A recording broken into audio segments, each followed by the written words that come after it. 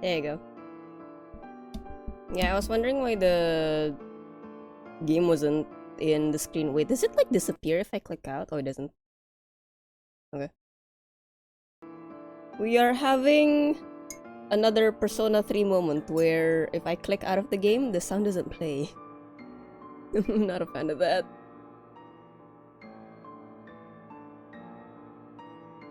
I forgot to add sugar to my tea.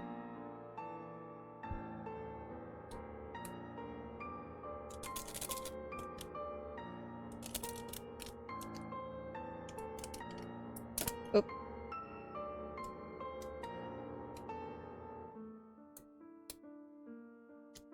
Ah, no. Okay. I have a problem over here. You're gonna have to give me a minute. Good God.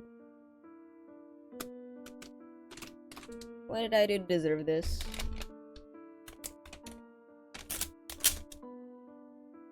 What in the world did I do to deserve this?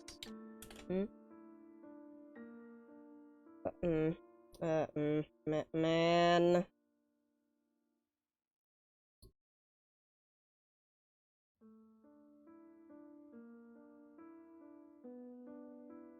I made a bit of a mess. Not a good one, mind you. This is awful. Great.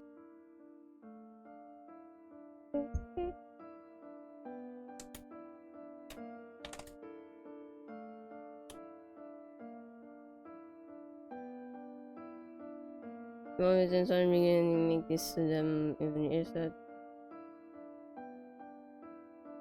Hold on. One at a time. I mean, I kind of want to add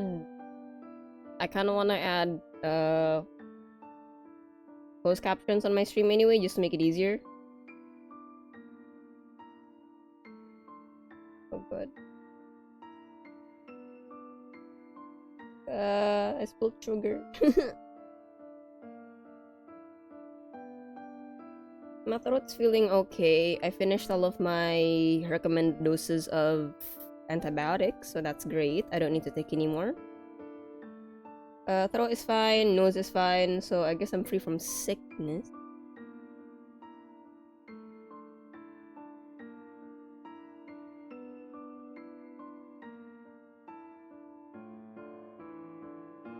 Oh, good.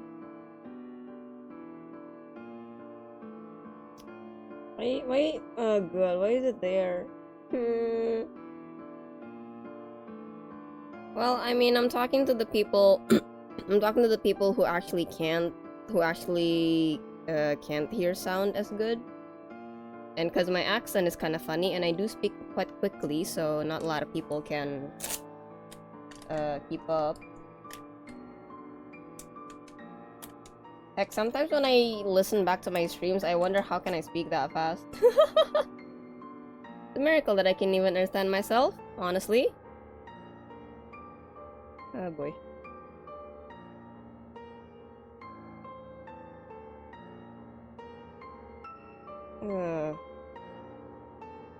Good God. Good God. Hi, yo. Welcome to stream. Hold on, I spilled something and it's not good if I don't clean it up right now. Oh my god. Why does it have to be in there? It got everywhere. I'm sad. This will be gone every sentence. Ah, is it? Ah, I see. Oh, not to the closed captions then. Oh, good.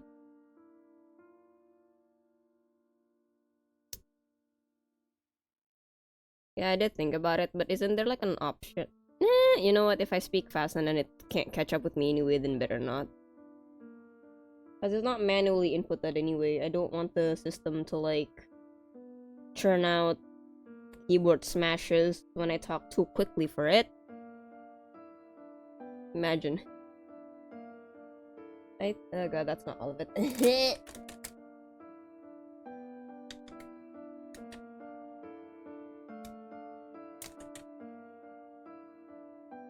Why did I do that? Why did my hands do that to the sugar pack?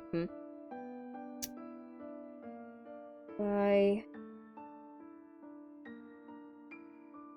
Ow.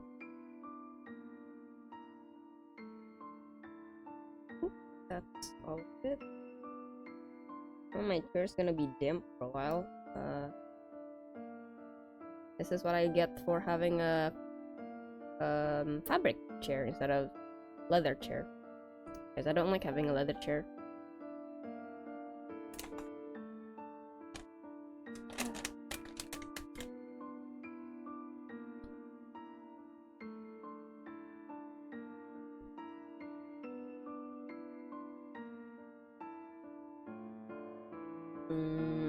Okay, I don't particularly feel anything sugary anywhere.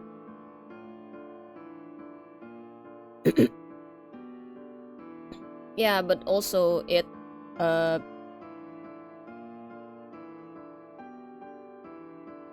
since it is fabric, it follows the weather. So when it rains and then it rains in the morning. Miss Maid opens my balcony door. My chair's just sad. It's cold. It's not fluffy. It's damp. I don't know, man. I feel like I'm being interrogated by Makong. Mao. I'm kidding. But yeah, I spilled sugar. I was gonna put sugar on my tea. I spilled it all over the place and I was cleaning my chair. Now my chair is damp because my chair is made out of fabric and not leather. Which I like that way. I don't like how leather chairs feel.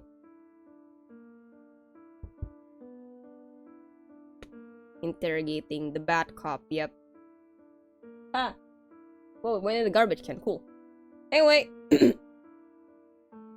I'm gonna be a bit sad every time I click out of the stream, the game, cause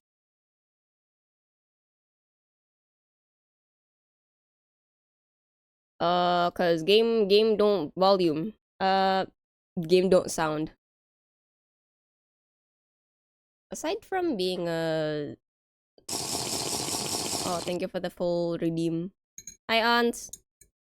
Welcome to stream. How are you doing today? Game don't sound as a bar. Game don't sound. What rhymes with sound? Mound, bound, pound. I gotta think of it like, you know, like, what rhymes with orange? Door hinge.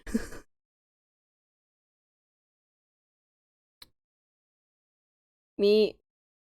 Oh, right, I ripped the tea Jingle, bag. jingle. Stop!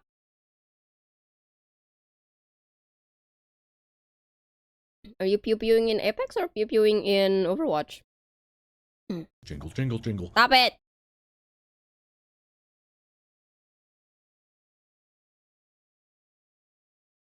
Apex, okay. Enjoy Apex. I'm in the. Ooh. Oh, this is cool. Ah, here. So today I'm gonna be playing a game called Death and Faeology, which is a mystery romance visual novel. Has a lot to do with mystical creatures, it seems, judging by the name. And here I have the story of this game on what is Fae? Fairy. Fae is the equivalent of fairy, fae folk, the fairy kind. So I assume Faeology means the study of fae folk. Fairy, yeah.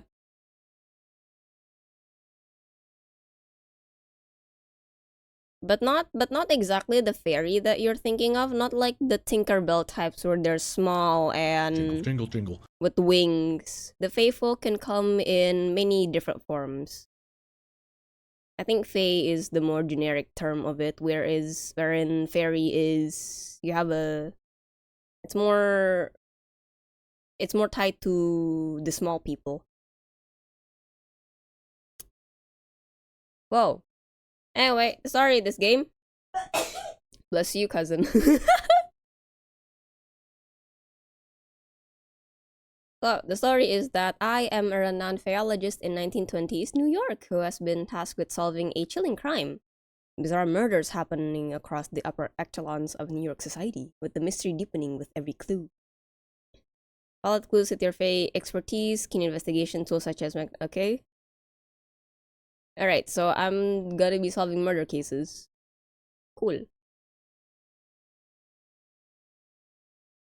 This is actually nice from the screenshots and stuff. I see the whole case table with the pictures and the documents, and then yeah, it's not just talking with people and figuring things out with dialogue, which is cool. So the study of mythical beings. Yep. she busy playing Genshin. New game. What is my name? I guess Augustine is the default character name. Ewa. Oh, my name Granny. Proceed. The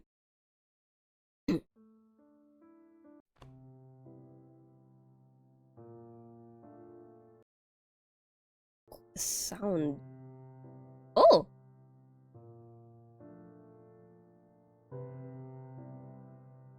Oh, that's nice. The default is at 5. That's really nice, actually. Reading first year assignments can be such an exercise in patience. I had to remind myself that Faeology is a relatively recent science, only a couple of decades old. This university, the only Faeology university in the whole country, was just finished being built in 1905. It is still barely acknowledged in the academic field. More importantly, I've got to keep in mind that children inherit their parents' prejudices, and misconceptions. The human world has formed its own notion of fairies. Alas, I find myself unable to suppress a big sigh every time I read references to poisoned apples ushering princesses into eternal sleep. A reference to the Cottingley fairies is one I can understand since it was quite a sensation not too long ago. Although it would be clear in the eyes of renowned Faeologists that the photographs are mere imitations. I pity that Sir Doyle was taken in by it. I gotta take a break. The greeting session today has taken me quite a tangent. What? My beloved Oz. Look at this, it's a moth! Oh, I can't roll back on dialogue. I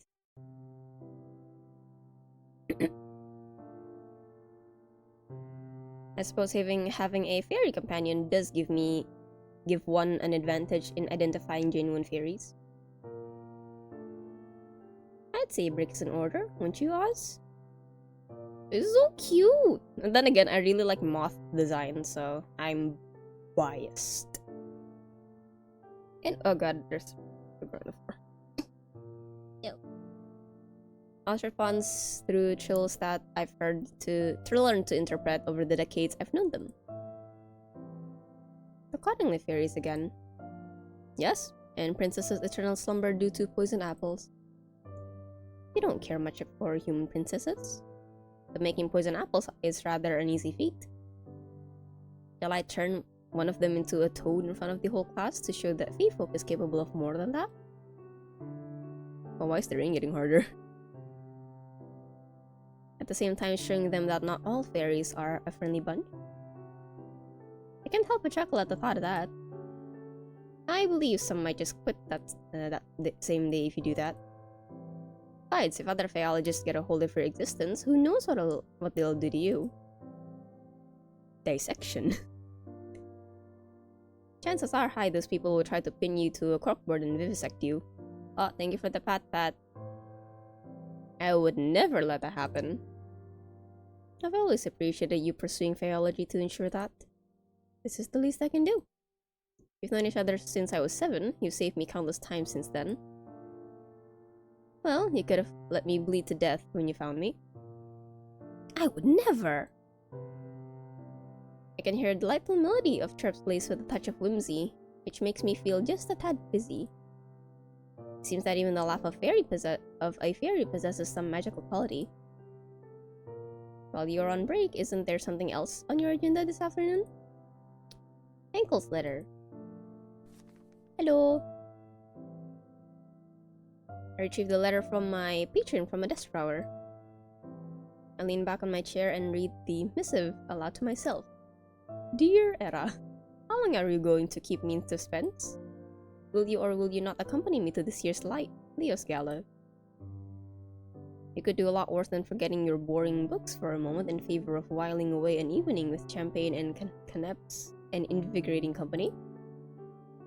And when I say invigorating, I am not speaking of those old sods with deep pockets ready to be exploited by way of funding grants for your research. I am speaking, of course, of yours truly. Do write to me sometime before Saturday. That's tomorrow's date, isn't it? No, tomorrow's a Friday. Almost. You almost got it. Oh, I know. My delay in responding is entirely by design, I assure you. I'd hate to be getting the looks from the crowd like I'm a wet blanket. Faeology isn't worth my dough, they'd say. Oz's replying chirp is decidedly indignant. What does that word mean again? Indignant. I've been coming across that for quite a bit, actually. I kind of forgot. Indignant. Feeling or showing anger or annoyance at what is perceived as unfair treatment. Okay. Gotcha. I will forget that. And not to us in agreement before returning to Mr. Henkel's letter. In other news, I've heard that little Ruthie Blythe caused a minor ruckus in the city's hottest speakeasy. Yeah, this was 1920s. Alright. If your old friend Detective Krause hadn't been in the area at the time as well, who knows what could have happened? I find myself rather perturbed at this revelation. I would have telephoned Ruthie and asked what the story was, like when we were children. However, for better or for worse, we aren't on friendly terms anymore. I resume reading my patron's letter. Speaking of the detective, have the two of you been keeping in contact? He gave me the cold shoulder when I crossed paths with him at last week's benefit. I couldn't help assuming that his persistently frosty treatment of me might have had something to do with you. Why me? It's unfortunate that the extensive bonds you have with him should end in a rather bitter taste. As you have told me before then once, when it was good, there was nothing else quite like it. Yet you speak very little of him now, and I find myself wondering if he still holds a place in that guarded heart of yours. The letter is signed, Yours Everlasting, Oscar Henkel. Well, I've kept Mr. Henkel waiting long enough. I press pen to a fresh sheet of paper to commence crafting a response. Somebody knocked on my door. Just then, a familiar rhythmic rapping pierces the silence. I glance in the direction of Oz, but they're nowhere to be seen. Oz must have camouflaged themselves in a heartbeat. I put Mr. Henkel's letter in the drawer before calling out. Come in, Minnie! Look at you! Oh, you're the assist. I didn't read the character profiles, by the way, so I kind of know what the people look like. Key characters, but I don't know who they are. Just careful to snap the door shut behind her. Oh, I'm a professor. Right. Oh, yeah, because I grade papers. Right? What?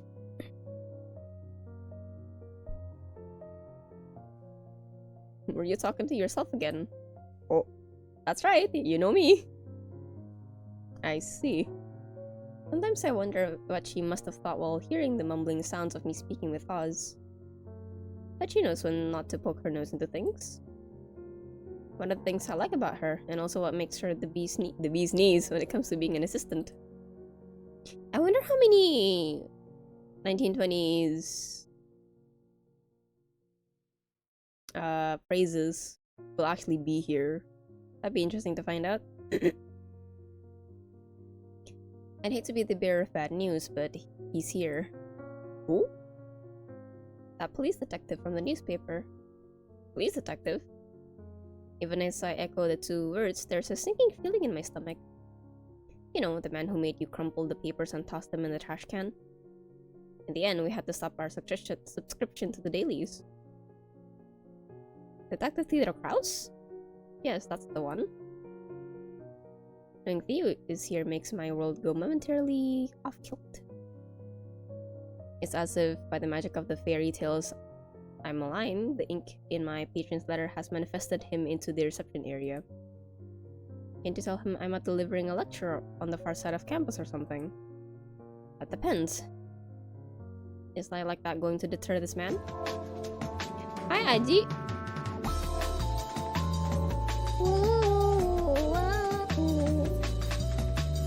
Why is this sleep? Hi, Aji. Welcome to Death and Faeology. How are you doing today? Something is wrong with my tea. Hold on. Let me figure out what's wrong with it. I'm not having very good luck with this tea, by the way. It tastes great, but I kinda ripped some stuff, so... not doing very good.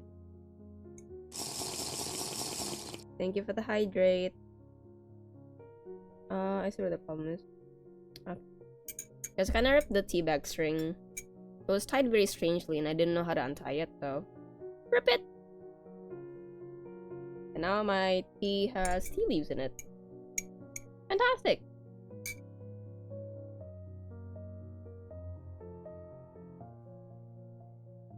Fantastic.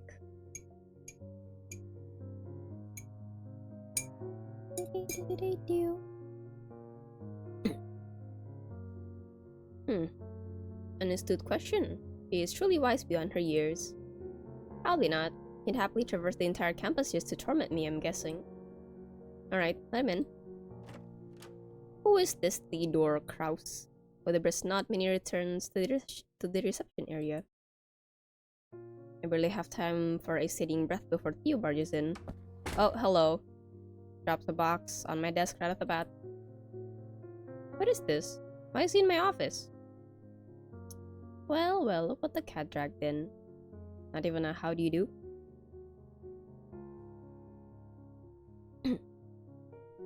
What, do even nice tea suddenly mean something to you? I seem to recall you packing your bags and moving out without so much as a goodbye. Oh! There was no one to say goodbye to. Didn't you find out I left only for... Wait, didn't you find out I left only a few days later? At least it made it easier for you to leave, didn't it? Whoa. There's a tinge of hurt in his voice that I'm only able to pick up because we lived together for several months. As my mouth struggled to catch the words hanging in the air, I felt the piercing icy silence creeping in. I ought to break the silence before I freeze. What's in the box? I let out a deep sigh that rather sounds like a relief. The things that somehow you didn't take with you when you left, even the oddly crafted handkerchief you loved so much.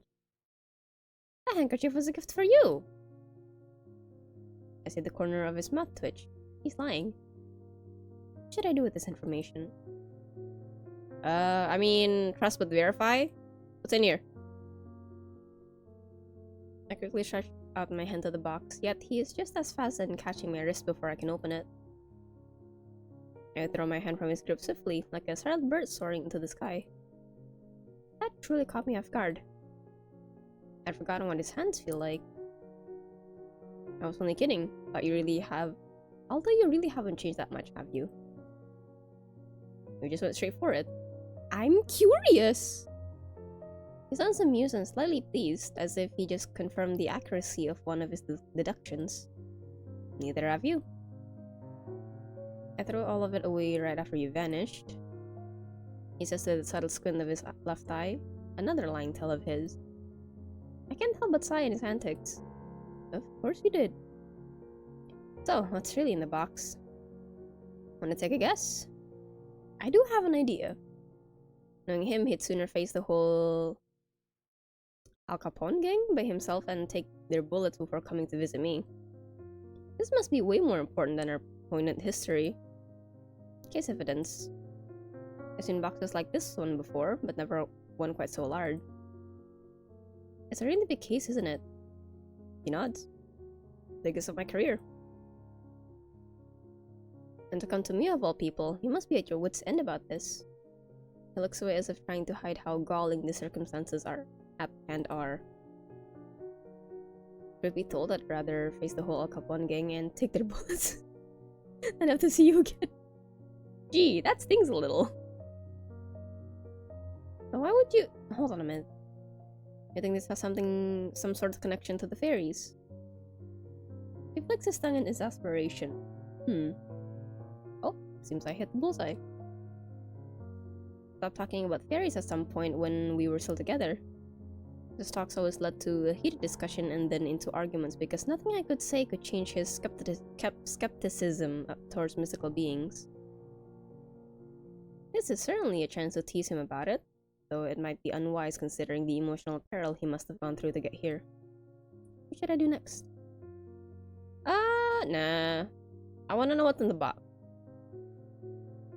I'm actually kind of curious because I did say that the major I'm teaching in is one of the first, or if not the first in the world. I'm wondering how seriously this is being taken worldwide. Is it actually a thing, or is it like one of those more obscure majors? Still. I know this must be hard for you, but I can't help if you don't say anything. He sighs. Fine. You're right. As difficult as it is to admit, the things you've told me before about fairies and whatnot might have helped to make sense of this case. But I have to say, for the sake of my sanity, I still don't believe they exist. Fair enough. He appears pleasantly surprised by my answer, as though he was expecting a quarrel right around the corner. Little did he know, I've learned that it's moot to try to explain the otherworldly being.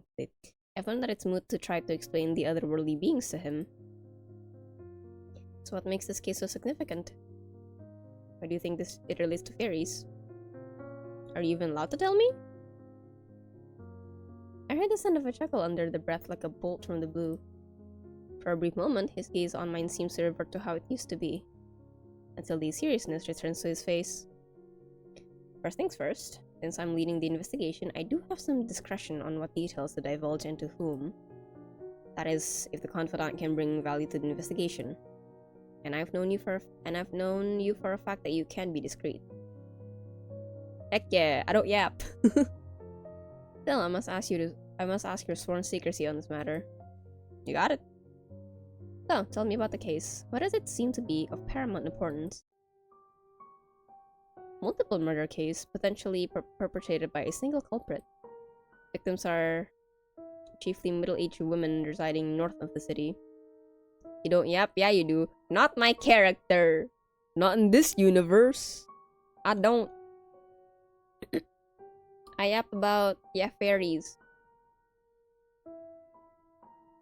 They're from old money families, the types that make regular appearances at high society events. I see. No wonder you're all tensed up. You're telling me. He took me off every other case and insisted I put all my time and effort into this. It's only a matter of time until the press catches wind and makes a circus of everything. And with some of the victims' peculiar manners of death... Pauses? This is where the fairies come in. He silently stares and sighs. I swear I must be losing my mind. You got this. You're doing great. Now he drags in a long, deep breath. Three of the victims had a manner of death that the unit has never seen or heard of before. Ooh, pictures, photograph. The strangest case is the one where the body seemingly hardened into bony tissue overnight. Her corpse almost looked like a carved wooden statue. Oh, I've heard something like that before. Of course you have. I frown at him. Don't start now. He clears his throat abashedly. Without finding what caused these deaths, and more importantly who did this, the press could spin the stories out of control. I don't want to imagine the look on victims' families' faces if and when the papers are making a raz of these poor women's deaths. Besides, what kind of depraved sick bastard goes around murdering women in such a way? I wonder if realistically, right, without fairy magic stuff, if that is a possible way.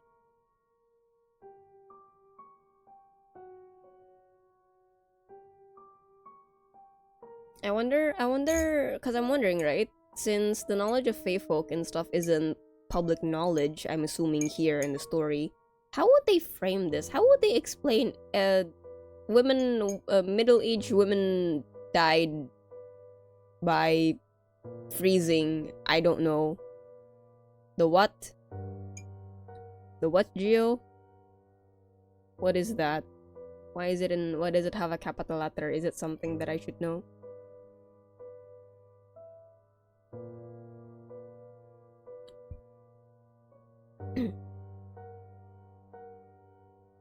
Never mind. Okay. I'm just gonna search it up because you won't tell me.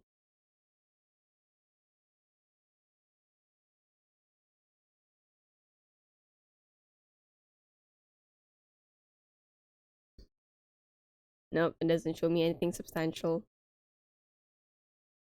Also, there's a notification. Oh. Up. It is already burning on fumes. Crime's becoming more rampant day by day. Because it's nothing. Well, alright then, why say it in the first place? Man. That is... I'm being mean, I'm sorry.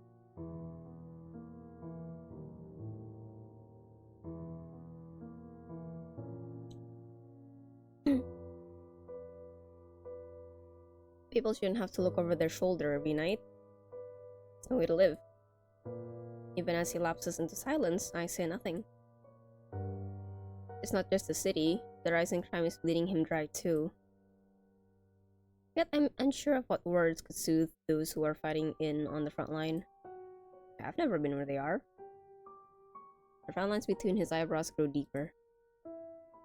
You know, considering the victims' backgrounds, having these murders being exaggerated in papers would pressure the families to insist on closing the case as soon as possible. No matter the cost, no matter who's to blame. You're right, innocent people are going to bear the brunt of this. This is a terrible situation. I feel my stomach churning. My arms cross on instinct, trying to hold my own disquietude in place. Is there anything you can do? I'm just one man. Try as I might, I can't keep those rotten police brats from lining their pockets. Nothing but a pack of lowlives in high places. He exhaled sharply, his voice laced with contempt. Then he fell into silence yet again. Why is he so angry? Because this is a very strange murder case, right? And he's in charge of it all. Like, how do you explain a murder where the victim is frozen in place like a statue carving? It doesn't make any sense, right? Realistically, it doesn't make any sense. And it's not rigor mortis too, right? It's not rigor mortis. They died like that, being frozen to death. And so he's here with me. He's saying like, hey, you know about fairy stuff. I don't believe in fairy stuff, but this might be fairy stuff, so rip, I guess. Yeah, I know, right? Similarly, words seem to have abandoned me, as I can't shake the feeling of helplessness crawling under my skin. After a minute, he meets my eyes once more. Well, you're a good listener. Better than most. He curls his lips to almost a smile. I don't mind it at all. Thank you. Clears his throat once more. Alright, let's get on to brass tacks. This box includes case files, crime scene photos, couple of blood samples which I was able to request to bring to you, and several other pieces of evidence. Other than the strange manners of death I've said, forensics was puzzled too by the blood samples. How so? One of them doesn't contain iron. That's interesting. Nothing surprises you, does it? Well, about this peculiarity, I'd bring up something from my fairy books, but you'd always find a way to deny it. Right about that. I'm still investigating the possibility of unknown drugs or poison that somehow caused these oddities. But I'd be a fool to not go after my hunches and look into all possibilities. What about robbery? Ruled out. No fingerprints, no evidence of breaking in, nothing bad, nothing had been stolen. And motives? Revenge? We're still interviewing the city elites, looking for the possible motive. But it takes time, you know how it is. Yes, of course, they're very busy. Speaking of city elites, I know people who can be very helpful in getting some inside information. His expression turned sour at full tilt. Who? That man? I said people, but yes, that man would be particularly helpful in this matter. He scoffs brazenly and doesn't even try to hide it. Even at the first meeting with Mr. Henkel, there was some inexplicable tension between the two. You said something about Mr. Henkel feeling off and always hated it whenever I had something to do with him. But it might just be jealousy in disguise. You know I'm right. Even if he's barely in the newspapers, he's most likely at the pinnacle of high society. And I don't think he'll mind if I ask him a few things about this. Why, of course. He's always got a soft spot on you. Hell, he's probably carrying a torch for you for a long time, judging by the way he follows you everywhere. Well, he happened to be interested in Faeology, and he has a lot of money to allow its development. Look at you, all ready to defend him. Wait, are you two an item now? I might have steered this reunion right back to where we were months ago by bringing up Mr. Henkel, but it was necessary to mention him. I don't know anybody else who would have that much information about high society. Besides, there has never really been anything, even if we did go to fundraising events together from time to time. It was strictly business. Yet again, Theo seems to lose his reasons whenever we talk about Mr. Henkel. I don't have the time or energy to argue with him. What should I do? I mean, I could just be transparent about it, I guess. I can see him not liking both of these, but I'll choose the logical one. We are not anything. I go to fundraising events from time to time, but these are work. I've got to get money from my research from somewhere, you know? Our relationship is strictly business. He gives me a dirty look. Sure, I believe you. No, he doesn't. Besides, what do you do with him is none of your beeswax. His voice becomes even more irritated. That's right, not my concern. Do whatever you want with him. Just make sure you can keep his mouth shut about the case. I can't help but groan at this turn of events. I will. While we're on the subject of useful allies, you mentioned before about blood that doesn't contain iron. I can take the blood samples to the university's chemist. She's good at what she does. And she's from a rich family. You might know some of the victims, or their families at least. I'll trust your judgment. I take it this is you agreeing to help with the case. Yep. I got no choice. 'Tis the game's narration. There are lives at stake.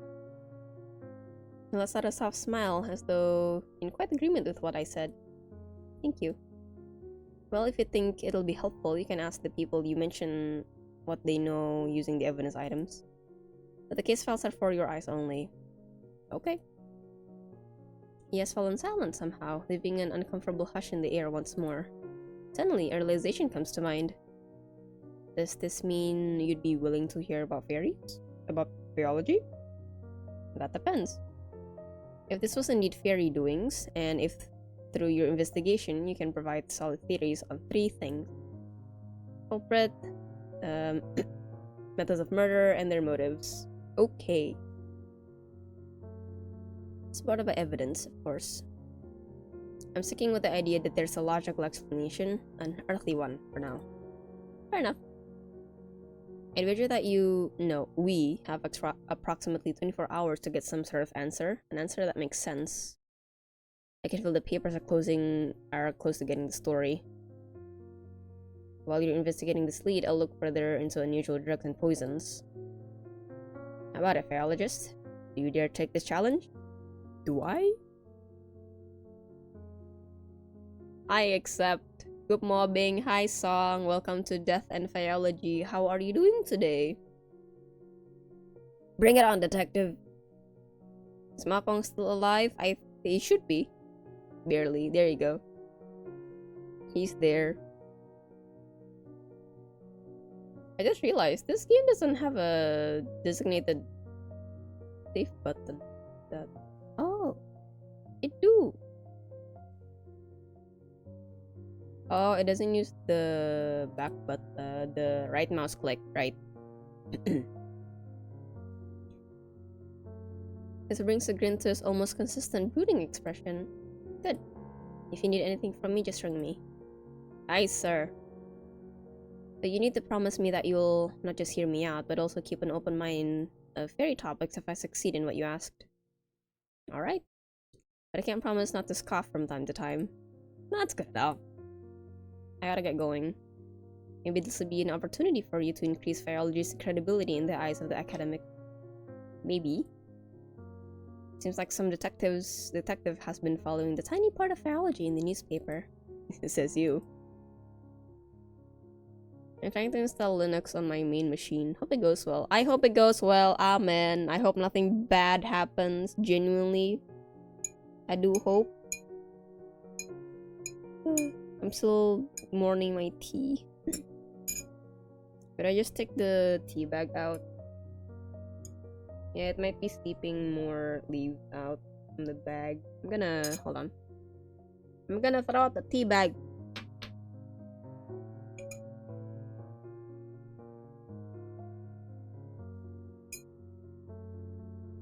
Okay, thankfully nothing spilled.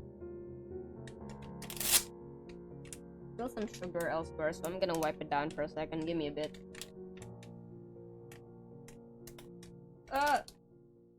Get out! What?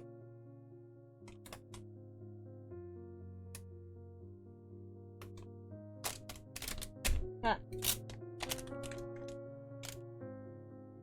Alright, hold on.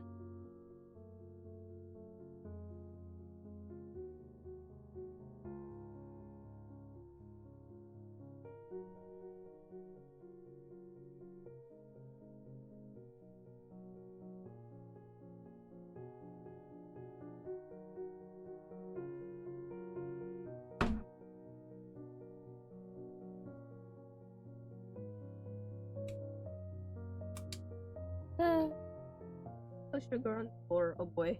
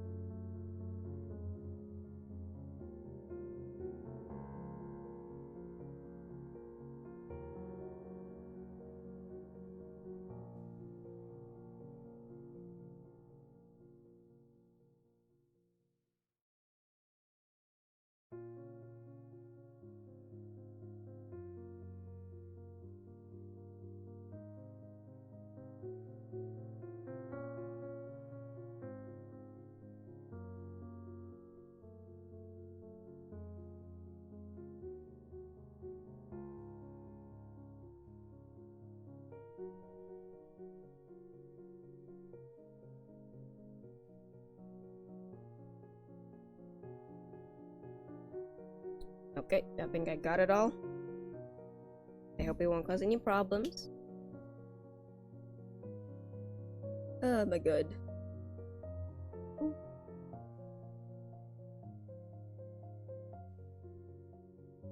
Yeah, at least the tea didn't spill. That'd be a lot worse.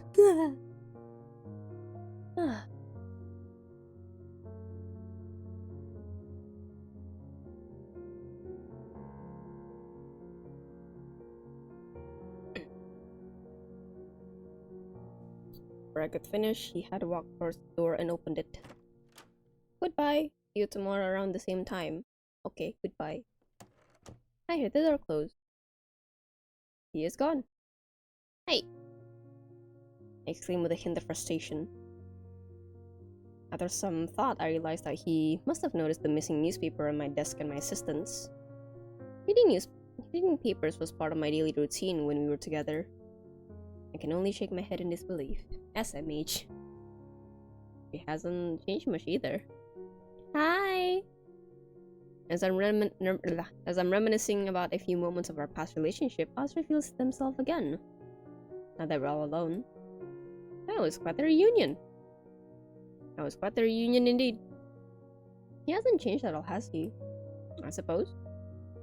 Although you don't have an obligation to help him.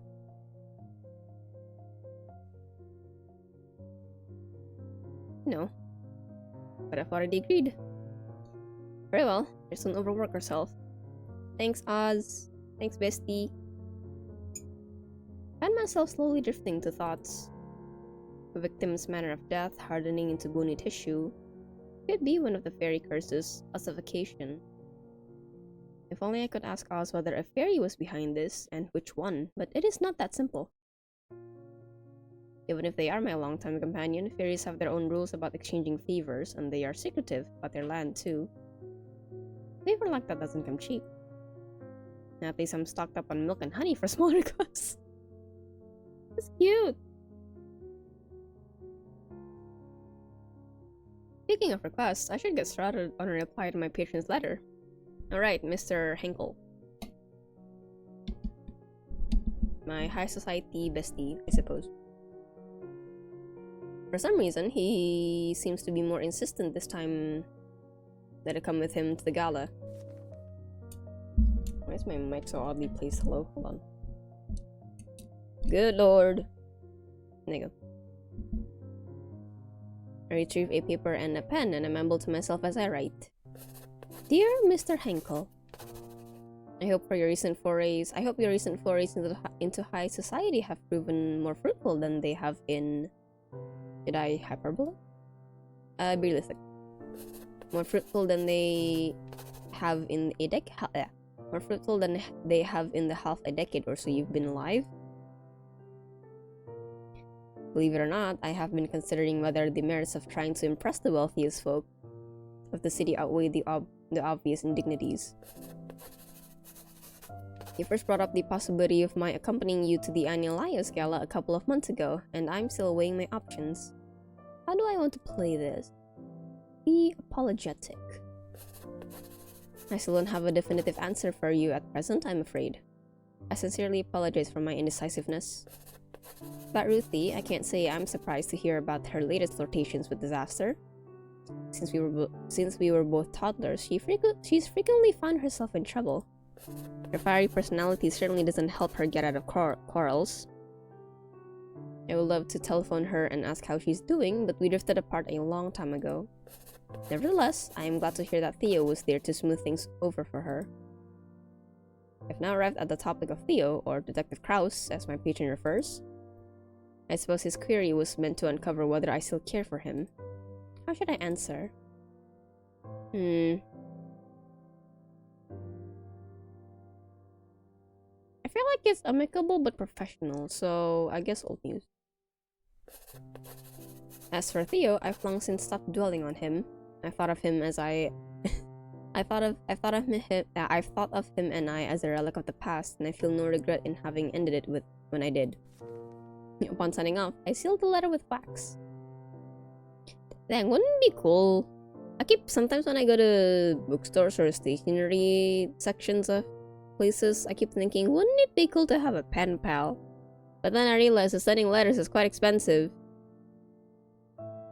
Cause I want to make it pretty. I don't want to send like a blank sheet of paper. It gotta be decorated, gotta be nice, gotta be a whole care package.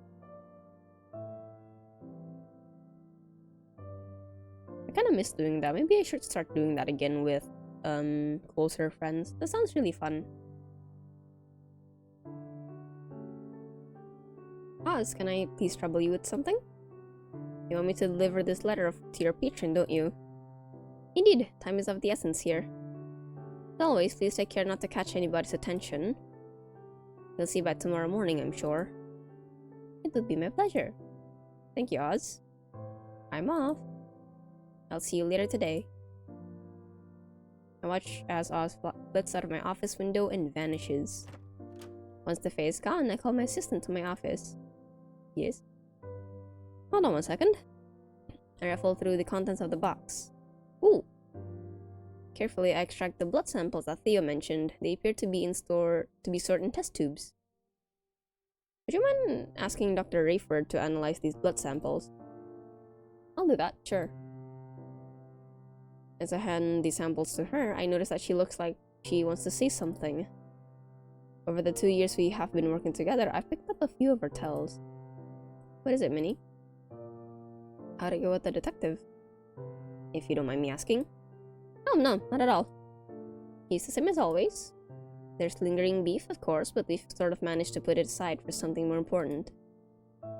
He has brought me a rather significant case that he suspects might have some supernatural elements, as hard as it was for him to admit it. Oh, good for him. Can't help but grin at a remark. I'm glad it didn't end in a shouting match, at least. Yeah, me too. I'll deliver the blood samples now, Professor. Thank you, goodbye. I will see you later. When he hurries out, I'm alone in my office again. Remembering the conversation about the case, I'm suddenly engulfed by an unexplainable eerie feeling. I should start the investigation right away. Whoa. Inventory to desk. Select an item in the records. Press icon to open the inspector and read insights you've gathered. Okay. Ooh. Ooh, pictures. Have a magnifying glass over evidence to access information and see details. Okay. Blacklight to see invisible things. Okay. Encyclopedia, gain additional information to end it. End. Okay. So, records. Ooh. How do I... Oh god, this is like... The layout's kind of like... The way this is set reminds me of Papers, Please, where you put your things, the document, so you can see the best. How do you... No, that's the black light. How do I open this?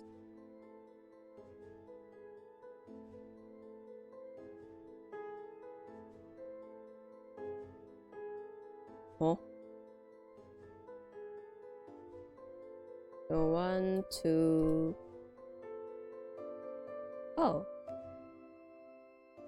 I got 4 of them. Oh, that's how I put them back. Okay. Got 8. I got the pictures. That's one lady. Maybe I should put them here, so they don't disappear. One lady, another lady, another lady, and another lady. Okay. Tools for objects. Can I even open that? Ah, I see. So that and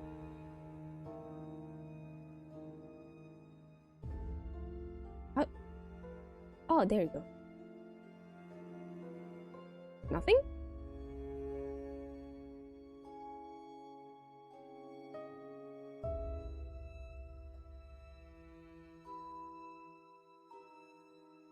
Why is there nothing? Ugh.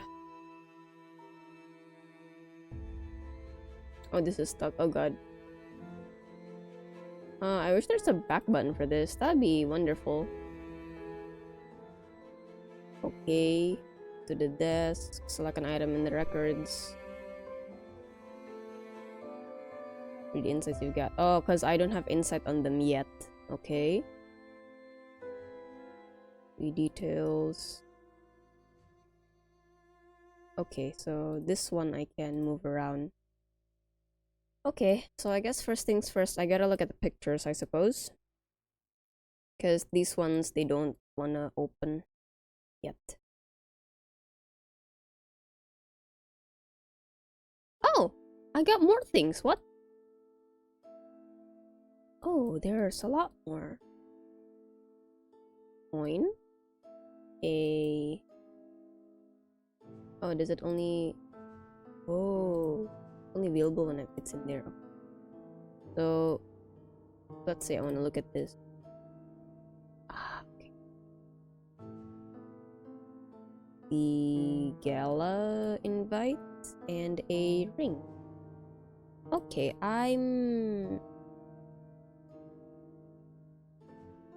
this seemed to be... Hold on. I'll just put it like that.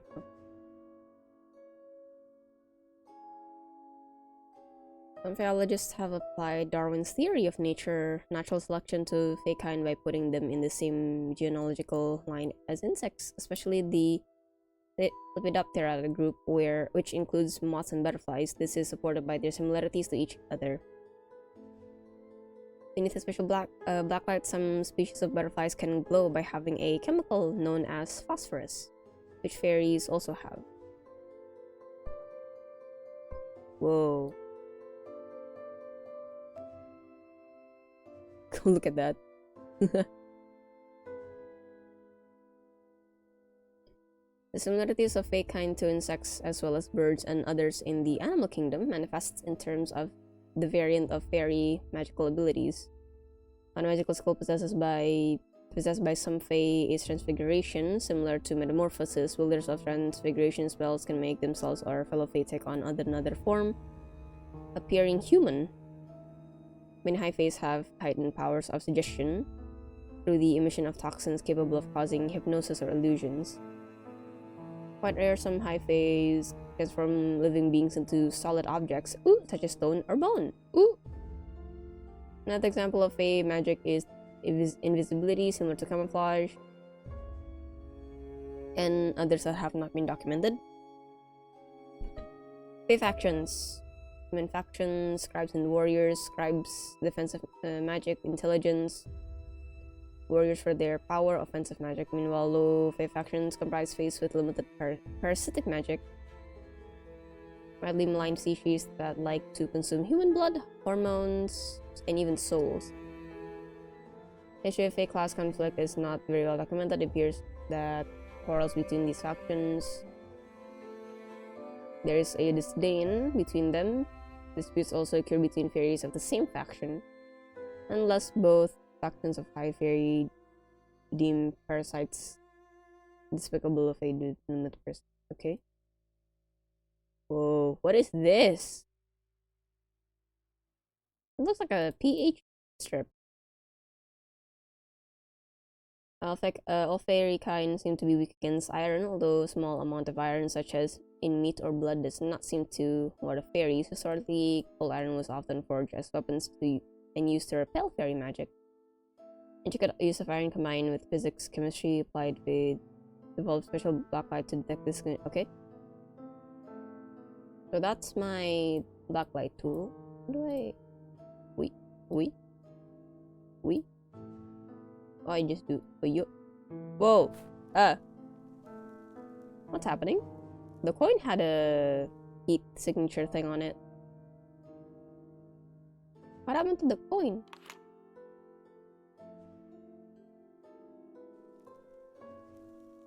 Whoa, hello, what the heck?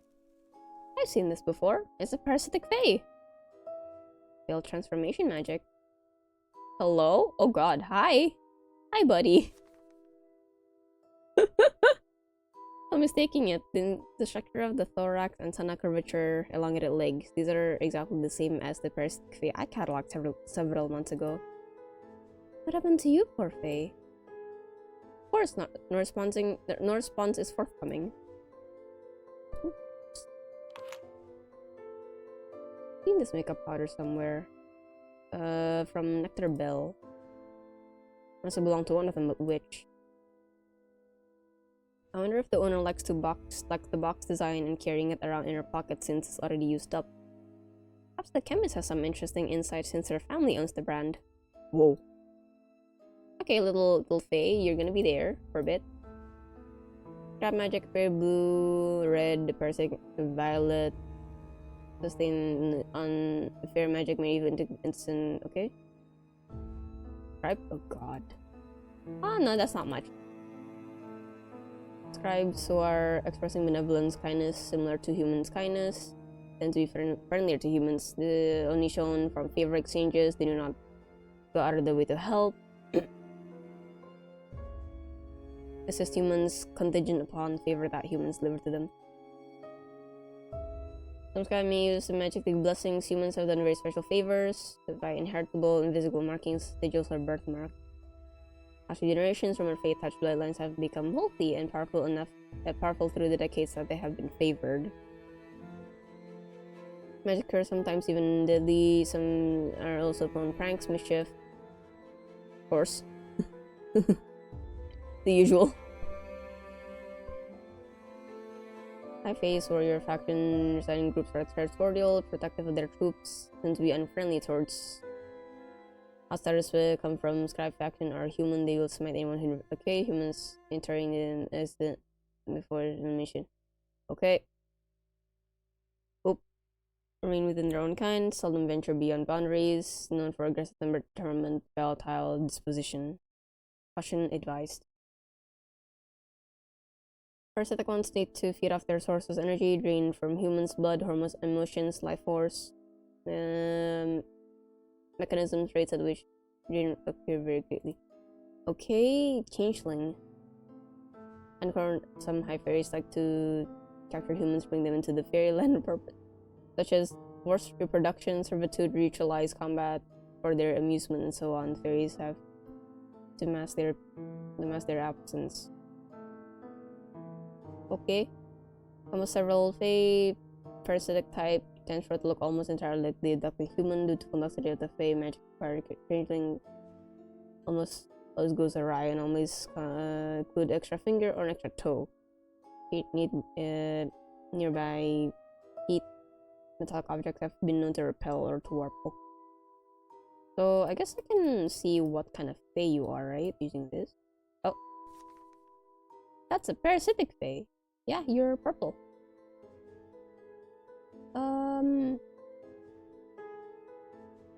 Kill of winning rings to be made of the gold. Oh, man, the hitbox for all these items are. Also, I'm like looking back the back side of the book. That's funny. Come here. You're purple. Does that indicate anything? 3 main type. Trap magic, blue warrior, parasite. Yeah, you're a parasite then. Okay, I got that correct. Now the powder. Powder from Nectar Bell.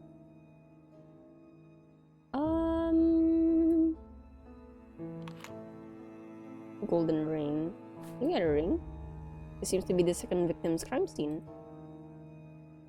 Complexion is not quite the pale hue of death, far paler than should be possible, almost strain of color. Something's odd with her finger. Oh, 1, 2, 3, 4, 5, 6. It's a changeling! Alright, so can I do this then? I guess not. So this is oh, disease lacks one of its wings, missing wing like they ripped out before its death. Parasitic class confirmed without traces. Okay. Second. Alright, you're kind of funky. Ooh. There's magic in that. I'm guessing this belongs to you. You're also quite strange.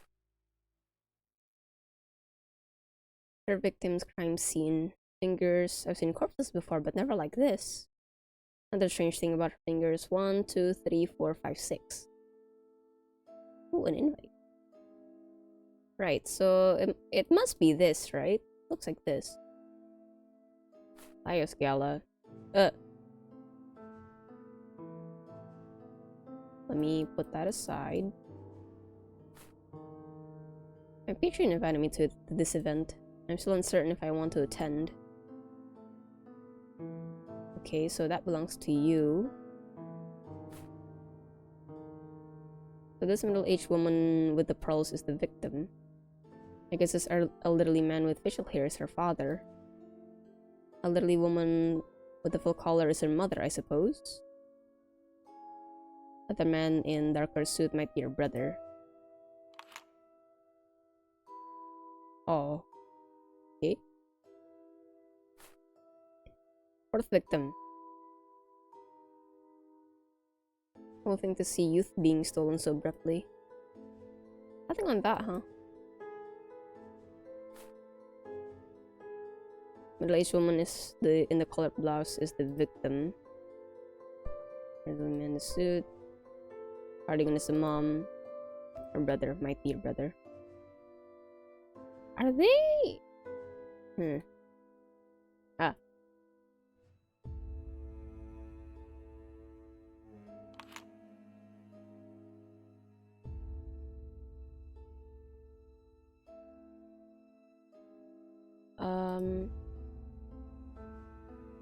Well, put that back.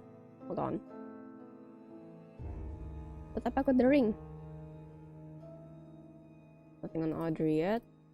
Nothing on Mary Hatcher. Edna and Susan. Wait, but you said this is the second victim.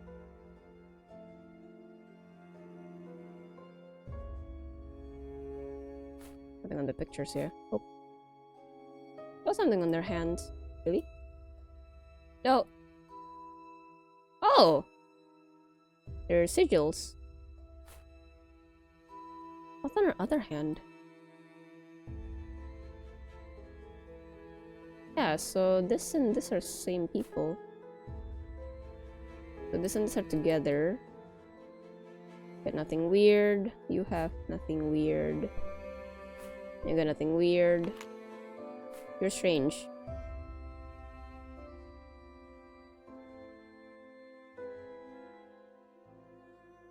Oh. Oh yeah, I didn't research this one yet. Oops. Audrey Woolridge and her family. Some kind of marking. Okay. Okay, so it doesn't get put in there. Oh.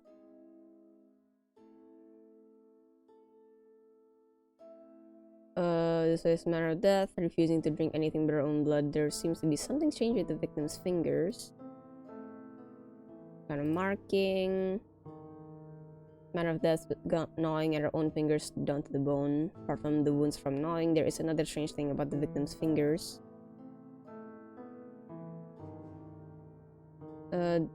Seemingly poison, nothing odd in the photograph. Okay. Susan Moore, her family are in the hands of one person. Cool. So, okay, that's not being filled yet. Is it possible for me to like correlate this? Extra toe, extra finger? Guess not. Something. Oh, first victim crime scene. First time I encountered something that could be ossification. Something sounded perfect. Really? 1, 2, 3, 4. Yep, 5. She got 6 fingers. Here with that. You're an odd one. Oh wait. That.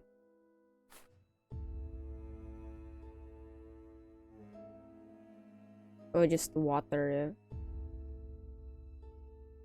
Okay. So I don't. This is of the same case. You're here. I don't know who this belongs to. Can't end it either.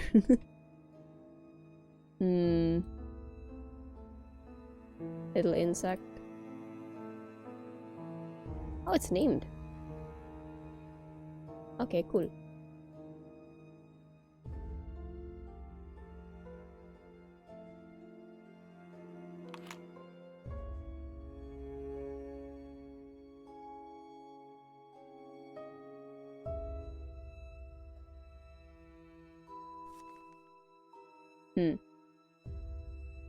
What do I do about this information? Not filling up either. Well, it's not letting me finish. I'm assuming that I thought that I could get some more clues later on, but guess not. What else can I look at? This is definitely fairy magic going on here. Are you two connected? Maybe.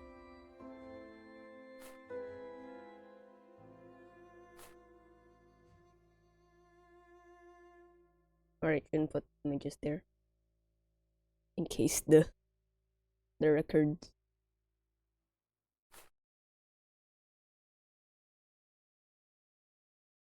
Oh, post a 3D, thank you.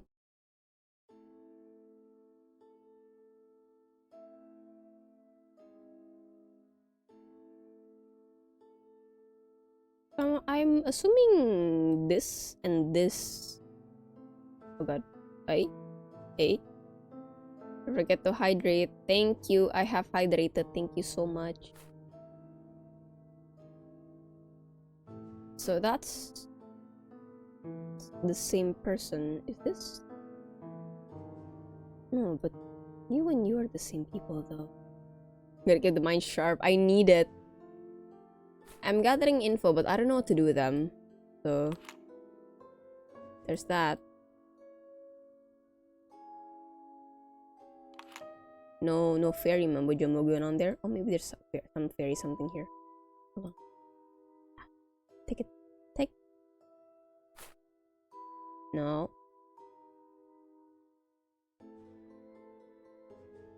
No fairy mambo jumbo happening. None of them are changelings. Hey. Oh, I thought.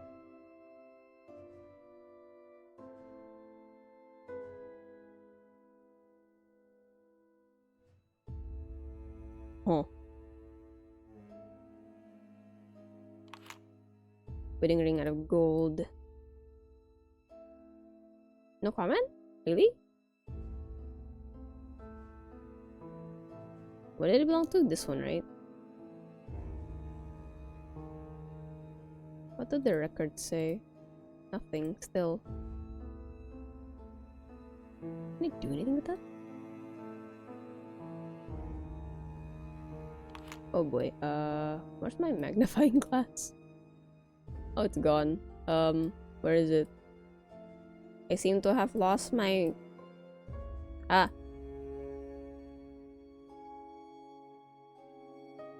Mary Hatcher, 19 years old. Manner of death, death from shock due to arsenic poisoning. Time of death around 6 p.m. Victim profile, young factory girl. Despite not fitting the trend of the previous victim profile, she has been preliminary included in this case because she was seen having a heated conversation with the third victim shortly before the victim's death. Please report the victim's father described her as not acting like herself in the days before she passed shortly before her death. The victim visited the police station. According to the interviewing officer, she seemed to be in the brink of confessing something when a look of terror suddenly crossed her face. She then appeared to change her mind. Hurriedly left the station without saying anything further to the interviewing officer. Forensic report: victim suffered from violent abdominal cramping followed by diarrhea, vomiting, constant effect of arsenic poisoning. Traces of poison be found in blood type A, glass used drinking from near time of death. Note: blood contains iron and her elements commonly found in human blood. Okay, so I have... Wait. I have detail. Okay. So, you're Mary Hatcher then? Oh no, the fourth victim. This is, yep. Okay, so I'm gonna... Who this? Susan Moore, 40 years old. I didn't see. Refusing to drink something. Affluent middle-aged woman in the city. Victim's mother reported that the victim was suffering from a prolonged paranoid episode in the days leading to her death. Specifically, the victim was acting erratically and saying strange things. Despite the manner of death, there were no signs of dehydration or hemochromatosis, no drugs or poisons. Blood time unknown, other blood related are underway. Blood does not contain iron. Okay. So, who's this? Who's this? Susan Moore. He's file 2. Second victim. So this... So you're you. Hey. Alright, let's stack it up for a little bit to make it easier. This is Mary Hatcher. Right?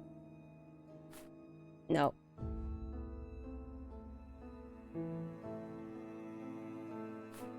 Fourth victim. Okay, so you're this. I'm assuming you're also the powder user. Next.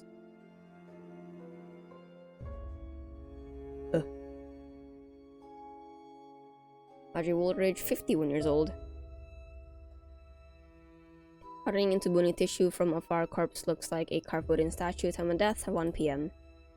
Affluent middle-aged woman in the city. Victim reported hearing strange noises and seeing strange phenomena in the days immediately preceding her death. Interviewing officer suspected due to the victim's strange behavior involvement in occult matters. No traces of drugs, poisons from what could be extracted from the body. Further autopsy is still in progress due to the victim's manner of death. Woolridge. Now that's a familiar name. Really? From here? Nectar Bell, one of them. Chemist, okay. So case file. You're the one who turned into this. I still have no, that's all. Case file number 3. Edna Diblet, 64. Gnawing at her fingers to bone, 10 a.m. death. Affluent middle-aged woman in the city. Police report a friend of the victim. A friend of the victim reported that she visited the victim's residence to drop off an invitation shortly prior to the victim's death. And also wanted to check in on the victim's well-being, as she had allegedly been acting strangely at a party the night before. According to the friend, witnessed an emotionally charged conversation between the victim and a young factory girl. However, friend did not think much of the interaction at the time. Time scene of the invitation card dropped by the friend. Scene close to the corpse as evidence. No drugs or poison, blood time known. Other blood-related things are on the way. Blood does not contain iron. So you're here and you're here. And just leaves up to you guys. Oh, I can end it now.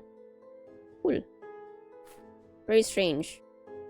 So, who's the factory worker again? Is it you? Young factory girl. Okay. So you're an independent case then. I don't know where you belong. Okay. It's giving me the option, so sure. Bug. This wasn't a coin.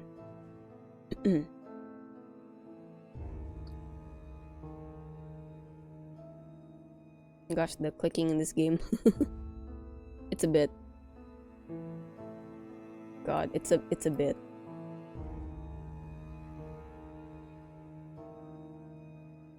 Okay. Okay. I don't know who this belongs to. I'll put it up here for now. But these are definitely... No, wait. You're a... Wow. This one, and this one are changelings because of their fingers. Meanwhile, this family was probably blessed by the Fae folk because they got the sigils in their hands. And it did say it lasts for generations, so... Does that mean, like, no aging stuff? Because this is the same girl. Because of the... I'm only saying that because of the hair. Well. We'll see. Oh, it's nighttime. Knock on the door makes me glance up from my desk. I realize the sun is set while I've been absorbed in the investigation. Hello? Dr. Rayford has arrived to drop the blood off the blood samples. He wants to talk to you. Yeah, she's at the door. Must say I'm pleasantly surprised at her work speed. Come in. Hello! Florence Rayford. It's been only 3 years since she has worked at this university, but she has proven her reliability more often than not. Hello. She hands over the blood samples. Also the lab report. Here you go. Thank you. What have you found? The most peculiar thing is that there is no iron in one of these blood samples. Say, is this fairy related? Maybe. The question prompts me to ask myself, to what extent is the case can I divulge to her? Theo did say that I may ask the patron or her for information using some of the evidence. Although she has knowledge of fairies and their curses, can she handle seeing crime scene photographs? As I return to my thoughts, I notice her voice has taken on a higher pitch. This is so exciting! Are you working with the police? Does this mean that we'll get better credibility in the eyes of the public? Oh my, we're going to be in the newspapers, aren't we? And not on the usual corner spots too. Oh, I can hardly contain myself. Oh my. It appears she took my silence as yes. It's good that she's excited about the possibility of advancement for Faeology, but her cheerful disposition can sometimes be rather overstimulating. Who there? The specific sound is familiar, more familiar than when my assistant knocks. Special delivery? Mr. Henkel! The letter reached you quite quickly. And you're here a lot quicker than I thought too. Wow! And what, pray, might you be bringing for me? Is it you? Are you the special delivery, Mr. Henkel? If you used to call me special, then I certainly won't stop you. But I did bring a box of huckleberry muffins for your office. Minerva was instantly enamored by their buttery scent. She's currently feasting on them. Man, that sounds so good. What is a huckleberry, actually? I never know what that is. The only huckleberry I know is Huckleberry Finn from Strawberry Shortcake.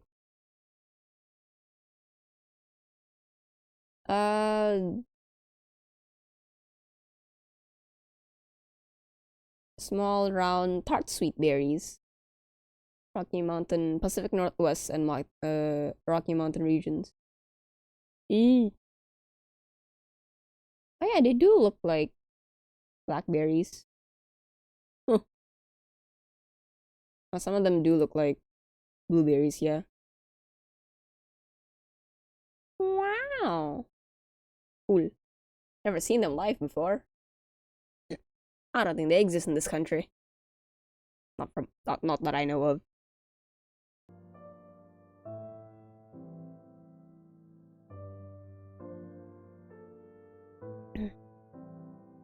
You can only hope she'll leave a muffin apiece for the rest of us.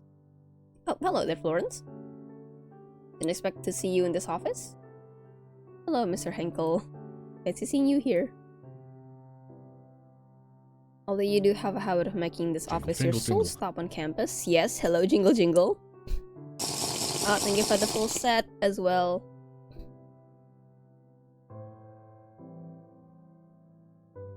My brain is churning. Hold on.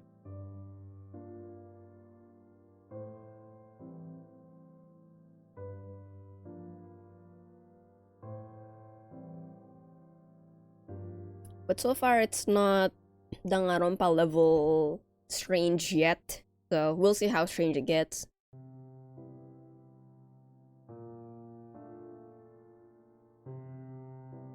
That is just because this is where all my money went. A well-spent investment, nonetheless. He makes a retort at Dr. Rayford, but throws a subtle smile at my direction. How cheeky. Yeah, I did. It's not... because it's not Silk Song stream. Also, no hornet on my head today. I'm gonna have to remember to turn it on and off when I stream that again.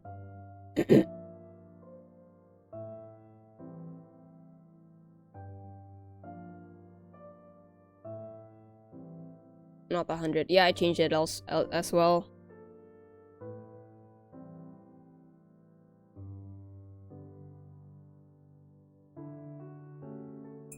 Little changes. Oh, no, you just got one. You want another one? Fine. You already got one. Fine, I'll make you another one. In Silk Song style. That is not a doodle, so no. What does the redeem say, actually? Most likely skrunkly. Nah, that's not a skrunkly art, so no. That's painted. So I did finish it, and I did finish it quite quickly, so I don't know, maybe I'll do it. We'll see. We'll see what I'm in the mood for.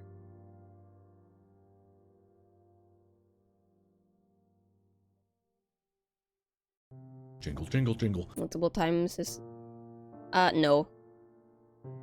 You'll just get doodles depending on what I'm in the mood for.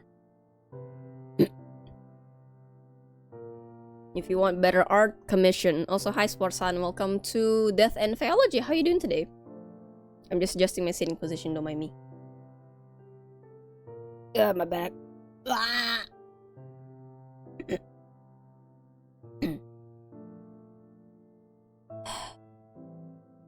My breath.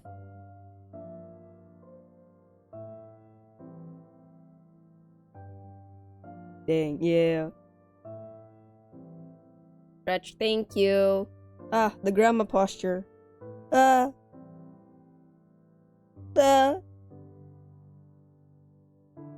god. An idea suddenly came to me. Can you imagine streaming on a rocking chair? I mean, that's possible for for human live streamers, but I don't know how that would work as a VTuber. Would the model would just be like Would the model just be like this? That'd be cool. I have and then I make like a knitting animation thing to put on Live 2D. That looks like I'm knitting on a rocking chair. Oh, that'd be really funny. Grandma assets. That'd be hilarious. Anyway, back to it. So, Florence, what's been occupying your mind as of late? Looks at me briefly, before possibly wondering whether she should tell him about what she did for me. The usual matters, I suppose. I tried asking your father about you at the last soiree. However, he confessed he didn't have the faintest idea. You must tell me more about your chemical research one of these days. The colorful pursuits of you young academics thrill me to no end. You know I can't share all that much, Mr. Henkel. Unless, of course, you find yourself in the position to become the chemistry department's benefactor, then all their secrets are yours. A mere playful giggle escapes her lips this time. I'm afraid I'm all tapped out, financially speaking. Oh, I'm not buying that one, not for a second. He's selling fibs, isn't he, Professor? Well, now I certainly don't want to get in the middle of the money talk of the rich. I wish I had that information, Doctor. It would make proposing for research much easier, with a bit of delicate leverage, naturally. Mr. Henkel laughs in amusement. I feel I should ask the reason he's here before this conversation takes an odd turn. On another note, did you get my letter? Is that the real reason you dropped by? Upon recalling that I asked Oz to insert the letter into his mailbox only this afternoon, I'm about to retract this question. Unexpectedly, though, he bows his head in assent. Your words have always had this immersive impact on me. Perhaps that is why you are such an effective educator. Whenever I encounter your written language, I long to hear it spoken post-haste. Post-haste? Oh my goodness! The word usage. Are you putting a spell on your letters by any chance? I think you're the one with all the spells, Mr. Henkel. Your muffins, for one, have always been successful in getting Minnie's guards down. Oh dear, you two are making me blush. I suppose it's time to take my leave and let you both be. I'm due somewhere shortly, anyhow. Oh, no, that might not be necessary. I can't stay long either. Mr. Henkel lapses into silence as he continues staring into my eyes. It's difficult to maintain eye contact with him, but even harder to look away. Which is it then? I wonder what I should do to discuss the case, but both of them seem to be in a hurry. I should tell Mr. Henkel to return another day, since I need to have an important conversation with Dr. Rayford right away. Should I tell... Okay, should I tell him to leave so I can talk to her? Or should I make her leave and talk to him? There are benefits to either choice. Soliciting Dr. Rayford's opinion on the case may be a good idea. She could share more insight on the chemistry side of the case. Her parents own a successful company that produces the powder makeup in evidence. You would also know the social happenings among the wealthy elites. On the other hand, Mr. Henkel is also a viable candidate for an interview. His connections within the high society knows no bounds. Everybody seems to know him one way or another. He might know things Dr. Rayford doesn't. Since he has been funding my research for a long time, he's also more familiar with with fairy topics. I would want to talk to Rayford more, honestly. Give me the blood samples. I need it. Dr. Rayford! Would you mind staying a bit longer? I'd like to hear your opinion on something. Dr. Rayford, because I feel like with the evidence that we have at the moment, I could get immediate answers out of it. Because I might know something more about the powder, and I might know something more about the blood samples. Meanwhile, with him, I don't really quite see how direct his help would be at the moment. Maybe later if I found out, like, hey, it turns out this person might be connected or something. I don't know. Then I can give him names. Then I think that would be a lot more helpful than the current situation. Hold on.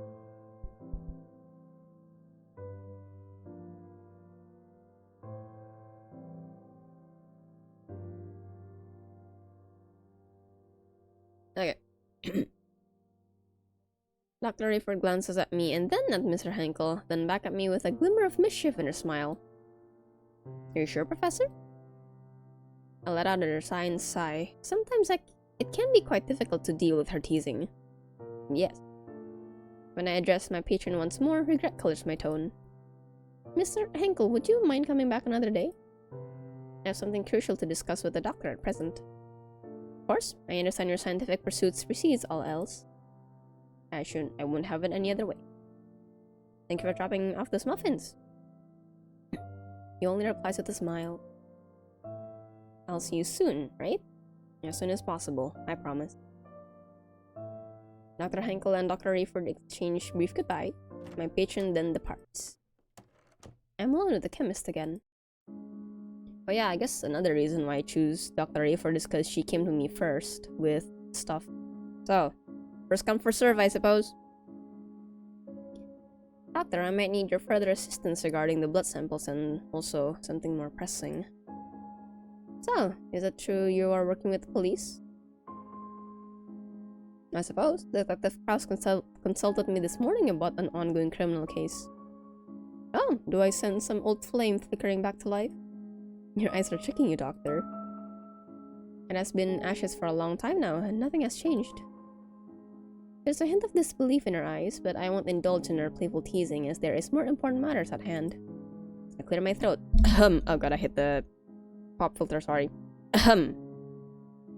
So, I would also like to ask you for information, as you may be acquainted with some of the victims or their friends and families. Alright. What do I ask you though? And I need your secrecy on this. You cannot spill anywhere, okay? This is gonna be big trouble if the people know. Because again, I'm definitely under the impression that face stuff isn't the public knowledge, considering how Theodore was kind of like, nah.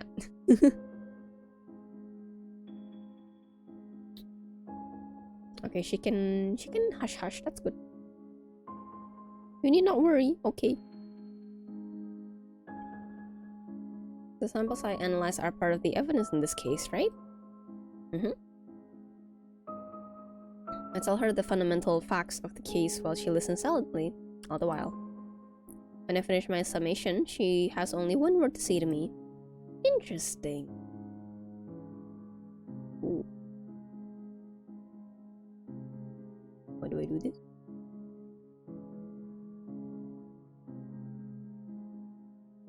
So do I give her this first because her family owns the brand, right? Ah, my parents' greatest achievement. It is one of the things I wanted to ask you, doctor. I don't know much about makeup. How popular is this powder among high society? The powder has been the craze lately among the upper class since my parents have successfully gotten Marcy Pickford to do its advertising. Well, I'll be. Who's Mary Pickford? Lab report. Oh, these are the only things I can show her. Cool. Show. Ah, yes, the most intriguing piece of evidence. It's weird, isn't it, that it doesn't contain iron at all, even though it looks just like human blood. Not to mention the high percentage of phosphorus. Ooh. Would you let me know if it ended up being a fairy after all? Only if I'm allowed. Is there any insight from chemistry as to why there would be no iron in a red-colored blood? Sadly, no. I'm just as puzzled myself. So... Oh, so Edna doesn't have the iron. How about Mary? This one has arsenic. Okay. Yes, that was reported by the forensics team too. One wonders who could have done such a thing to the poor girl. Actually, chemists do sell arsenic to common people to make their own weed killer and rat poison. I haven't done that in some time, not since the university contract. But I'm sure the detective has asked his henchmen to collect purchase records from chemists all over the city, don't you think?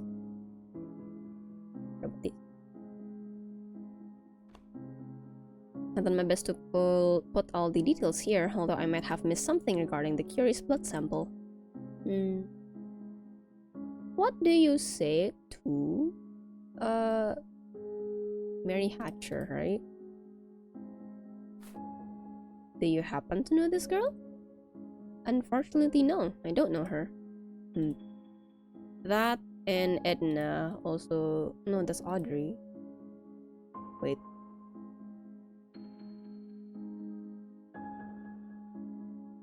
Family photo, more Coleridge.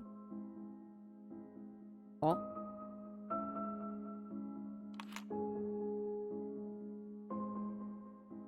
High phosphorus. Wait. More. That's strange. Mrs. Moore. She seems to recognize the victim quite fast. We've met once or twice at a clothing store and exchanged a few pleasantries. Occasionally, I would see her and her husband at various dinner parties as well. They were a lovely couple. Okay. Alright, she's got a ring on her. There is no sound to be heard as she stares at the photograph for a little while. I wonder if it is too much for her. Is that Mrs. Woolridge? It's a little difficult to recognize her because of the... well... She speaks with her usually sunny lilt, which is quite surprising. Because she has got a strong stomach. Yes, you're correct. What do you know of her? Everyone knows her and her family, that's pretty sure. They're one of the richest in the city, the elites of the elites. Accordingly, their circle consists only of very selective people, such as your patron, I imagine.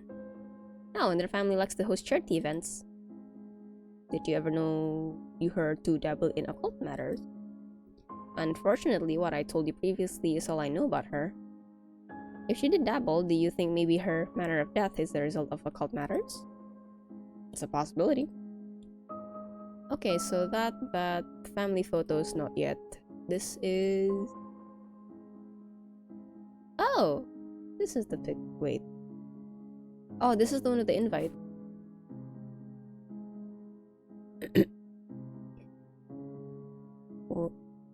Oh, right. Oh yeah, because the family photo is the one gifted by the face. Right. Oh, yes, I know her, although I can't seem to recall her name. That's right. I saw her quite often at the auction, only going for rare coins. It's hers. As usual, the winning bid was hers. I wonder if some of those coins carried some sort of curse, since they came from God knows where. It's surprising that she seemed rather unfazed by quite the gruesome photographs. I wonder if she had seen worse deaths caused by chemicals. Although even if I had seen worse, I doubt I could muster such cheer. I've never realized this peculiar side of her. Okay, so mysterious coins. That Fae was a coin before. Is this part of the evidence? Oh, he doesn't know. Okay. Just the family photos left then. Wait. Family photograph of the Woolridges.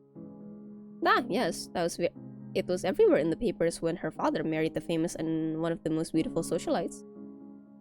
The other man here is Mrs. Woolridge's stepbrother. Do you know anything about these people? Aside from being fabulously wealthy and well-known? Not particularly. This is a continuation, I think. Oh no. Woolridge and Moore. This is Mrs. Moore and her family. Could you tell me what you know of them? Well, I've heard that Mrs. Moore's biological parents passed away. She was adopted by her parents' trusted employees and from whom she received a lot of love.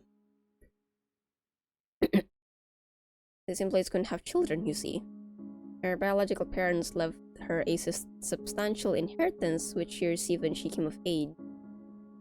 Then she was married, out of love, to a wealthy entrepreneur. They were hand in hand wherever they went. It's a sad thing. Her luck seemed to slip away just when she needed it most. Dr. Rayford seems to know more about Mrs. Moore than she let on earlier. While she sounds quite sympathetic, I can somehow sense a hint of jealousy in her voice. So can I...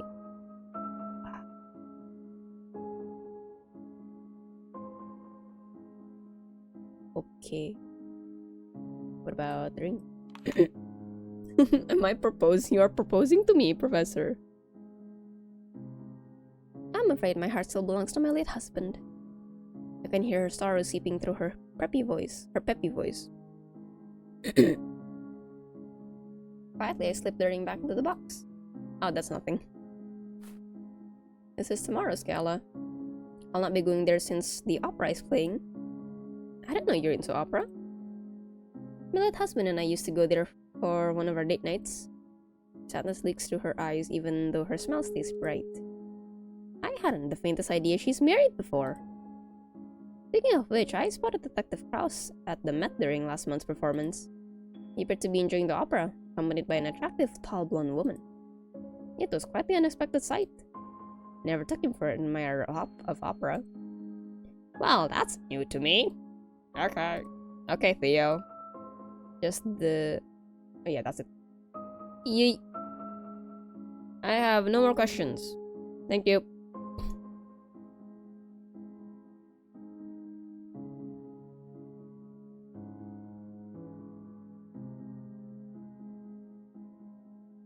Sorry.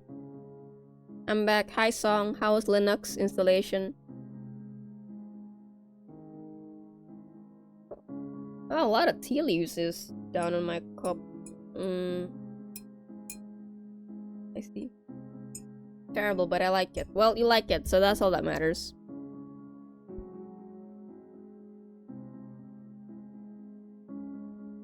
Excuse. I am done interviewing the doctor. Earlier you mentioned you had a prior arrangement, so I won't keep you any longer. Thank you for your time. You've been very helpful. I at least know the connection. I at least know things about half the victims and their families right now.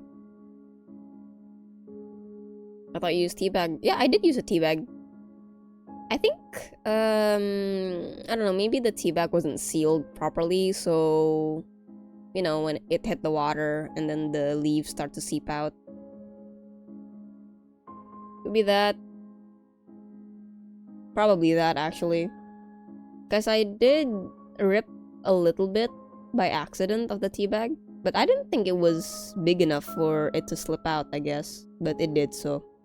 Lesson for next time. Don't rip it. By accident. The roll leaf. Is it rolled? It's leaf bits, like they chopped up the leaf.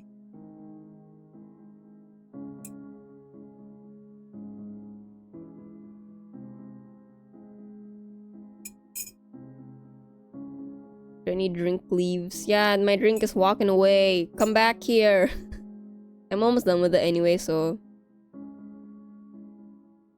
Remember the entire day, here's to figure out how to screenshot with this OS. I mean, it is Linux, so.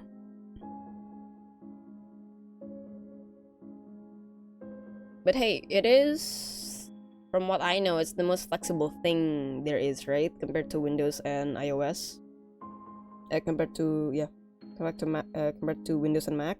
So, I don't know. I hope you do get a lot of good uses out of it, though. Despite the grievances of the initial setup.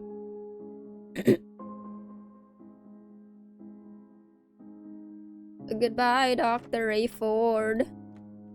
I am alone again, but not for long. My assistant pops into the office. Hello, I'm heading home soon. Is there anything else I can do to help? No, I'll be perfectly fine. I think I'll stay and work for a bit longer. Okay, see you tomorrow, Professor. Fun wishing me the same. Minnie leaves. Goodbye, Minnie. I have some time until I have to wrap up my workday and head home from the office. Okay, right. What am I doing? Make up a shadow box. Okay. Dr. Rayford will not be attending. Seem like traces of magic. Okay, so it does note it over there. First was mentioned a notable closeness between the second victim and her husband. So this is the second victim's ring. You. Photo 3. Crime scene, second victim, manner of death, refusing to drink anything but her own blood. Often seen together, so you and you are together. Okay.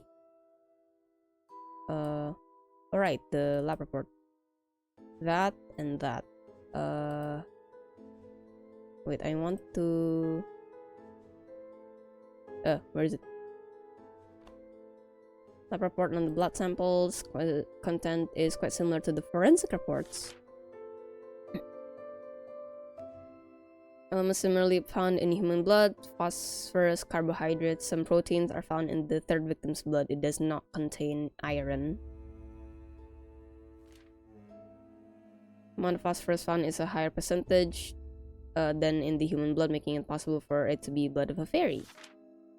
First victim blood appeared to be normal human blood, with iron present, arsenic.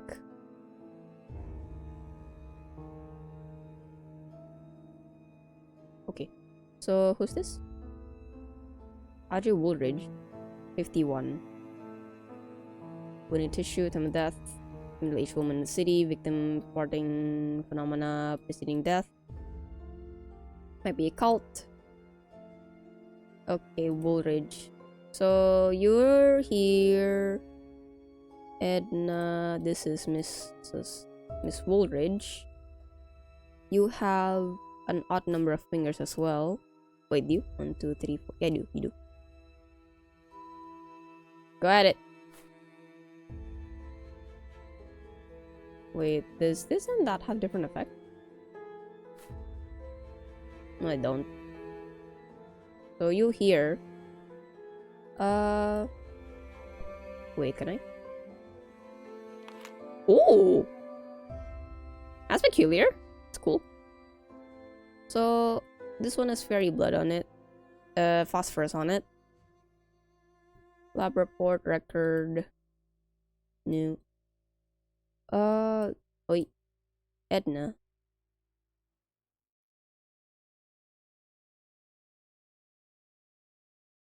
Long on her fingers. Affluent woman. Station short of the victim's death. Emotionally charged conversation. What's up I known underway. Does not contain iron. Okay, so you. Where is Edna? Ah, Edna. And you were invited to the gala, and then which one doesn't contain arsenic, huh? I read somewhere most insects don't have iron in their blood. Is this the... Hold on. Wait, I need to... Edna, okay. So this is your blood. And then where's... I have one more report. Where is it? This is... Mary Hatcher, 19. Arsenic poisoning... Young factory girl, okay.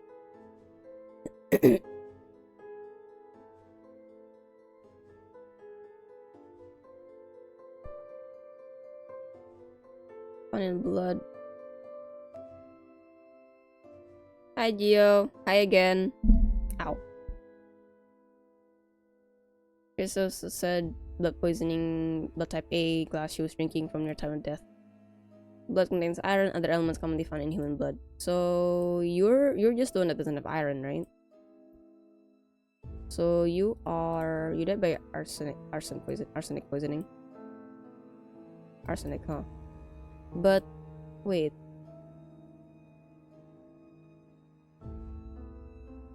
Is it only Edna's that doesn't have iron on it? Records, blood. Human forensic report. Phosphorus high percentage human blood, blooded fairy. Normal blood, iron present, traces of arsenic. Okay. So this one has no iron and has a lot of phosphorus. Okay. Gotcha. Now it's just this.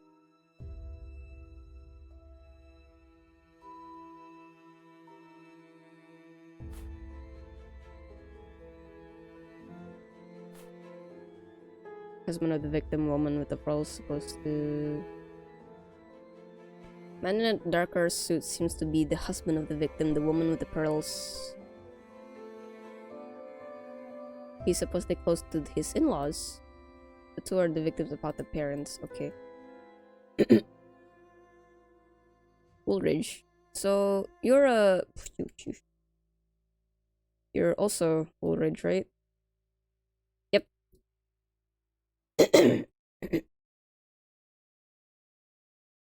Okay, so you're here, you're here. You.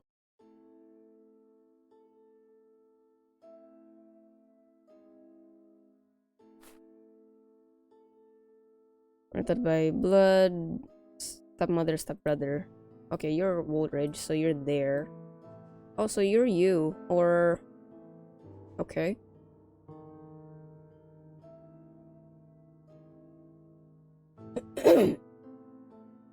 Alright, have a good eat, song. Not at this hour. I mean, hey, don't question that. Don't question it like you don't do it yourself, Makong. Come on. Sorting by case file. Yeah, we were given four murder cases, and it seems that fairies are involved, so...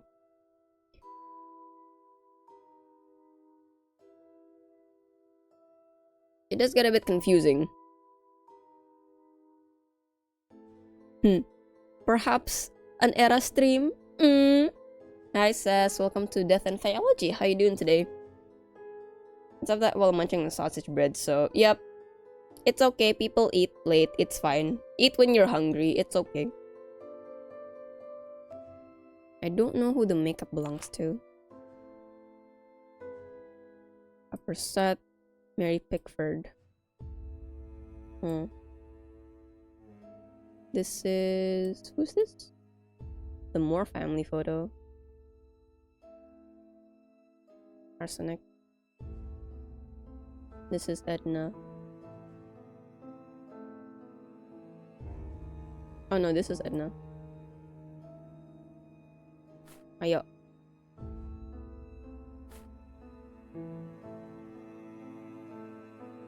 Sorry, I need to like position everything correctly, else I can't magnify glass them one by one. It says Mary Hatcher. Wait, it did talk about a husband, so...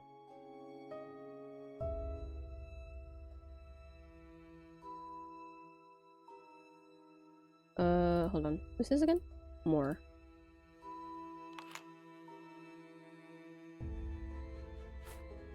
Mrs. Moore, okay. So, you belong here. I just don't know who the powder belongs to. Feeling lazy? How homey? I'm doing good. I'm... I'm trying to solve a murder case. Kind of confused. A little bit confusing since... it's 4 murders instead of 1... 4 victims instead of 1 victim with a lot of clues in it. So I'm getting some names mixed up, but that's okay.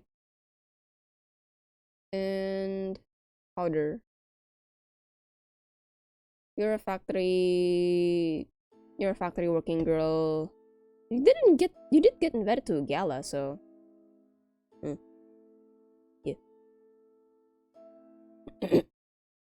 It's the next afternoon. Should be grading assignments. Should save. Yeah. Reviewing the lecture I'm going to deliver come Monday. Or do anything productive in the realm of professorial duties. Instead, I find my attention straying more and more towards the office door. Hi! I voice my frustration to good old Oz. Theo will probably arrive at any moment. Can't stop wondering whether my explanation will be enough for him. In the past, no sort of explanation ever seemed to please him when it came to fairies. And why should it do so now? My voice cracks with concern. You can have the brain cells for this stream. Thank you. That'd be very useful. Oh my god, look at you. Oh, you enjoy watching my stream that much, huh? Thank you.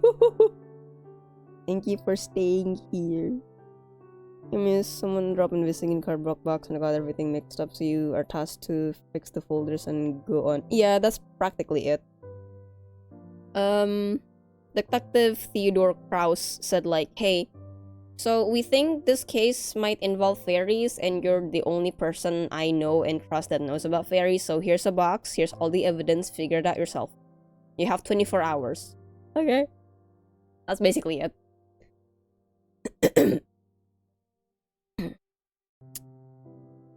This time, he came to you bearing in mind the possibility of fairy involvement. He'd be a fool if he discredits you so soon. My fairy companion's chirping becomes increasingly stern this time. But you need to get yourself together.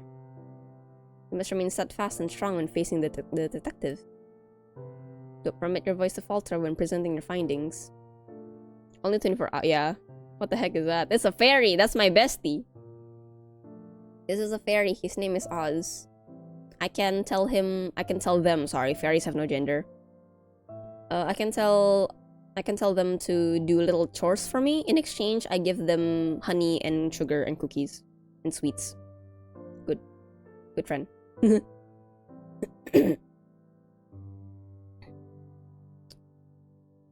Lost me. Basically, but I think more moth than butterfly. This is a moth design. But yeah, I have a fairy friend. Give him sweets. Yes, I will. I think I did.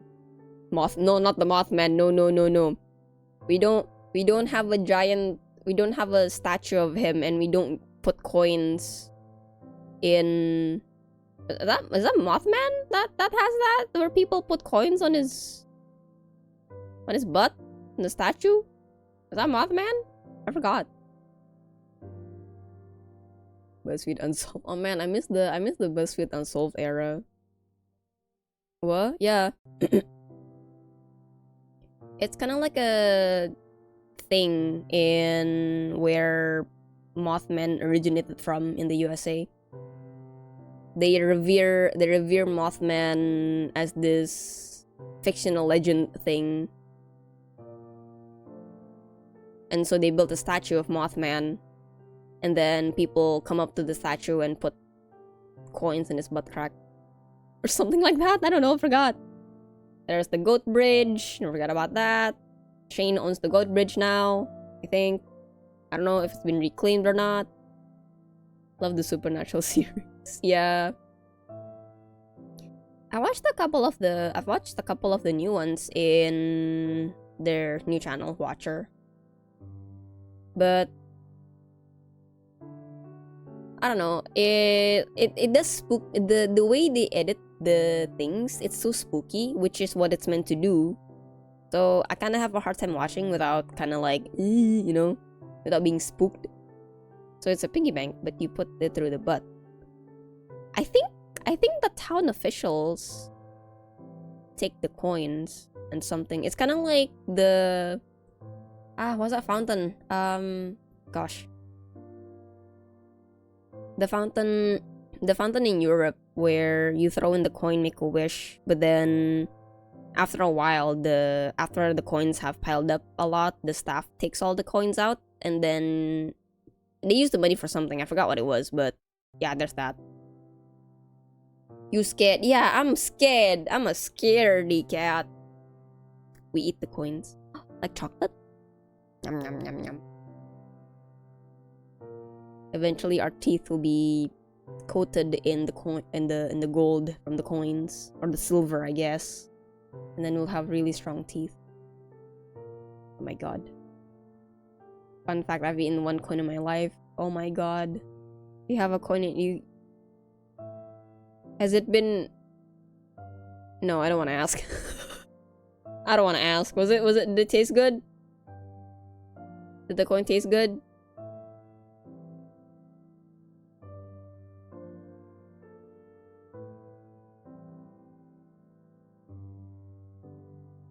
Yes, alright, the coin tasted good. Cool.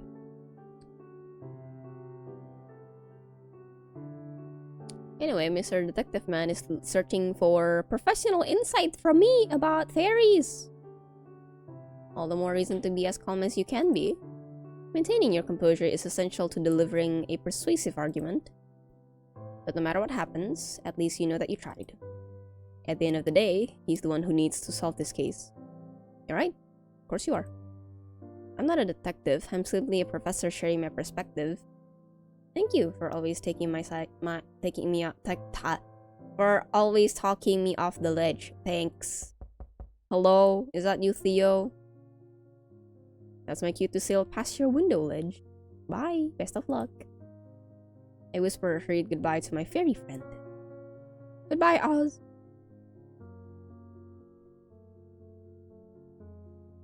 Increasing one's self-worth. Eat coins. You'll be richer that way.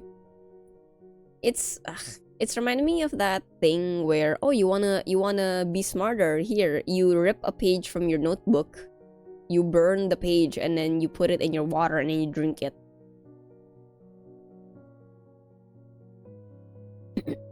There's also that thing. Not sure where it originated from though. He's at least 15 coins a day, that's why he's a billionaire. Whoa!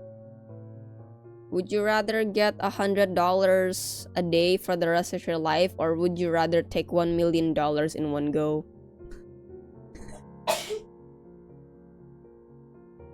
Which one would you prefer?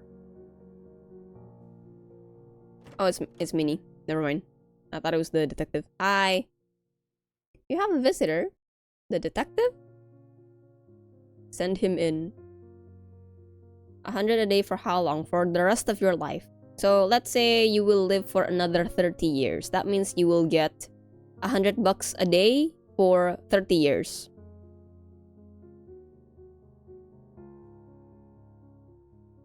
I didn't hear it, but I get to eat the money, so I don't know. Okay. I mean, you can do whatever you want with the money. You can eat it if you want. No one really cares. It's your money at that point, you know.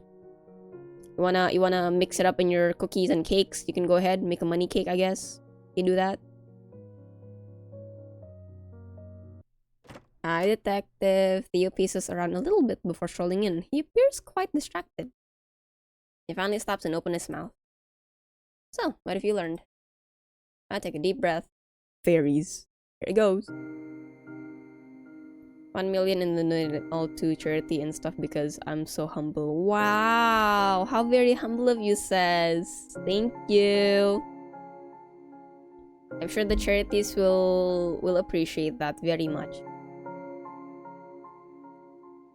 Please clap. Yay! Proud of you. Wow. Oh my god.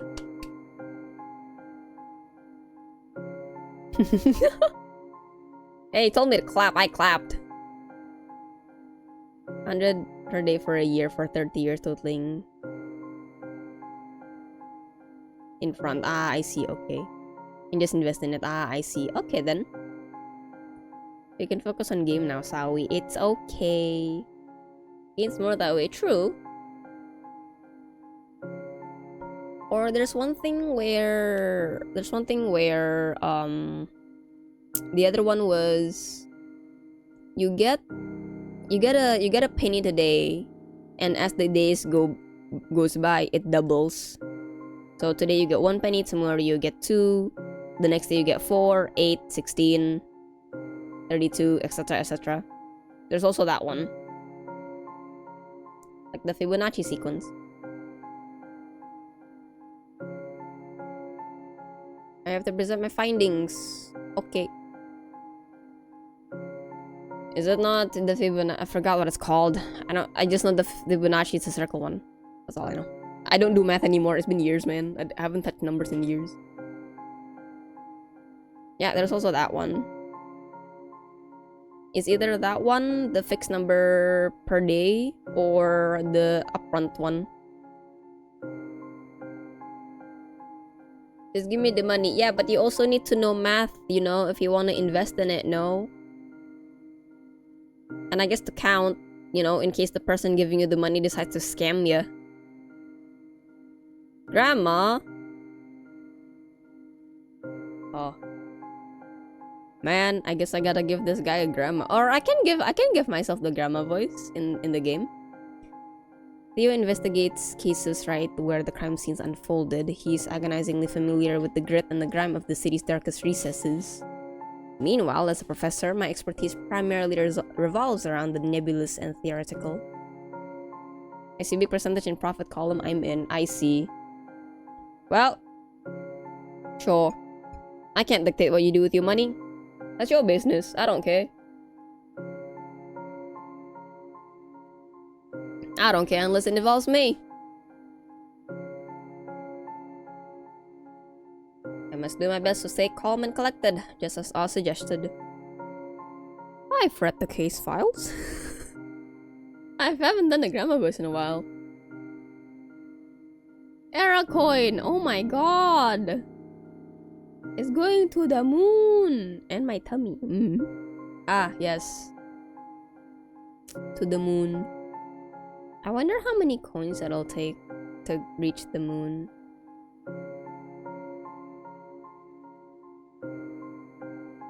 Cause once upon a time when Grandma was younger. When Grandma was younger, Grandma used to thought that, if people wanted to go to the moon so badly, right? Why didn't they just build a big ladder to the moon? Or an elevator, you know? I didn't know about all these rotations for the Earth and for the moon. I didn't know what orbiting is back then. So then I thought, why do they gotta build rockets? Why can't they just build a big elevator, you know? That would be more convenient. But then I learned about how the Earth rotates, you know. I learned about rotation, about orbits, and then Grandma thought, that's not a smart idea, is it?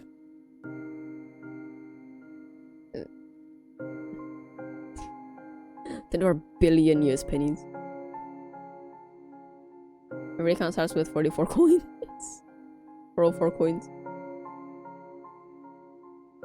How many monies would a era coin cost? A penny? A nickel? 25 cents? Actually, 25 cents is actually a thing, right? It's not like an individual thing. 25 rupiah? No, not 25 rupiah, that's dead. That doesn't exist no more. What? I kinda miss the 25 rupiah, not gonna lie. Tiny coin. Held it at one dream. That sounds like a great plot, not gonna lie. You buy a dream. Like you go to a shop, you go to a store, and then there's this dream witch or something. And then, hey, I wanna have good dreams tonight. Gimme. It gives you a little container with some cloudy, powdery, misty stuff in it, and you pay the witch coins. And then you inhale the material inside the container, and then you dream it. You won't know what you get. No.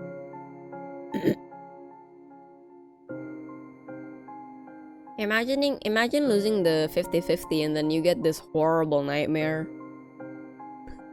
Did you learn from it? No.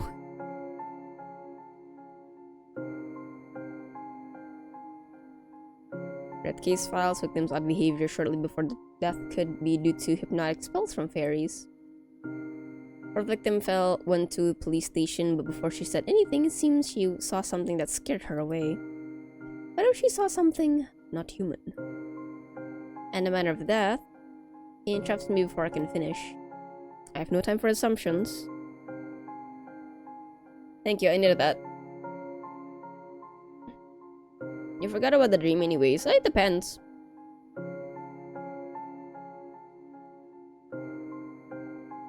It depends. Some dreams are just, they stick with you because they were so impactful. There you go. I remember some of my more impactful dreams.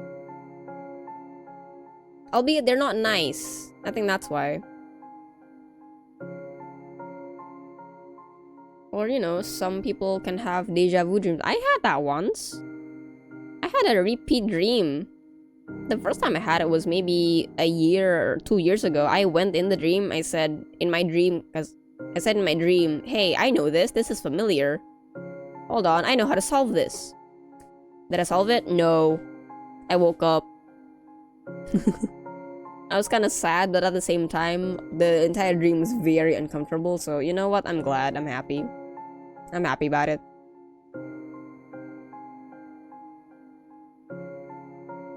Ugh. People telephoned our department this morning, said they found out about some of these deaths. So that's why he looked agitated. Chief is preparing a statement for tomorrow regarding this. So I'll just cut to the chase. Is there fairy involvement? Yes. I'm certain of it. I can tell his interest is piqued. However, I'd like to first lay out the basics since I'm pretty sure you've discarded the things I've told you in the past. He grumbles as if in admission of my statement. So far we've identified 3 classes of fairies: warrior, scribe, and parasitic fae. Mission broken by the alarm. Yeah, it's... I don't know, it's... Sometimes my body just forces me to wake up from a dream, but my brain tells me like, sleep, sleep. I want to see where this ends. Sleep. But it don't. I think But yeah, in its entirety, a lot of shenanigans happen, and these are very uncomfortable shenanigans. Such as waking up, but turns out you're still in the dream. So, I remember having a dream that happened 5 times in a row. I woke up, turns out I'm still in the dream. It wasn't comfortable, very confusing, but it happened. I gotta drink some water.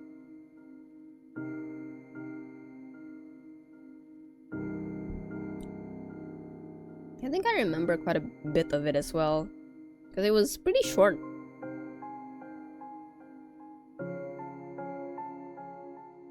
Also, hold on. I gotta put something back in.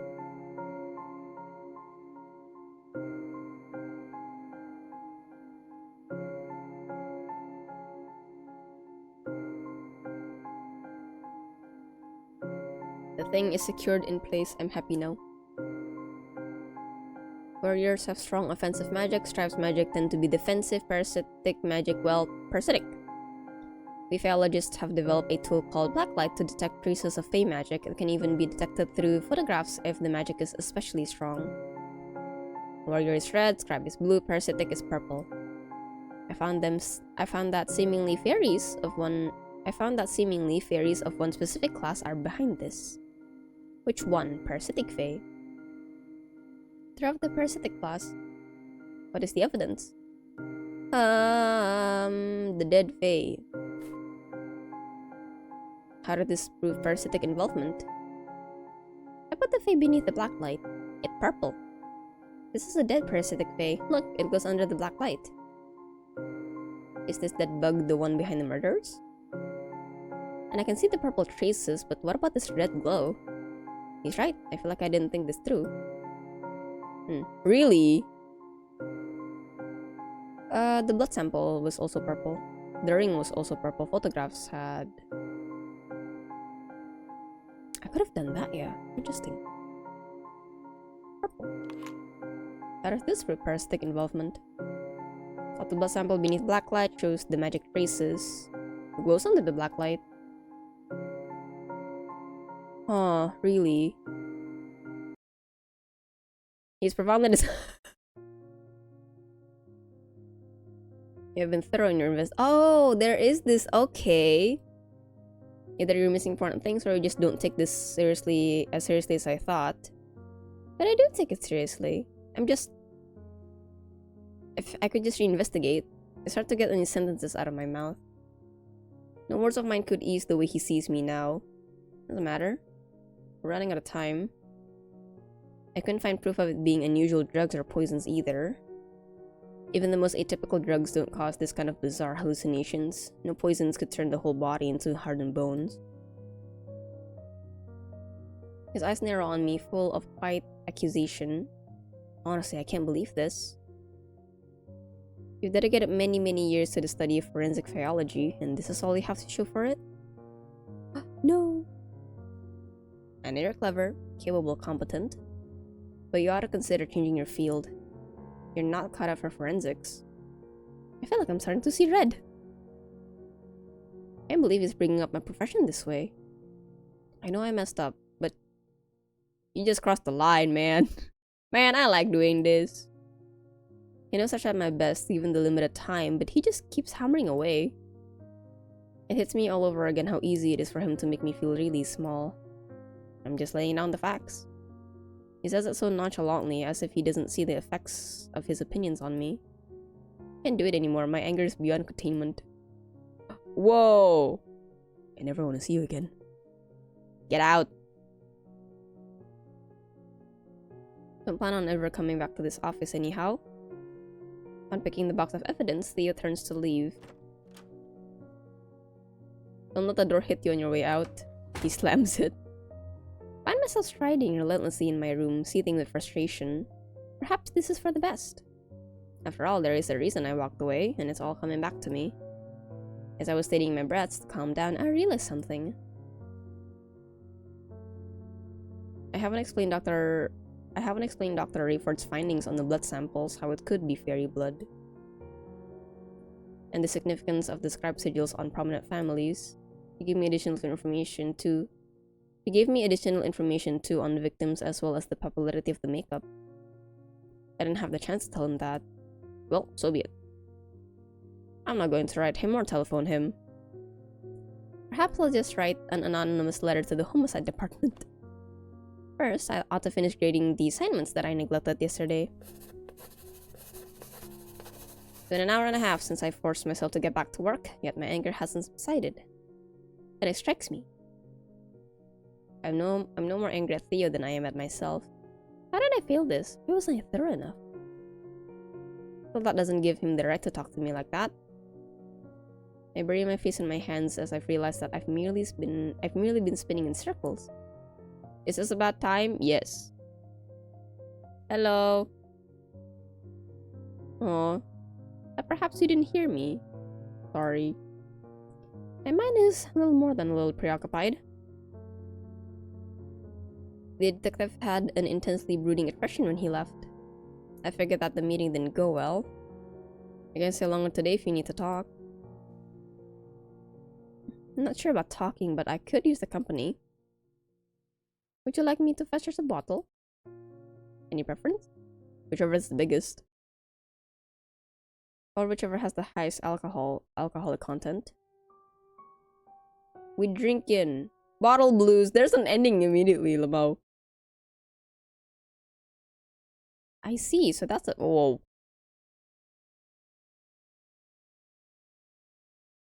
Utah one. Ah, interesting. Where was this? Oh.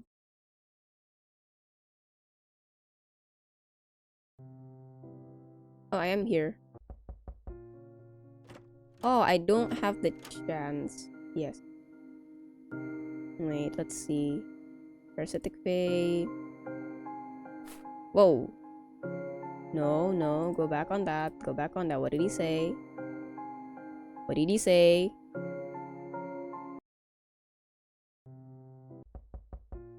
Burp, burp, burp, burp. Yes.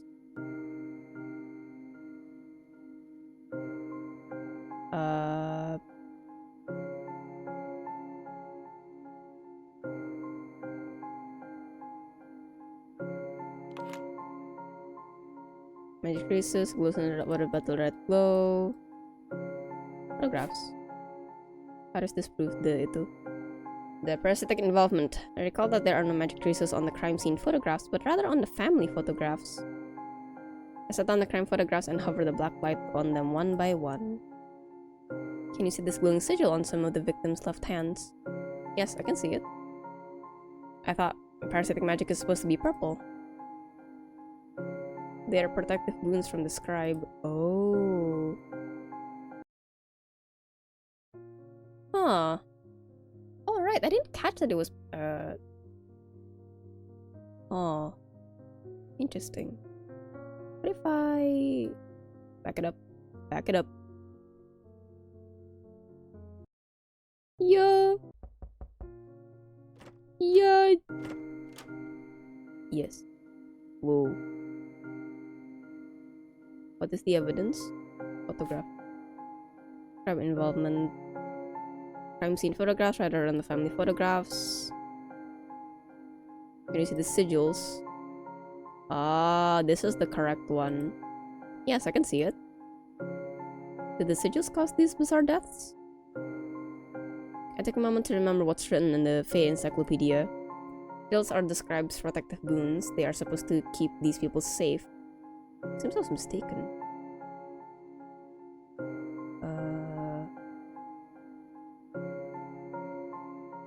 The makeup didn't have anything, did it? No.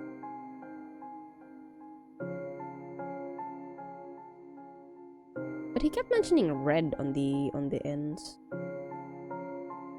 Hold on. This is very interesting. Don't mind me, I'm just being dumb. I'm just testing out everything. Yoi. Yoi. Hi, Minnie. Hi, Theodore.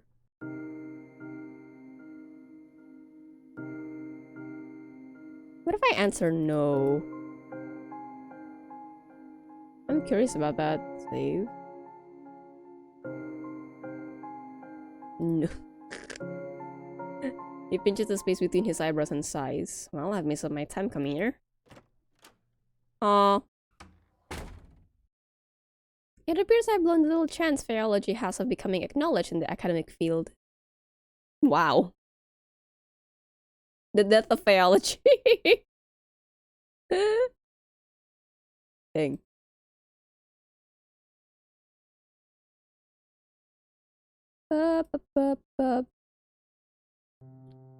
Did it not load the... This one. Load? I guess it loads per scene then, yeah? Instead of per... Creation.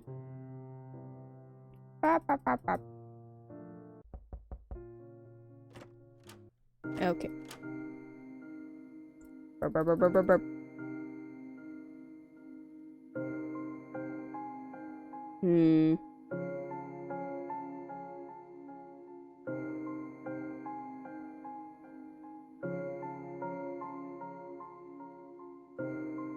Uh-huh.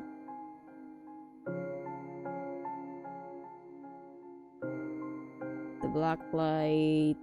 Scribe. Blue. Purple.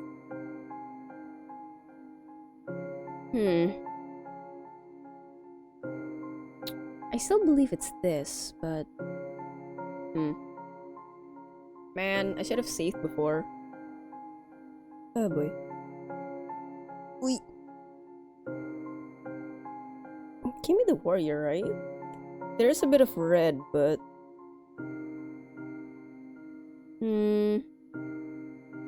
The ring also had a red thing on it. Wait, will this... Let's try again. What the ring? We need the black light. It goes purple under the black light. This red one. The makeup doesn't have anything. The photographs have blue. Both of these got red on them. The makeup doesn't have anything. The magic in the compact case. Yep. So, okay, if I load this one. Where does it load? Oh. Okay, so let's try red. What is the evidence? Dead Fae. Purple and red under the black light. I take it their bodies still glow even after they're dead. Correct, it takes a little while until the magic is fully dissipated from the corpses. And honestly, looks just like a normal bug to me. Hold on a second. I turn to the shelves and pick up one of the boxes containing a deceased insect from my ongoing research. I open the lid to show it to Theo. I found this one dying just yesterday. It died shortly after. Swiftly I put it beneath the black light. A normal one doesn't glow, you see. Theo's expression is a blend of amusement and bewilderment. Oh, quite interesting. And how does it end up here?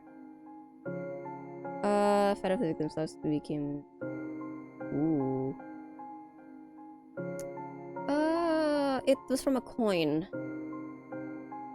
Parasitic Fae that got warped by a coin due to transformation magic going awry.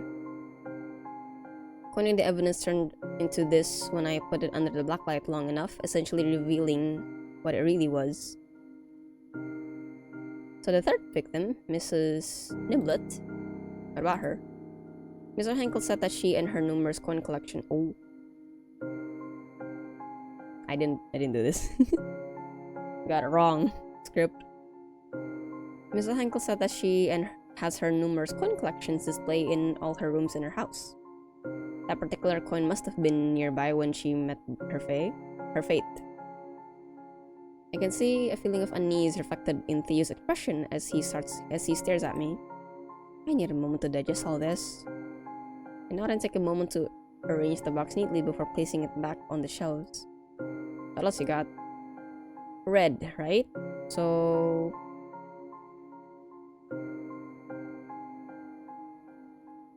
The ring didn't do it. Blood sample, maybe. So the magic traces... Purple and red under the black light. How does purple traces or parasitic magic, as you say, have a part in this? Parasitic underlings of warrior high fae help with the yeah, that's actually true. The blow was taken from... Oh god, I don't remember. I'm scared. This is true though, right? Some parasitic fairy become underlings of high fae as they are allowed to feed off a small amount of high fae's magic regularly. In turn, they will do anything the high fae asks, even killing humans. Theo seems perplexed or perhaps discontented. Something's not right. What else you got? Oh, then ring, I suppose. Place the ring with the black light, purple and red shows. But is a glow purple as well? It's not from a parasite though. Ring is a part of transformation magic. When a parasitic fae transforms into a changeling or human look-alike, high fae magic is able to copy everything, including Mrs. Moore's wedding ring. There's sudden silence in the air as Theo's eyes widen in consternation. Consternation? What in tarnation does that mean? Consternation. Anxiety, dismay, something unexpected. Okay. I will forget that word. What the hell are we dealing with here? He mutters in a voice that is filled with dismay. There appears to be strong evidence pointing towards warrior involvement. Based on what you've shown me, parasitic fairies are one way or another connected to the manner of killing. But you also haven't told me how the warrior fairies killed the victims. How do you figure the murders were carried out? Oh god. Directed parasitic underlings to sap life, ossification, severe hallucinations. Those victims changing, killed changing with ossification, hallucination spells. Here.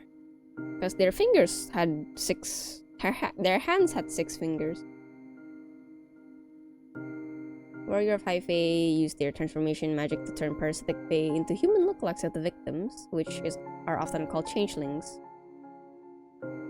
I check out the crime scene photographs with middle-aged victims and lay them out on the table. Using the magnifying glass, I showed the oddity of the victim's hands to Theo. This is one of the possible anomalies that is likely to happen due to the complexity of transformation magic used in creating changelings. As famous as these ladies' families are, it would have been a big thing on the papers if they had 6 fingers from when they were children. I don't seem to remember anything like that in the newspapers. Do you? No, me neither.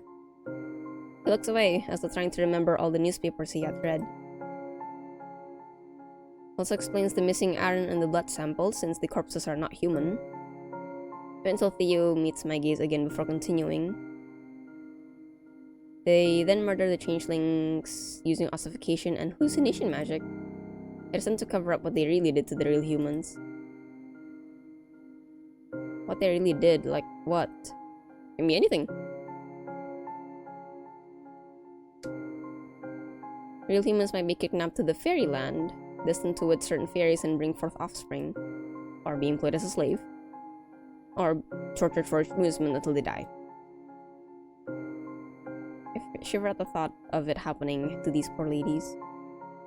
Theo appears to be unsettled by the same thought as well. Hold on, are you saying that they might still be alive? There's a chance. Yet the realm of the fairies is still an enigma, even for those who study their kind. The Faeologists in this university have barely met any living fairies. You're aware of how fresh this field is within academia, aren't you? Pains me to admit that I genuinely do not know how to get them back. I'll keep trying nonetheless. We both fell silent, as though a heavy weight has settled in our throats, refusing to budge. We can also look at this case from another angle. The motives. Why them?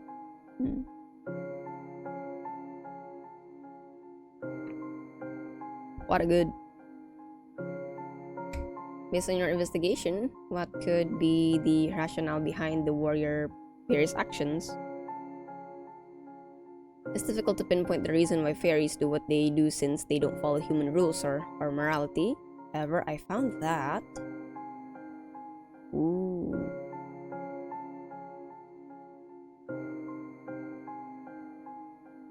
Actually this, yeah. Could be. People based on their scribes. No. Wait, I want to save this. Just in case. Drastic phrase because they are despicable low face.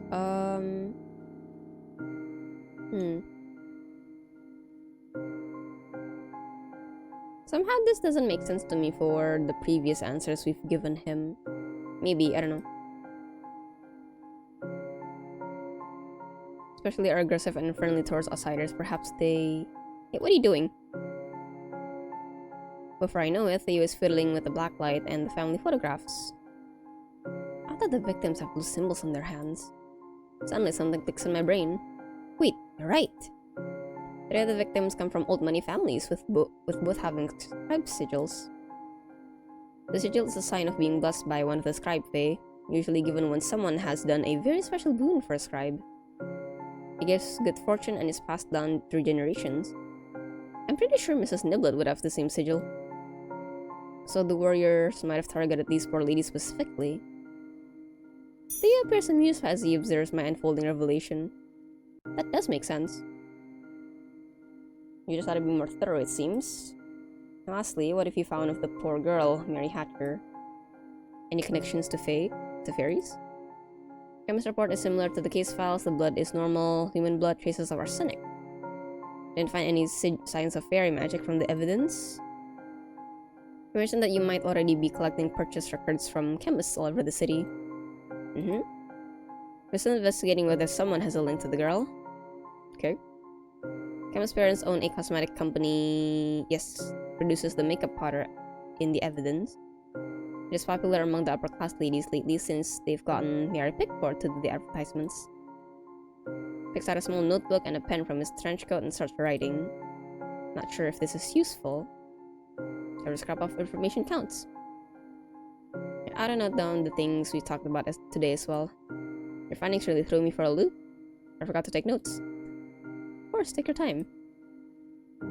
While Theo's writing, I tidy up my desk and put the evidence back in the box. That is all I have for now. Puts the notebook and pen back in his coat. He heaves a sigh so heavy I can't believe he has the weight of the city on his shoulders. Even so, when he looks at me, there's a glint of something that wasn't there before. This fleck of illumination is all the more stark since we've started this discussion. So, perhaps. A tiny delicate thing is blooming in this room to counteract the overwhelming darkness and despair outside. I always knew you were clever. The power of saving and loading. Even though I feel there are still some missing pieces to this puzzle, you've done well. I'm quite impressed. Thanks. He answers with a soft smile. Well, we've still got our work cut out for us. But at least for now, innocent people won't get thrown in jail thanks to you. Glad I could help. Now, I just need to convince the chief and the papers. The thing is, I might have to bring up your name in my report. Can't predict how the papers will handle this, but it's possible they'll mention you in Faeology. This is good for your field, of course. But it could draw unwanted dangerous attention your way. I'm gonna be exposed. I'll be fine, I can protect myself. This is what the field needs. Indeed, you are more than capable of taking care of yourself. I knew that very well. I do appreciate you worrying over me. Theo's concern seems to fade and he lets out a sigh of relief. Well, this day's certainly been a ride. Glances at his wristwatch.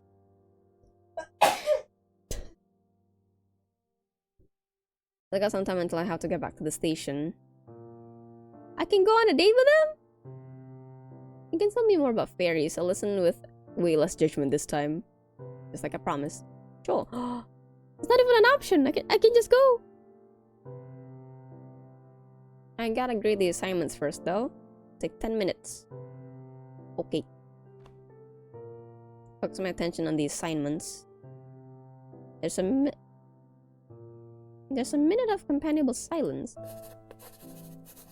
The scribbling of my pen is the only noise audible. Theo then speaks. You know what we should toast to when we drink? What? We should toast to being a good team. We're a team, are we? Aren't we? Or at least we should be. Your knowledge of the fairies is exactly what we need to make sense of all this mess. And it's not just that, your talent for investigation is as impressive as they come. If you act as a consultant in a high-profile case like this, you'd be handsomely compensated, of course. Imagine what those funds could do for your Faeological research. So, what do you think? Would you ever consider joining the investigation in an official capacity? I'll consider it. Would the station believe me, though? I'm wearing gloves! Detective Duo. How many endings are there, I wonder?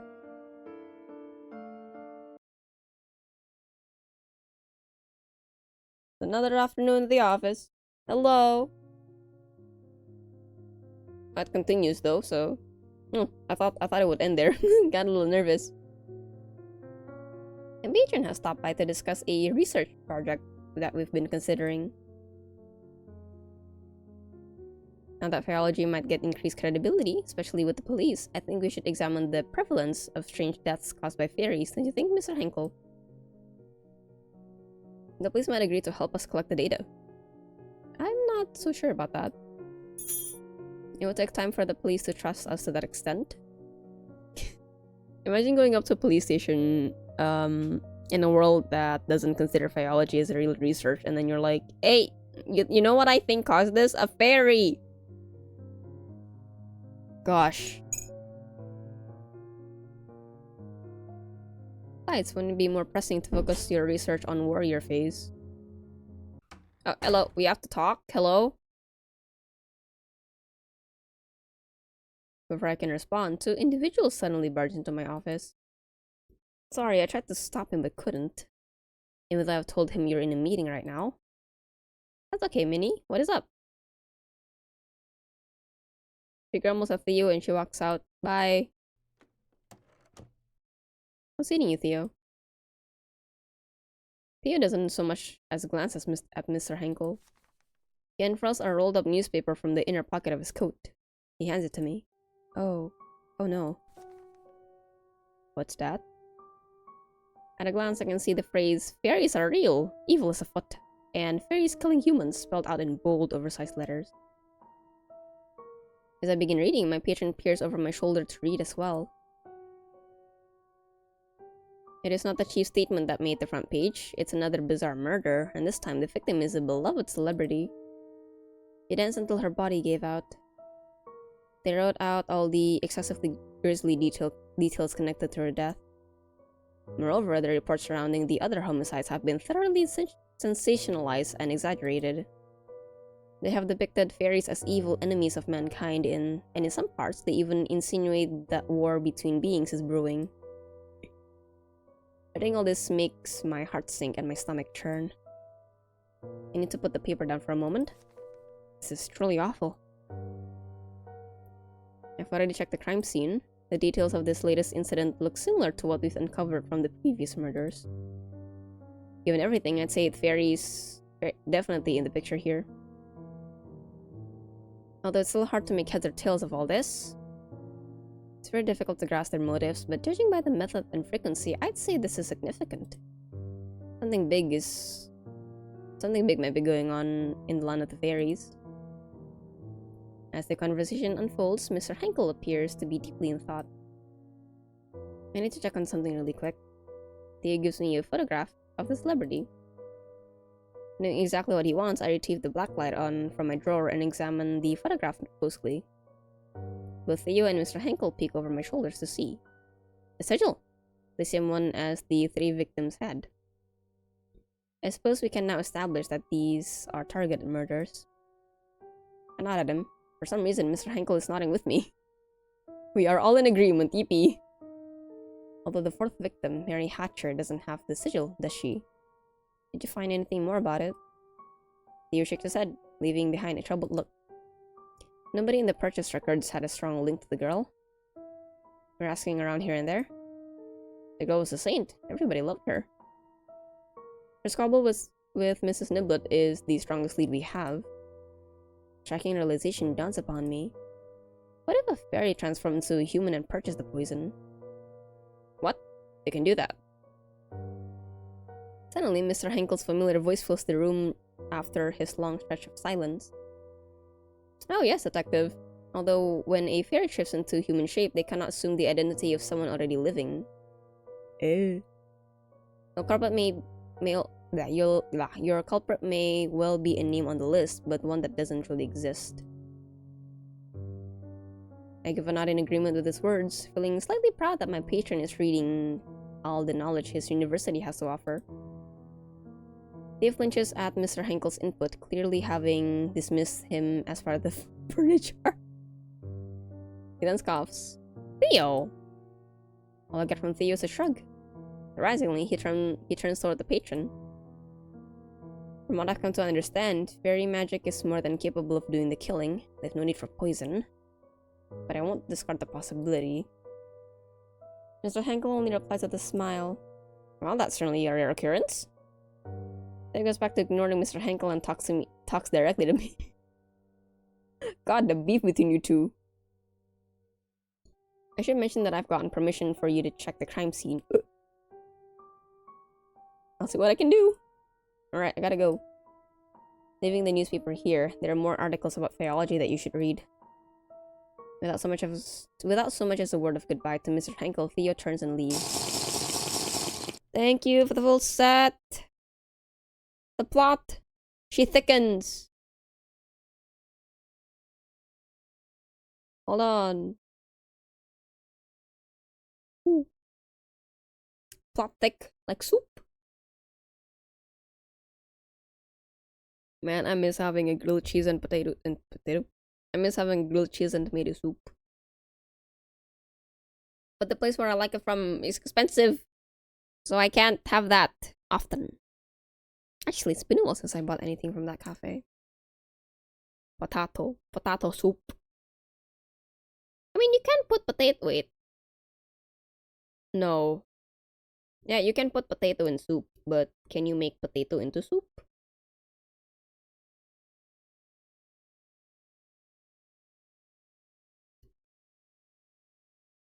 Probably can. Would that just be watered down mashed potato? That doesn't sound very appetizing. Oh god. But why exactly? Hey, I'm curious, right? Because tomato soup exists. Powdered mashed potato. I mean, that's a thing, right? They got instant mashed potatoes. Have I tried them before? I don't think so.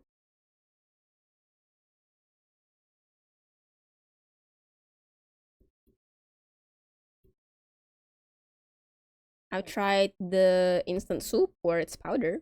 That tastes pretty decent. As long as it's not the potato starch, it's a powder.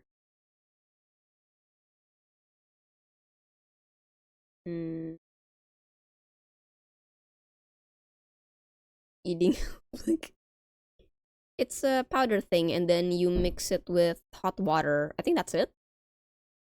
Like you don't need to. Essentially, you don't really need to cook it. Just add hot water, and then it'll be mashed potato. Do I think I? But I think it's not as flavorful as soak it in gravy. Yeah, you gotta add your own seasonings. I don't know how bland it actually is if it's straight up from the packet. I think you do need to add some stuff to it. Because from my experience with instant soup, where you gotta just put hot water and then, you know, it's powder. It doesn't really taste like much. So, okay, I'm hungry now, BRB. Okay! Do I have snacks? I got some snacks. Later.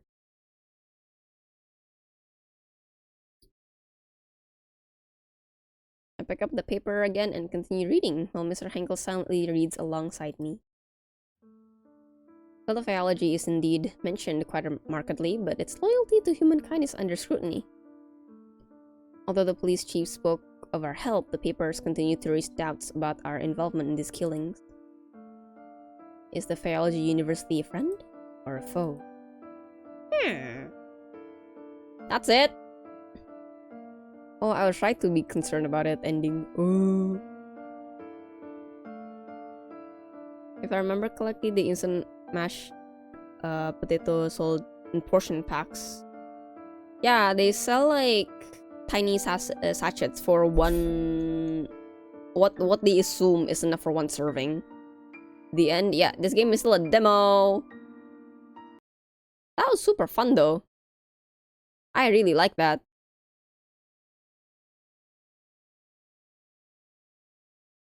Though demo prologue, yeah, the demo is only for the prologue. I'm looking at the Steam page to see the screenshots and if maybe I missed anything. Not really. Features. Characters. Ooh. Story. Yup. Oh!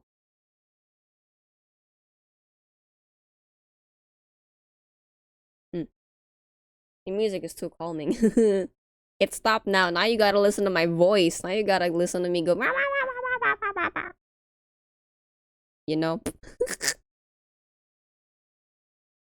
But yeah, that's it for Death and Faeology demo.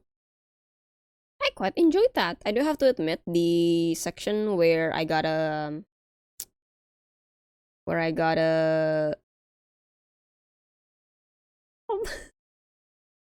been listening to me go for 3 hours, huh? Alright, short review. Plot good. I like it. Picasso. Characters good. I like that it's exciting. That you're involved in a murder case, but you're looking at it from a mythical perspective. Music needs improvement. Well, it's taken from free resources, so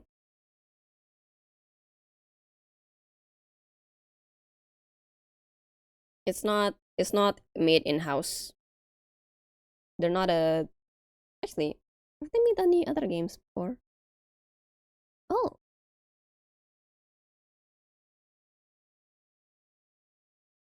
Yeah, this is their only game. Wait, really? Oh no, there's Okami as well. Ah yeah, this one's being worked on at the moment. Oh, they're working on 2 games right now then.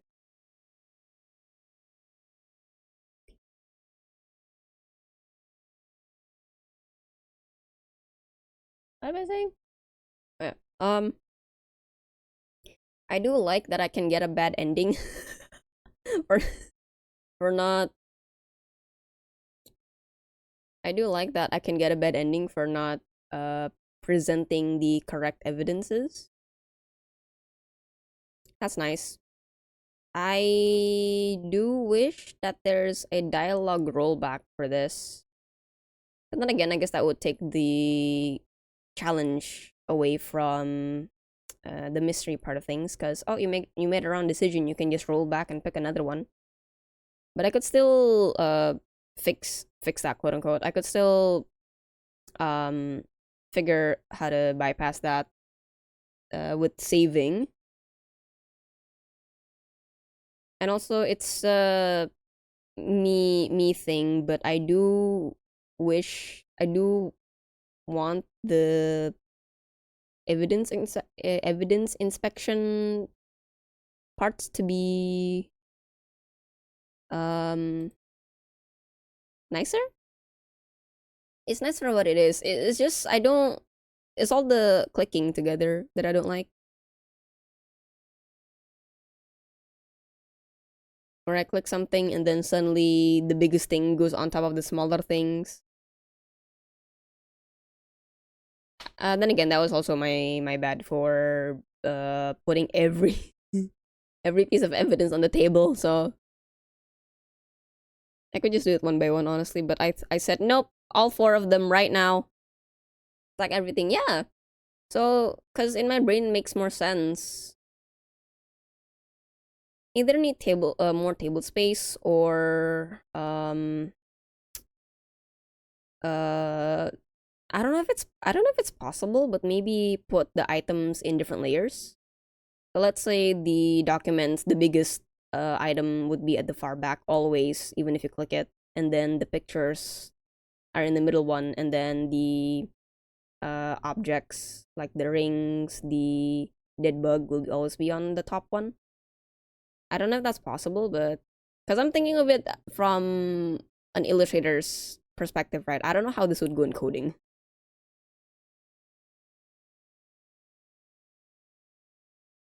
But yeah, I actually don't know what program they use for this. I don't think it's Ren'Py. Not that I know of. I don't know. I didn't really see the opening screen when I opened the game, so who knows really. Alright. We need context menu when it's hovered. I guess. I mean, I could just put the smaller things out of the way. I just find it a little troubling that if I accidentally click on the bottommost item, it goes on top and it's big. So I have to move that out of the way, and then I gotta move the smaller items out of the way, and then I put the big item back, and then I put the smaller items back on top of it. That's the thing that I don't like.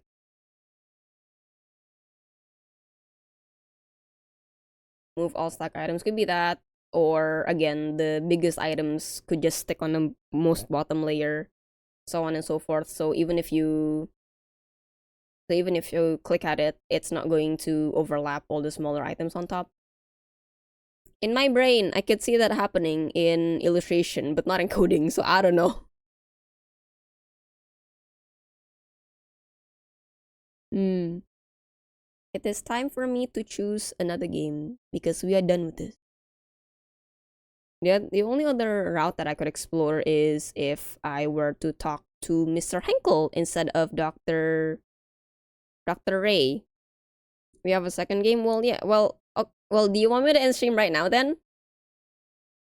Because I finished the game anyway. Do you want me to end the stream right now? I can do that. Wow.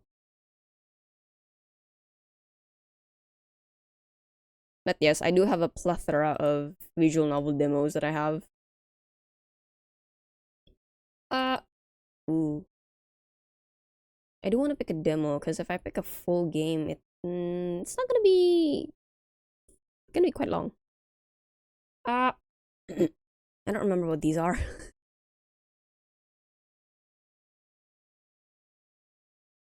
um, God, I really don't remember what these are.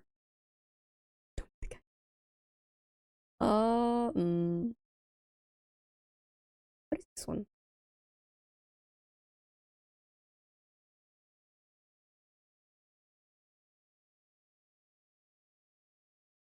If your throat fine for another session game, go. Yeah, my throat's all fine. It's okay. It's all healed up. I already finished all of my all of my antibiotic things. So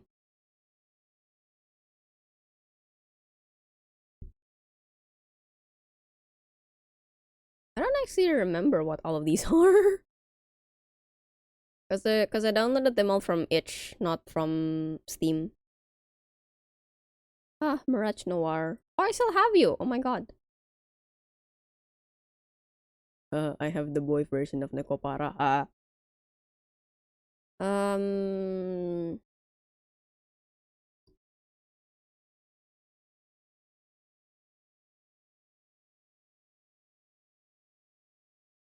Oh, this one. Actually, this is like another supernatural one. Is it full? Hold on. Is this the full game? Oh, it's a demo. Oh, the full one is already out, but there is a demo on it. Yeah, this is another supernatural one then to keep up with the theme. Hi, Spade.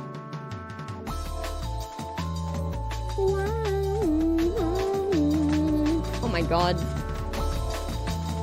Boy version of Nakopara. Yeah, it's called where is the end section? Where is it? Nakopara. That Boy's Paradise. Okay. Yeah, Neko para Catboy Paradise.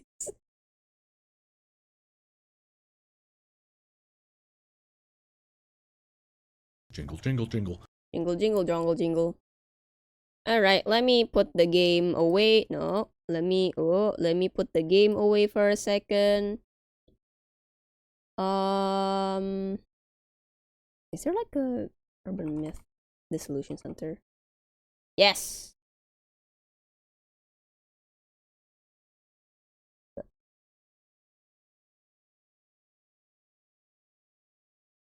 What am I doing? Okay, close this one. And then open Urban Myth Dissolution Center. No. I still do only 10k now. 100k might have been too much, so I lowered it to 10k.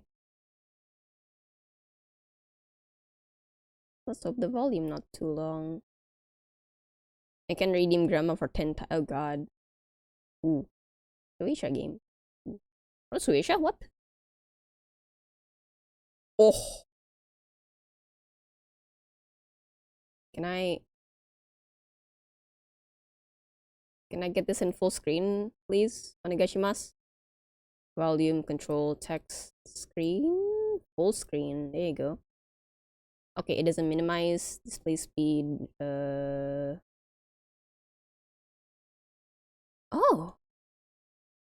I can use a controller on this? Holy cannoli.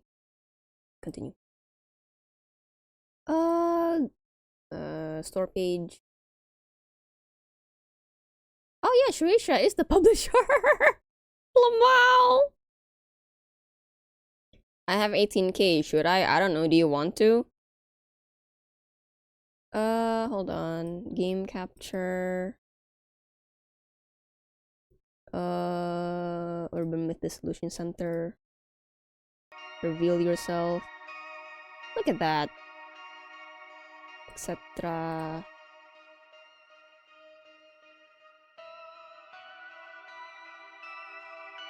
Urban Myth Dissolution Center. Okay. That's a long title. A bit disturbing. I mean, it is supernatural stuff, so it's meant to be a little bit disturbing. Anyway, also nice, this one doesn't pause. The sound doesn't pause when I click out of the game, so that's a big plus in my book. Let me see what it's all about, though. Let me just check stuff if it's correct or not. Yep, that is correct. Congrats. Alright, so, Urban Myth Dissolution Center. Can I know what it is? This is the demo for now.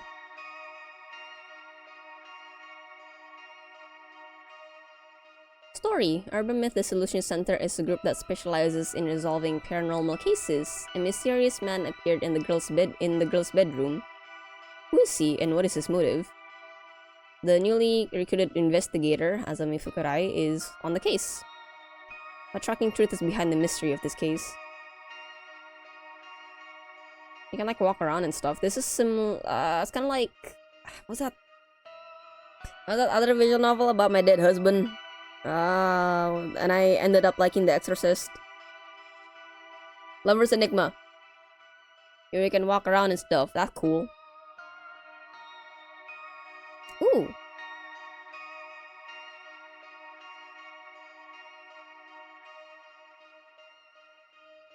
Okay, that's all I know. Your husband died? When?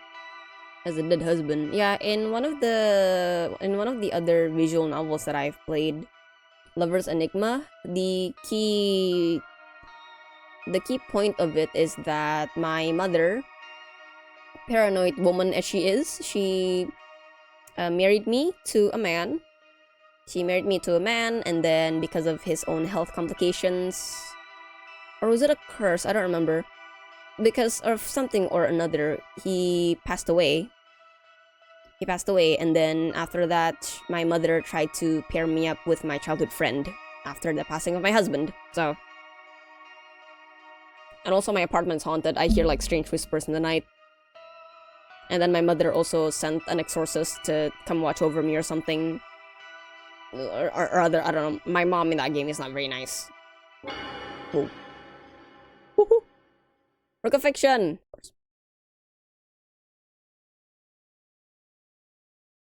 An icon, blah, blah, blah.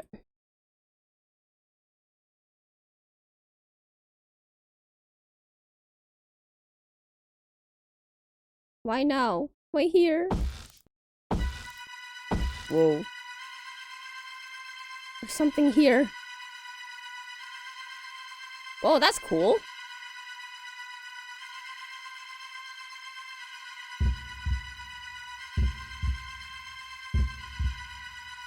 Ooh. 3 days ago.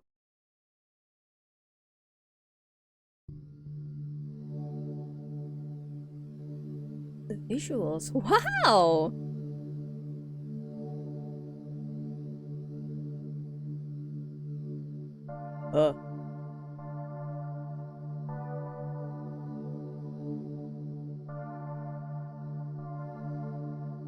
Some posters. Anomaly checkup. Urban Myth Dissolution Center.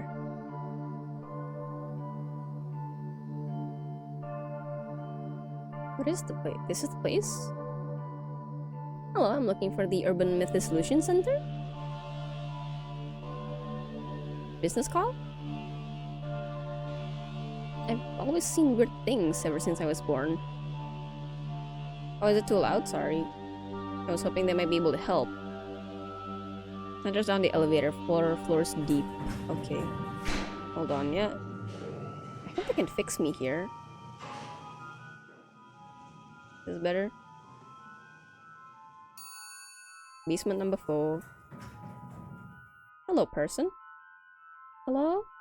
That's a skull. Ah, I see. You saw our poster while shopping and came here seeking our help. And you have a problem you want solved as soon as possible.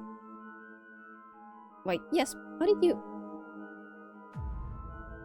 Your gaze is focused somewhere just behind me. There's a hand! You see it, don't you? He knows my name. That's me, but how do you know my... I too happen to see as you do. We are the same. Thanks to this strange power. Where am I, you wonder? Ayumu. Center Director. Okay. Ah, let us identify what you're seeing. Identify? This might help clear things up. My third eye has opened. Welcome to the Urban Myth Dissolution Center. Whoa. Had a full pixel game? Oh my god. I haven't played one of these in a long time. Eee! What are these glasses? Look at that, that's so impressive. Oh, it's got a log too. Okay. The ghost behind you suddenly looks a lot more clear. Is the music still too loud? I feel like it is. Or I don't know, what do you guys think? As I said, they help you focus. Now, Miss Azami, about the things you're seeing. They are different from ghosts, as in spirits of deceased individuals. They're not ghosts? Indeed, you might call it clairvoyance. There is an option for sound... Hold on. No, I can't open the game menu here. I think later, when the conversation's done. Vestiges of persons and objects that existed are retained everywhere. You're probably visualizing them in some way. I see. Simply put, you can see people and things that were there before. But seeing them better isn't really helping? You see them in focus by wearing these special glasses. This proves that your power is indeed clairvoyance. Could you perhaps help me deal with this clairvoyant? We could indeed. Here, at the Urban Myth Dissolution Center, you work as a detective agency for anomalies, which handles cases beyond the capabilities of regular law enforcement. Upon official request, we could certainly support you in figuring out your clairvoyance. Please do something about these things I'm seeing. All in due time. Let's get you a seat first so you can relax a bit. Oh, right. Lying down, sitting down. Ah! Something poked me. Ow! Oh, of course. What just happened? Spooky chair? The chair is said to bring death to those who sit in it. Huh? Hello? A terrible curse indeed. Why did you make me sit there then? Hello? Oh god. Cursed chair. Whoa. I had placed it there for research. How careless of me. So what happens now? Am I gonna die? You sat in it so you either figure things out or just die. Let us undo the curse that just hit you. Yes, please. I spent 15 minutes to get the caps lock working. Ooh! Well, congratulations, you did it! I believe I kept a research file in this chair. Somewhere. With my limited mobility, it may take long for me to get to it. We're looking for a research file. Then I won't die, right? I'll look for it, I'll find it.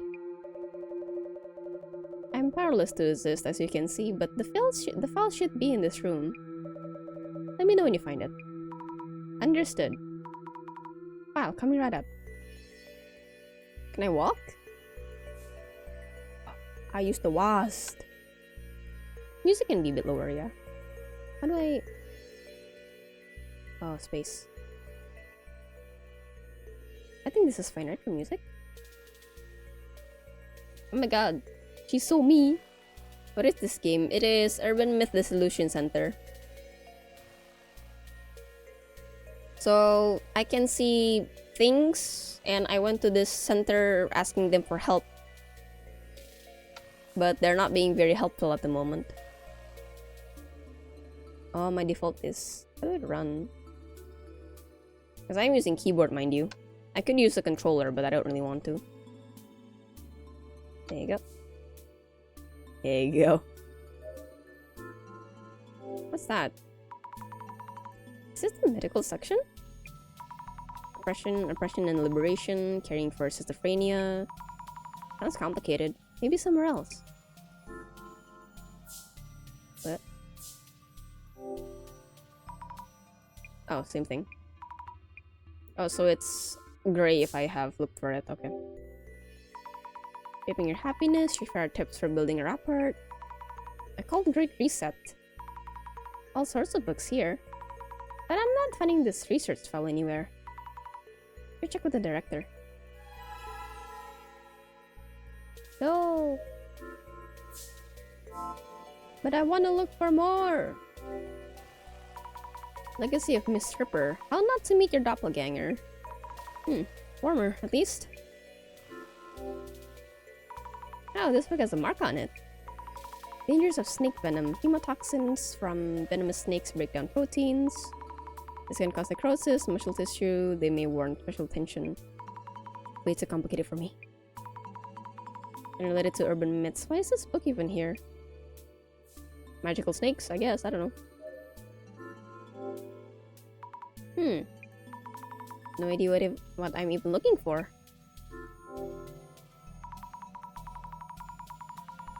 Folklore studies. I do not know any of these names. Am I pronouncing these names right? Where are they? Oh, mummy. Observe. Director son? Yes?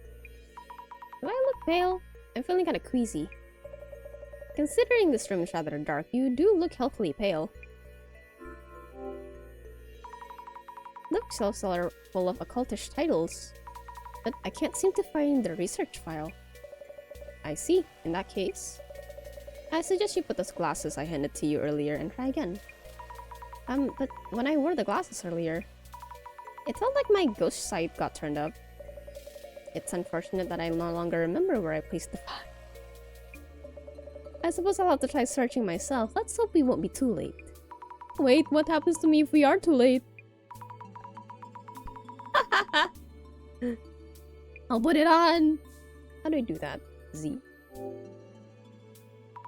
Here goes. Whoa, ghosty. Whoa. I'm definitely seeing things. This place has ghosts too, or rather, people and things that were here before, or something? They used to be vague shapes, but now I see them much more clearly. I'm shaking, but I might find something near that shadow, right? Right? I imagine a zombie voice to be higher pitched in Scaredy Cat tone. I mean, yeah, sure, I don't want to do that. I'm gonna tire out my voice, man. Well, now or never. Any more over here? No. What is this one behind you? Hello? I knew I saw a ghost behind the director. Wearing these glasses makes me see it even more clearly. I'm having trouble talking with him with his glasses on. Ah, okay. What? I want to know what you are. Book the ghost? I am... see-through the ghost? This one I can talk to. As well. Examine. There's a flickery ghost touching one of the books. Some papers are stuck inside. Could this be the research file? You show it to the director. Oh, I... Got it? Oh, the music changed. Cool. I think it's in this one. Ah, fantastic. Your power is indeed similar to mine. You have the power to see it all. Okay. Oh. Case wrapped? Am I done? So I'm safe now. How do you undo the curse? I don't know. Huh? The file didn't mention anything about uncursing, only that those afflicted by the curse would all suffer from lower body necrosis. Necrosis? What is that? Simply put, they rot away. Rot away? Goes to be the assistant then, yeah. Hey, here's the book you're looking for. Oh, hey! A death-inducing curse. Oh.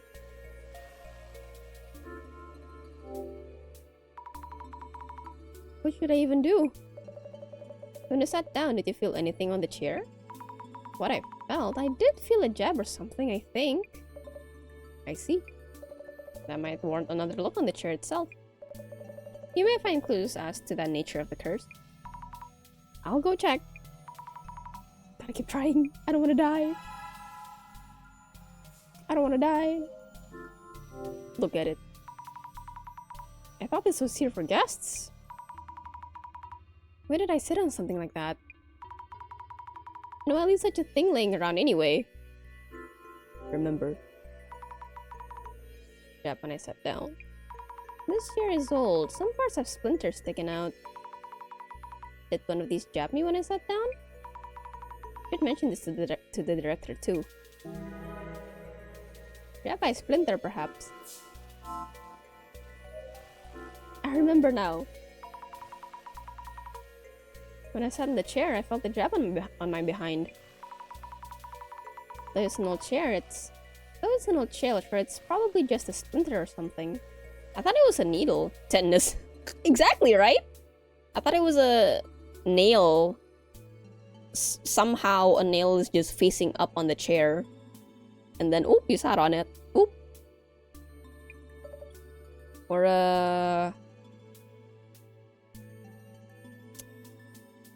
What's the thing? The colorful things you use to pin things on a corkboard. I forgot what they're called. That's not really worth mentioning, is it? Sorry. Will I die from this curse? Thumbtacks? Yeah, thumbtacks. There you go. I think a nail would be visible, right? If you see a nail on a chair, you'd notice it immediately, or quickly at least. If it's a thumbtack, it's kind of smaller. And you know, some thumbtacks are the brass ones where the handle of it is flat, so it's really short when you put it upside down. I think that'll be hard to see on brownish yellowish surfaces. Corroded steel tacks, that's how you get tetanus. You get rust in your blood.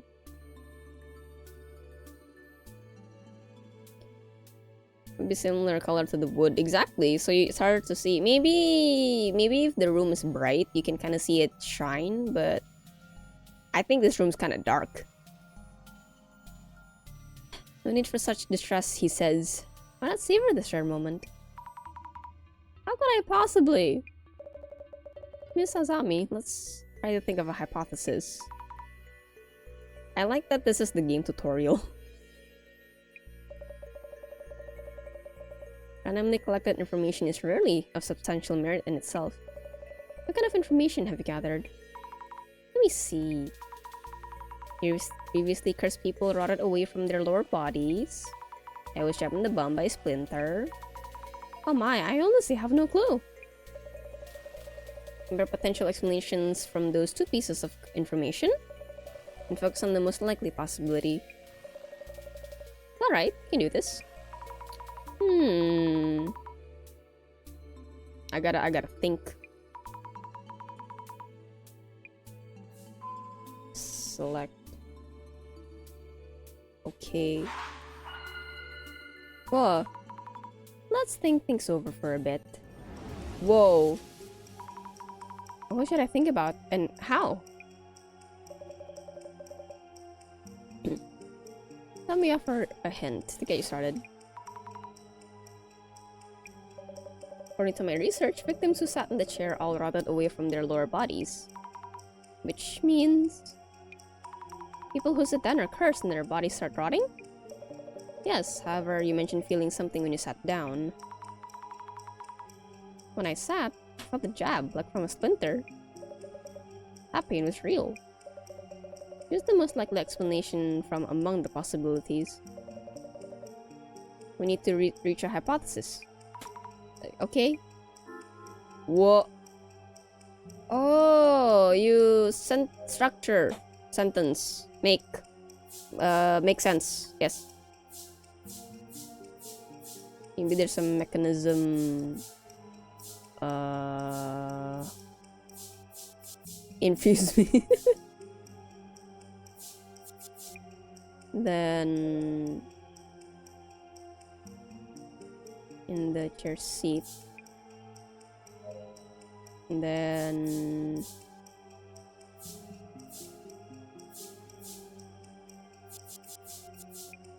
I feel like this makes sense from all the options. Good! Yay! I'm smart! Maybe there's some mechanism in the chair seat that jabs you with a needle, then ejects a necrotizing poison? That might mean... if everyone rots away in the same way, maybe it is poison. Maybe that pain I felt was a needle or something. I see. Seems we have a viable hypothesis. The chair seat is funky. Do I gotta look at the chair seat now? Oh. Maybe there's something hidden in the seat of the chair. Will I be okay now then? Once you have a hypothesis, you need to test that theory. If your hypothesis is correct, the chair should have some kind of mechanism. Time to check the chair. Take a look. There's a lid-like thing under the seat part. If there's a clue to what the poison is, we could find an antidote. Do I have to sit on it again? It's not coming off! There we go. I broke it. I broke it? I broke it. Sorry. I broke a chair, I'm sorry. I did it! Now I found out what the poison is, and this is rather inconvenient. Although the cursed chair itself is real, the poison actually no longer has any effect. I think you would outright demolish it. Wait, you knew this all along? Make sure no one would say exactly. I am the last victim, no one else. I thought I was going to die from that poison. Yet now, you're demolishing the chair has changed things rather drastically. Imagine that, the visitor destroying the cursed chair. We will need you to cover the repair bill. No! You scammed me! No! Man! It's a trap all along. Well, he did give me cool glasses, so I guess I can't really argue about that. I'm sorry. I borrowed it for studying. We'll need to restore it. 10 million yen! No! Wait, that's you said 10 million yen? I do admit being careless on our end. So, about your earlier request. How about you work for us as an investigator and cover the fees with your wages? No! And well, broke the chair. I broke the chair. I demolished the chair. It's no longer a chair. It's just a pile of wood. What is this Oran High School Host Club plot happening? But once the repairs are covered, we can start working on those troubles of yours. 10 billion. Your special power, clairvoyance, will benefit our investigations. We'll make sure to account for that in your wages. Please, get beneath the Dissolution Center's investigations with your clairvoyance. Dude, work laptop, exactly. Imagine instead of a work laptop, they give you a Google Glasses. Or whatever they're called, you know? Imagine. I'll just leave. I can't pay that much money. Phone number in Hawaii University, Information Science, 3rd year. Man, I don't like you. I don't like that you know this information, but it's also funny in a fictional sense. The meta Ray-Ban thingy. She's in uni, yeah. Veterano Seru? Well, yeah. The bags are made to last for more than a decade. If you can, and it's quite spacious as well on the inside. I imagine when you're in uni, you'd need to bring a lot of stuff, right? Not for me, because I use computers on the campus, so... Arano Seru is actually really nice for uni work. It's spacious, it's durable, it's fashionable as well. You can decorate it all you want. Right? In comparison to bringing like a sling bag, where it's not as spacious, I imagine. Randoceros are expensive for a reason. I want one, but very pricey. I want to bring a stove to the uni. A small one, perhaps. But yeah, Randoceros are meant to last the whole school year. So from kindergarten to high school, they're meant to last that long. They're not just, hey, it's been 2 years, I'm gonna get another bag. They're not for that. That's why they're pricey. That's why a lot of Japanese students use them. Last through whole education years. Exactly. And if you like that bag so much and you can still use it, why not keep using it? But the design is really cute. What do you mean? It's adorable. You can decorate it. Too childish for you? I don't know. Put some... Is it even red? I mean, if you like red, they got other colors. They got black, they got white, they got blue, I think they have. It's a common color as well. But the red is usually how they portray it in anime, I suppose. Dark blue, yeah, dark blue. Navy-ish. Also, does she actually have a red one? Considering the whole color palette for foreground objects is all red. Her hair's red, her clothes are red, but on the sprite, it's blue. Sheet address. That's my phone number. What do you know about my uni? See? It could be another color, it could be black. Could be blue, since the sprite is blue. Could be red, since the full body sprite is red. We don't know. And the cutscenes are all monochrome colors as well, so we don't know. Told you I have the power of vision myself. I can find you at any time and collect your debt. This is unreal. Yet I prefer welcoming you in rather than pressuring you. How kind of you. I'm really sorry for the damage. I'll do what I can.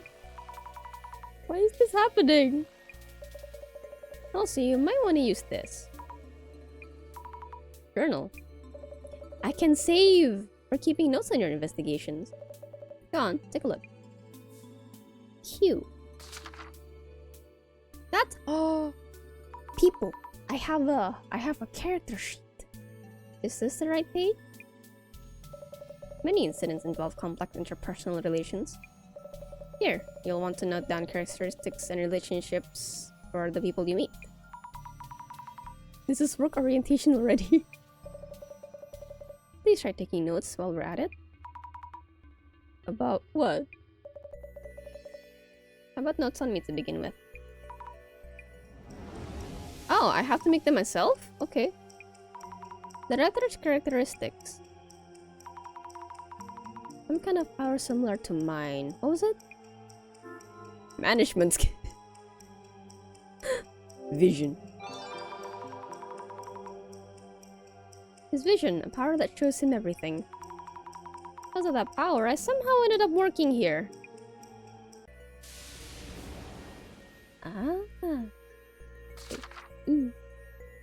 Vision allows the urban myth Dissolution Center director to see everything from a distance, knew about my clairvoyance power, give me a pair of glasses, give me the journal.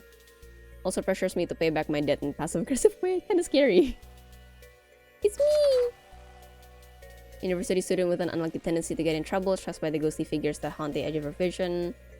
Went to the UMDC.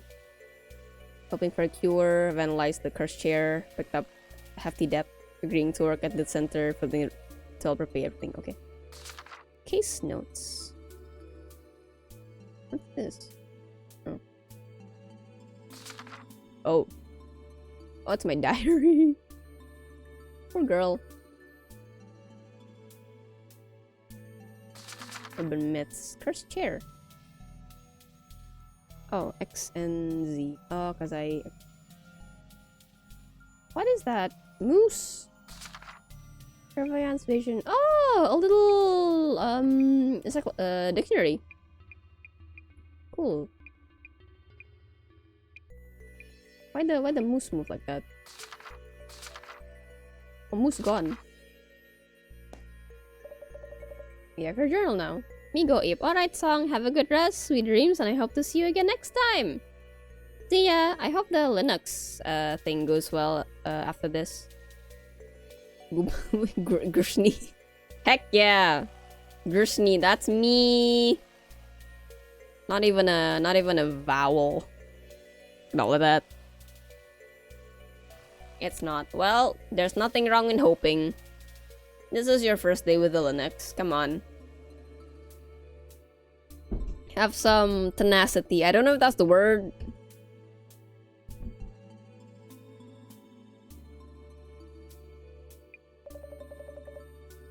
How about we take a quick break? Ah, thank you for the hi- I just drank. Thank you though. I did a little sippy sip.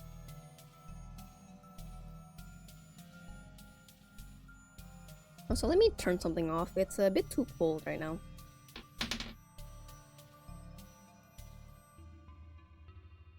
Let's hope my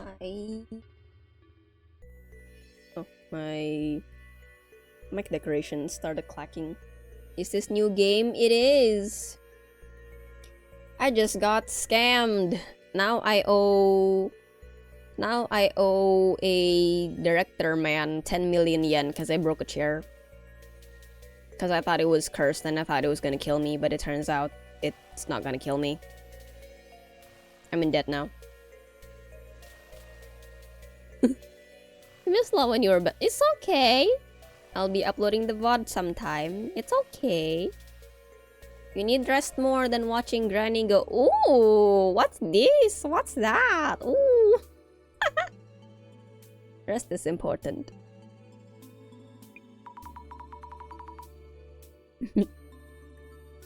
Not breaking chairs for my will this time.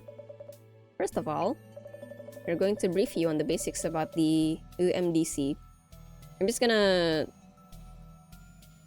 shorten it to UMDC. Oh, okay. What are urban myths anyway? Oh, look at that sprite. Sir? Oh, he yapping. That's so interesting, reminds me of old iPad detective games. Yeah! It reminds me a little bit of... Maybe this is the only similarity I can find because I've been watching Gab play it a lot. It reminds me of Nancy Drew. But maybe without the point and click yet. I don't know. But yeah, I like the elements that I have to actually investigate each piece of evidence. And sometimes I just don't get all the answers. It's just really nice. 1 hour later! 1 hour later. And that's just a quick overview. You should now have the minimal required knowledge to be able to process urban myths. So, some of it is seared into my memory, like the passion in your eyes and voice. I'm glad to hear it. Whenever in doubt in the field, your memory of me should prove helpful. I've only scratched the surface, but in due time. Well then, let's get you started on the investigations. Like right now? Yes, indeed. You should be perfect for this case. Huh? This request is about curbing the damage being caused by a certain urban myth. Jasmine, whom you will have met upstairs, handles our on-site investigations. The lady with the hair buns? Skill set vary from person to person. She tends to get bored with the finer details. You should be a much stronger match with the investigation's needs. Oh, okay. Kindly find Jasmine up top and ask her to brief you. She already has the overview of this case. Okay. All set. It's a pleasure to be working with you. Looking forward to paying back my dues. I was coerced into this. That her? Ooh, Van. Hey. Thank you for earlier. Now I owe you guys a lot of money. Just heard from the boss man. Let me think. Sammy. My nickname. Yasumi Tomarigi. Go by Jasmine. Oh, that's why. Okay, I get it. I get it. I guess? Understood, Jasmine. You're an on-site investigator for urban myths too? So that's all you. I just drive you around. Okay. Seriously. In this game, they are. all the game visuals, aside from the text box, it's all pixel as well, which is super impressive. Crazy. I think in their Steam page, they were also trying to get for the Steam Awards for best visuals.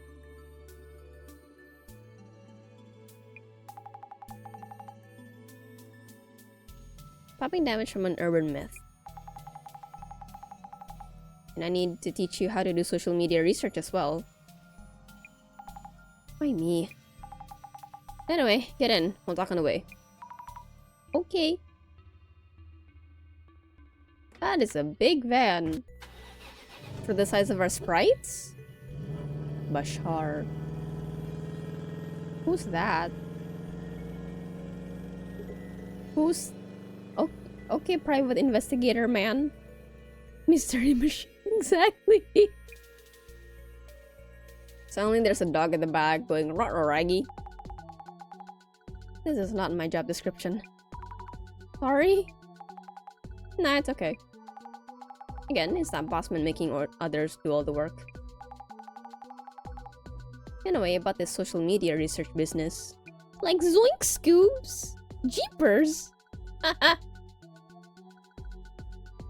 What else did they say? I don't remember. I never watched a lot of Scooby-Doo, sadly.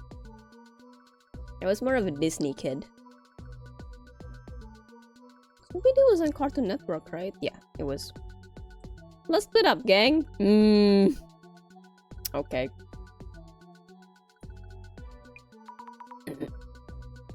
The best idea ever when you're investigating a case. Let's split up, gang. Alright, about social media. Whoop. I look things up to track rumors and such. Checking for rumors that hint at urban myths around posts that stand out. And comments that might spread rumors is in questionable ways. That's basically what social media research is for. Taking notes, huh? Give it a try. I'll back you up. Okay. How did I do that? Whoa. Bossman's note says it all started from this Echo person's account. For starters, let's check how far the rumor's spreading. How far it's spreading. All urban myths come from rumors. Gotta cut to the core first. To the simulator, let's go. Social media manager simulator, let's go. Can I do this job, Jasmine? Choose the post and read them to me. I'll be able to comment at least. What about tracking down the source of the info? Claims of anomaly sightings. Okay. Some dude showed up at Mio's place and tried to attack her. We called the police, but they're really not helping much. Huh. Blown up. I wonder why this is trending so much. It's the content for sure, but maybe also the account itself. What's up? You're burning a hole through that pic. This photo looks familiar for some reason.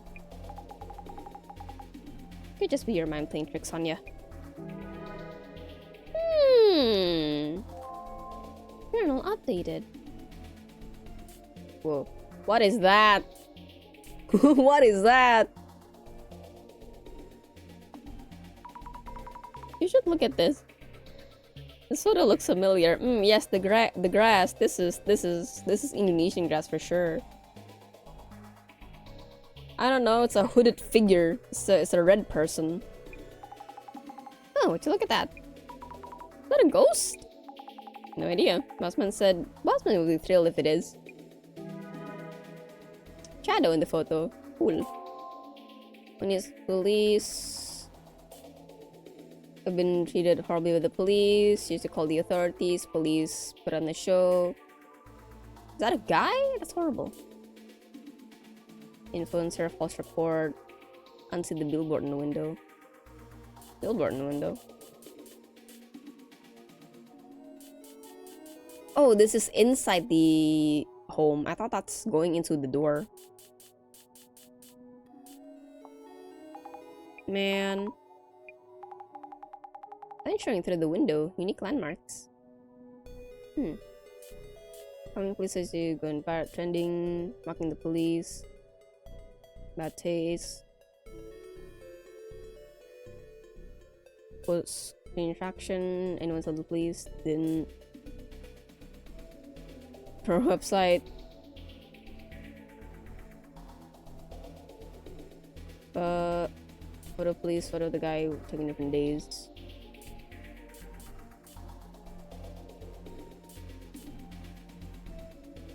Oh.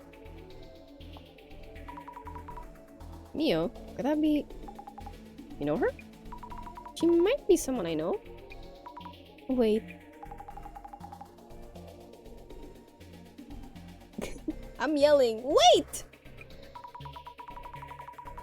Some of the letters seem to be moving, though I can't see clearly. Maybe I should look through the glasses. Ooh, it's yellow.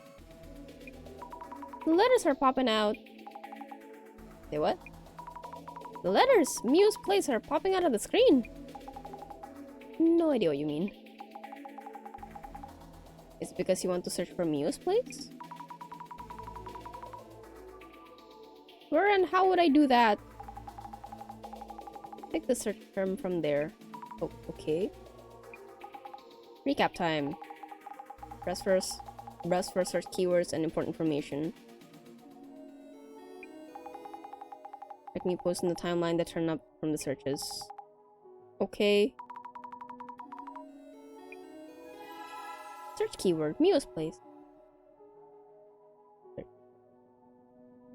Yes.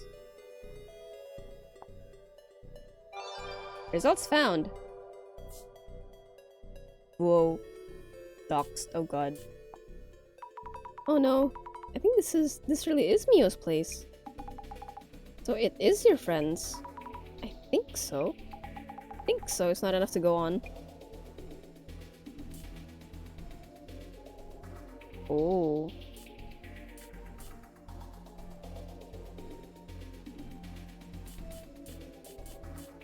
So there's this. Apartment name. This is definitely my friend's place. Your very first case involves someone you know. Not the luckiest secret in town, are you? The director told me I'd be good for the case. That's why it was assigned to me. Okay, no! Go back. I wanna know what this... Wait. Here, I wanna know this one.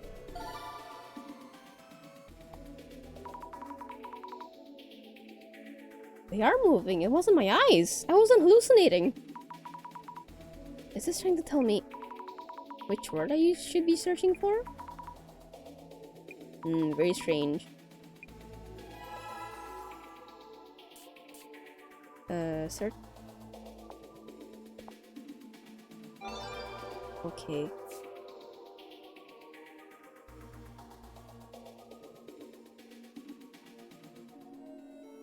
Aliens are behind this. Aliens. Wait. No, nothing is vibrating. The likes are going up.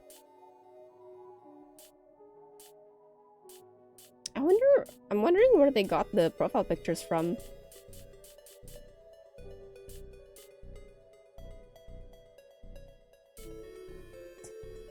May or may not be real. This guy should have my place too. Precautions in a place to defend myself, but I was so scared. Uncle Tiny! This apartment. Color demon robe. This is art PFP. I think they could have just taken social media sim just to look for information, nothing big. But it could be just pixel art or their actual pictures and then they pixelated. It could be that as well. You don't know about Uncle Tiny? No? The one in the photo is Uncle Tiny. Don't think so, since that one doesn't look too tiny. I'll show you the sensors file later. That and this that I want to look for. Brand new Ubermyth light right there. Okay, so all is complete. This is terrible. Here's my friend. So we're heading to your friend's place, yeah? Lead the way. You're driving.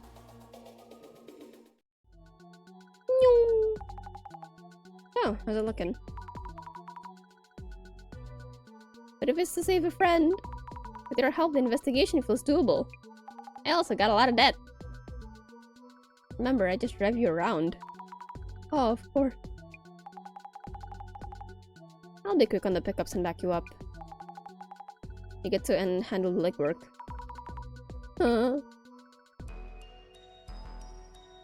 Mio's place. So this is the Doc's girl's place. First thing we need to do is identify which urban myth is involved in this case. Once it's identified, we'll know the cause and can counter it. Identified first. Anomaly is unknown, we don't know the motive either. So go say hi to those two and talk to them. Check out the room and collect some info. Okay. I would like... No, how do I open my journal again? Q.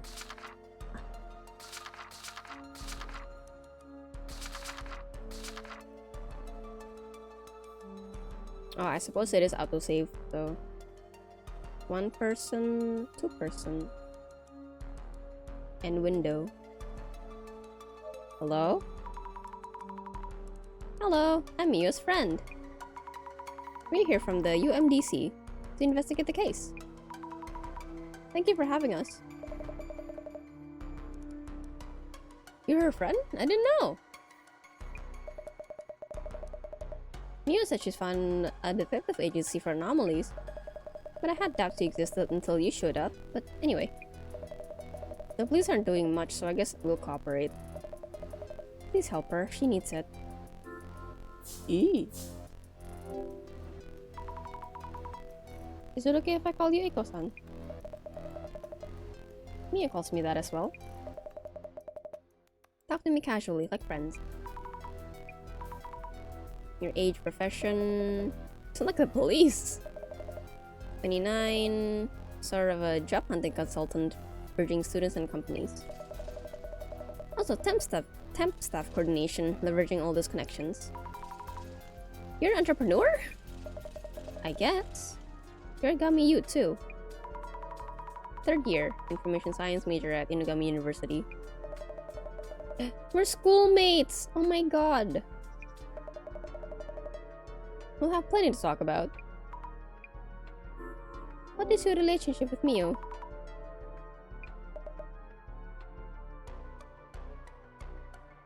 She's in Oki-sensei's human sociology seminar, right?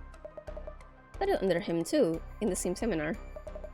Working as a job hunting consultant, so Oki-sensei introduced me to Mio, okay. Been helping her, and we grew closer as friends. That's why you knew each other. Yay! What are the odds? What happened, by the way? I was talking with Mio and lost track of time. Rich let me stay over, so he set up cushions on the rug. You two were going to sleep on the floor? Yes, it's Mio's home, so I wasn't going to steal her bed, was I? When we turned off the lights to sleep, I felt a presence in the room that wasn't us. Were they hiding until then? I think Mio was still unaware at that point. We tried to leave the room without turning the lights back on. We made it out the door, somehow. Told her to run to the police as there was someone in the room. Ooh. What are the details? Damages before midnight or so. Didn't get a good look, but it didn't look human. When I was closing the door, the shadow loomed up as if from the floor. If we were a moment too late, I can't imagine where I'd be. Shadow that didn't look human. That must be the anomaly. Where did it appear from? That's so unclear. Okay, thank you. Whoa. Look at that. Looks like a man somewhat. Terrifying, isn't it? Did you turn around and take this as you ran away? You sweetie scared for that. Mio ran for the cops and I opened the door just a bit and quickly took a pic. Once I did, the guy disappeared. Disappeared? Just like that? Whoosh! Finished? Goodbye? More or less, he was gone before I knew it. Duly noted. Thank you. That's it, I suppose, from her.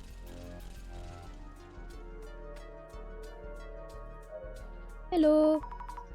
Are you okay? Why are you here? I work here. After a certain turn of events, I'm working part-time at the UMDC. Couldn't believe it when I heard you were the client. Why? The police didn't help you? They listened to me at the police station and came to check my room. Since nothing was stolen, they didn't find any leads. They did a quick search and just left. That's terrible. So then you contacted the center. That's right. When I went to the police station, I saw a poster for the UMDC. I thought, if anyone, these special investigators might believe us. Oh, I saw the same posters. You investigate ghosts and such, right? I think I saw something, that's for sure. I really need your help. You can trust me, I think. I'm new on the job and not super sure of myself. But I'll help you in any way I can. Feel much safer.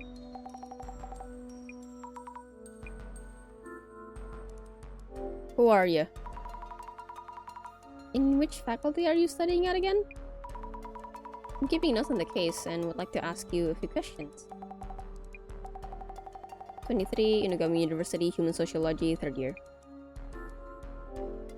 What happened? You said it's trending online. Could you give me a rough idea of what happened? Okay, I'm still pretty confused though. Something suddenly appeared in my room. I didn't notice it at first, but Echo did. She helped me get out. Something suddenly appeared in your place. You locked the door, right? Yes, I'm always careful to check the door, so I'm sure. How could it get in? Do you remember what that thing looked like? I don't know. We rushed out of the room, but I've also felt like I was being watched for a while now. Huh? This is an old apartment, so something may be up. Can I count on you to find that out? Okay. This is a strange building. This is... Observe. Regular, everyday, mundane door. Lock and chain fully functional. Not wrong. Oh, it auto-saves very frequently. Cool. Oh, no. I wanna check the door. Oh my god. Oh. How do you usually go about investigating on site? Usually. As those who encounter anomalies about what they saw and things like that. And at least then you start to see the rough shape of the urban myth. Who saw what, when, and how, and all that. Start to get what the urban myth is about. And then you suddenly get a call from the boss man. I guess it's because of his CL vision or whatever, yeah? With that vision, watching everywhere I go.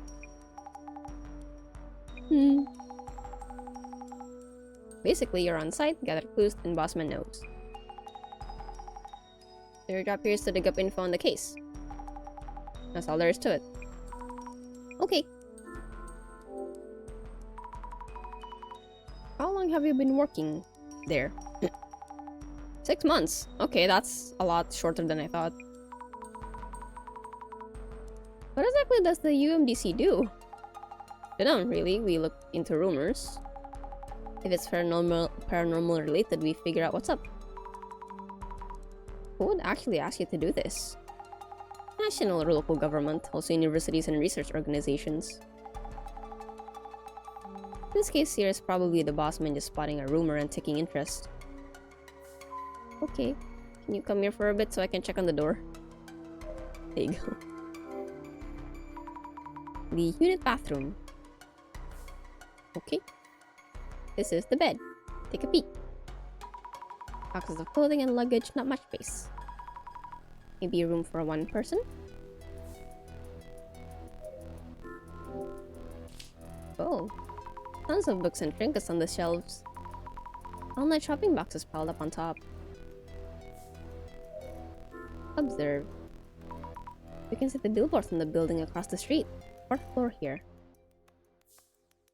Alright. It is time. Whoa. What? Legs? Touch it. What is this? They look like legs? Touch it. Ew. I can't seem to actually touch it. That's weird. What exactly is this shadow? We should think about it once we have more clues. I should know this too. Legs? Hello? A ghost! But according to the director, my power is clairvoyance and I'm seeing what happened in the past. So this isn't a ghost. Not a ghost. How could it not be a ghost? But if I'm seeing something, then something was here? Underwater dancer and ballet thing. Yeah, I mean, I think underwater dancer would be more accurate because when they swim, a lot in their performances, you just see their legs, right?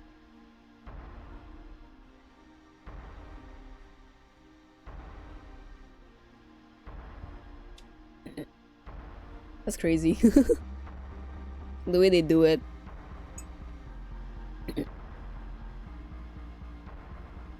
But the pool is another dimension. Oh lord. So that means in our dimension we get the legs, and in another dimension they only get the upper body. Kinda like Suster Ngesot, I guess. But minus the legs.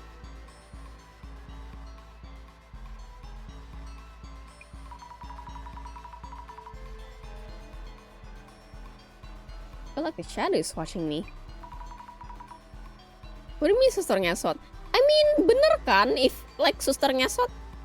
I mean, Suster Ngesot doesn't have function in her legs. That's why she ngesots, you know? She pulls her body with her arms. But if the legs are in a different dimension, then she's Suster Ngesot without the legs.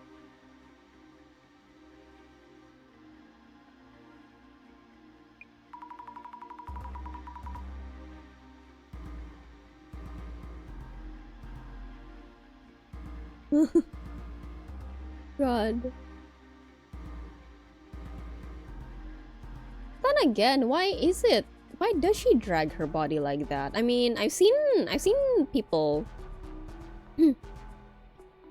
I've seen people online who actually kesemutan. Lemau. But yeah, I've seen some people online who actually don't have the lower halves of their bodies, and then they don't drag themselves on the floor. They kind of like use their arms to walk.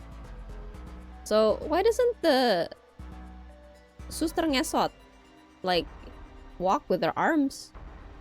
And she's in a hospital too, so that's dirty. You know, you got patients, you got doctors. Right, you got the bed with the beds with the wheels, you know. The hospital floor outside especially, is like riddled with sickness. Why is she...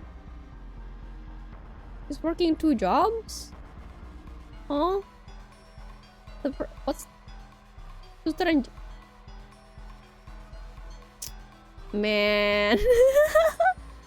I hope she gets paid for that. No, you're right though.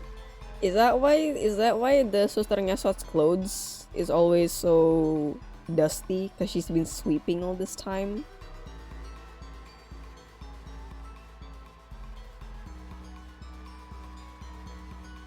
Man, I remember a long time ago. I watched it was just on TV for some random reason.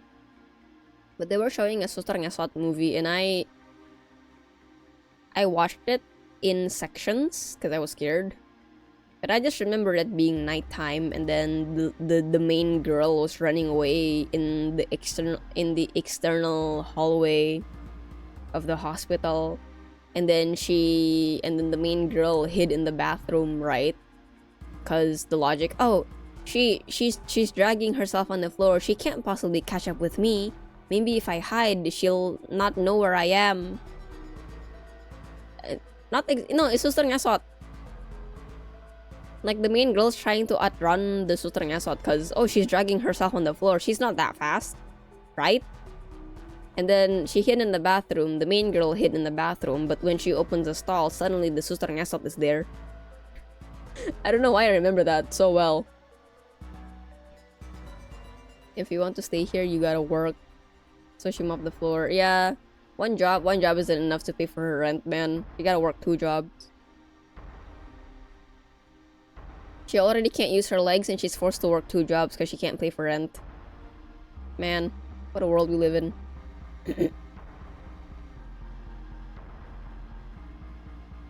Anyway, the shadow human is wearing a hoodie. Question about haunted spirit. Okay. What about them legs? Should select.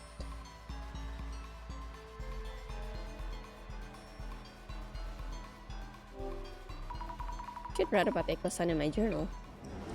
Oh, I do this now. Eiko Shimizu works as a job hunting consultant. Took the same uni seminar that Mio's in, which means she's older uni friend. That is correct. My first time meeting her, but since she went to the same uni, I feel like we'll get along. Oh, that's for the relationship. Okay. I'm gonna take the glasses off. I want calm music again. God dang it.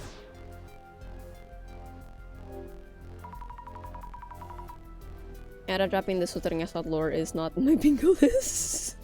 I mean, I have questions, okay? I got a lot of questions about some Indonesian ghosts, like the pocong. You know how pocong travels, their bodies are not really tied up, encased in cloth, so they gotta hop around. I just wonder how often do they fall over?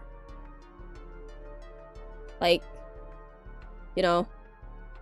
because their legs are not spread out, so they can't catch the gravity. Exactly.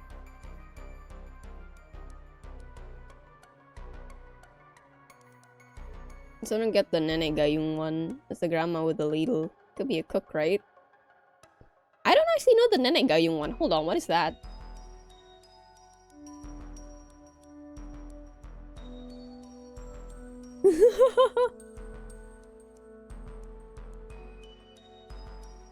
Yeah, that's true. The pocong would be great at the sack racing. Nenek Gayung film 2012. Insane.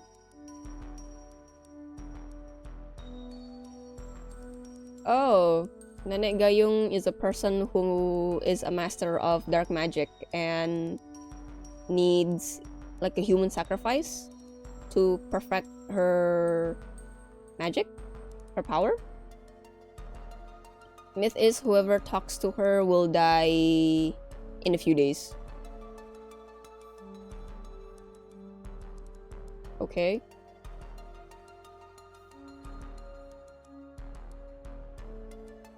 She has a husband. Oh my god, she has a husband named Kakek Cangkul. Is that real?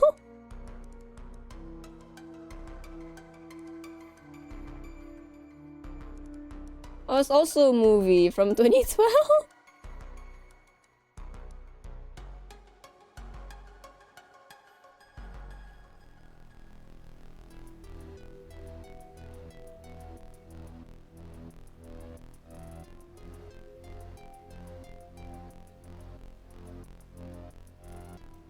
Let's play the Stardew Gamer. Yeah, there's no explanation of who he is. It just says, oh, Kakek Cangkul is the husband of Nenek Gayung. When he died, his corpse was not able to be buried properly. That's it. It doesn't show any myth background, so I don't think he's an actual thing. I think he's just part of the Nenek Gayung universe.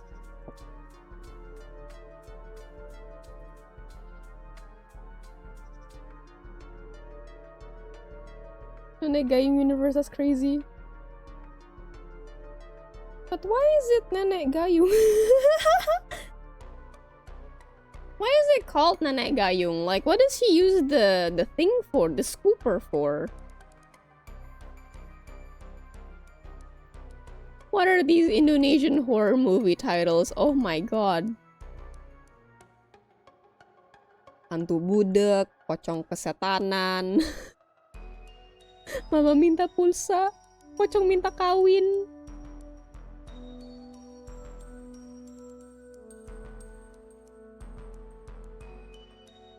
Bangkitnya suster gepeng. Ada apa dengan pocong? Bukan pocong biasa.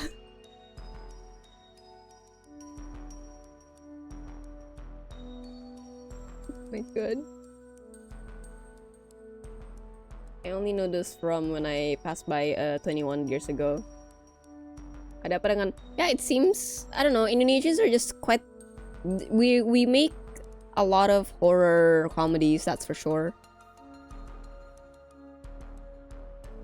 I think the only proper Indonesian horror movie that I've watched is Pengabdi Setan, and that's it.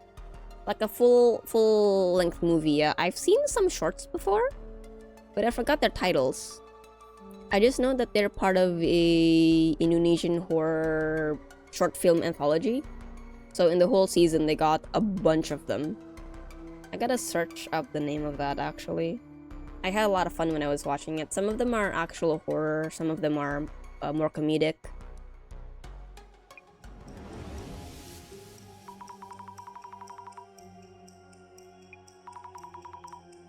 Impression seems to be uninterested. Not quite. Okay, well, she's friendly. Well, not really, actually. She kind of like... Yeah, I wonder if she hates me. Doesn't matter, I will keep trying. Alright. Whose Fall Videos compilation? No, not that. I've seen some short videos on my TikTok recently. Not recently. Sometimes they pop up. Not just on TikTok, on some other social medias as well as short videos. I think it's in Indonesia, where some guy is going urban exploring, you know, in an abandoned building and stuff. And then in the camera behind a wall, we see this black shadow thing looking at him with eyes, with red and white eyes and stuff like that. But then, like, instead of yelling and being scared, the guy picks up the gayung and goes up to the ghost and smacks the ghost. No, he smacks the ghost with the gayung.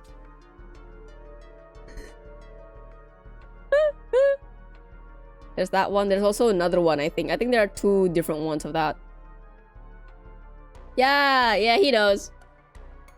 Bro is brave. I know, right? Urban exploring. Would you go urban exploring? I wouldn't. I'd be in the car. I'd be the getaway guy.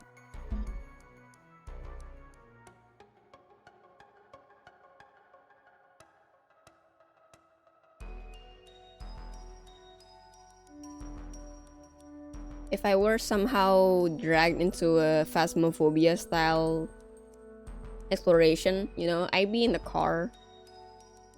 I'd be keeping score like, hey guys, activity spiking up.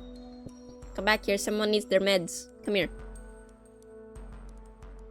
And maybe have, ooh, how was it? I do be sleeping in the car, yeah. I tell the guys, yeah, don't worry guys, you go in there, and if you need a quick getaway, I'm already in the car seat. I'll also sleep in the car seat. My walkie-talkie.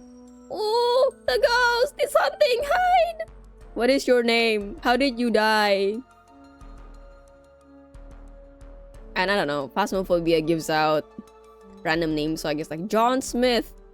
John Smith, if you are here, give me a sign. Jane Doe. Jane Doe, how did you die? And then when I wake up, everyone's just dead inside the house or something like that. Big abandoned mansion, barely anything was damaged, so it was very interesting. Ooh. Did you go like on your own volition, or was it kind of like a touristy kind of thing? Because I do know that in America, right, it's a tour thing. Some people make these places to be those haunted tour stuff. Under the cover of darkness, so it's a personal thing. It's not like a tour guided thing. Ooh, very cool. Did you find any ghosties?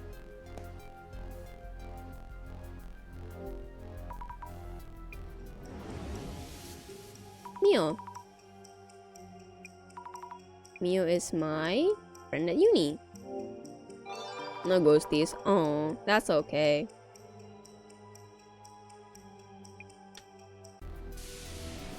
All right.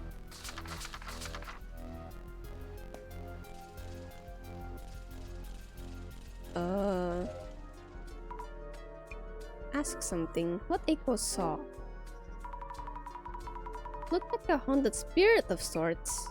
Blurry and all, but also tangible? Wasn't it that kind of shadow? Huh? Sorry for the abrupt question. No, it's fine. I'm getting accused left and right for faking this to get attention. I don't think anyone would believe me. I thought so. That wasn't a trick of the light or lie. Thing you saw, it was definitely in this room. I'm impressed. I hope we can solve this case for us. I have to get 8 clues? Whoa! 8 clues?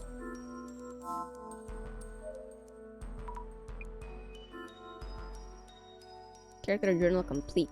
You solved the murders? Not yet. I need 5 more clues. Shing.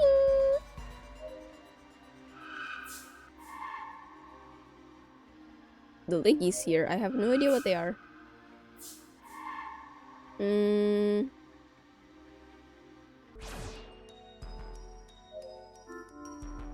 Can't do that no more. Can't do that no more.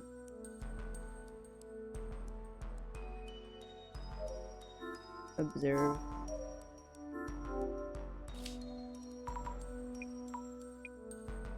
Won't heal anything. This is a new game. Oh yeah, this is a new game. The murder in the previous game wasn't exactly solved. The detective showed our investigation to the police, but they're like, yo, the fairies, they hate humans? Is there going to be a supernatural war going on? They sensationalized it, basically. And then another case popped up where a famous celebrity died because she was dancing too much.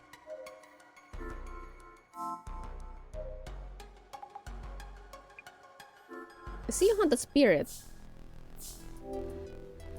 What the hecky? I know, right? Seeing something that looks like a haunted spirit. What are the shadows that show up with these glasses? Don't see them. No way I'd know. It's scary because the forms are fuzzy. You can see them but not touch them. Aren't most monsters in urban myths kind of that way?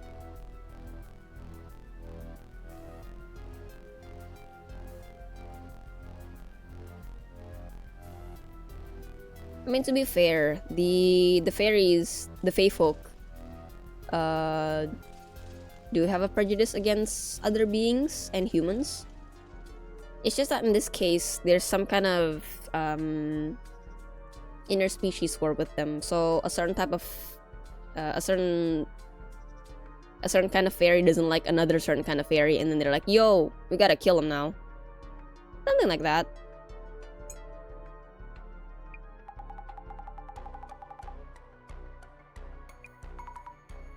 What are these things I'm seeing? My delusions and hallucinations. Don't ask me, you'll figure it out. About the shadowy traces. Okay. How do I... Well, let's think things over for a bit. What am I seeing with this clairvoyance power anyway? Still got ghosts, but aren't. Very strange. Not really helping much even if I can see things. Seems you may still need my support. I can offer you part of my own urban myth theory, which we had to wait on earlier. My memory of the director is going self-aware! Oh my! Let's take a moment to narrow down what you really need to consider.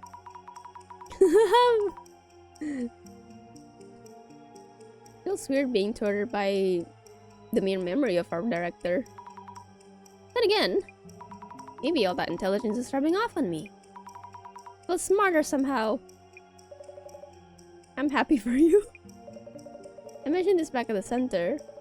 Your clairvoyance shows the memories of each location, a few of the past. So I'm picking at what someone was doing there before. If so, what about that foot-like shadow I saw by the entrance?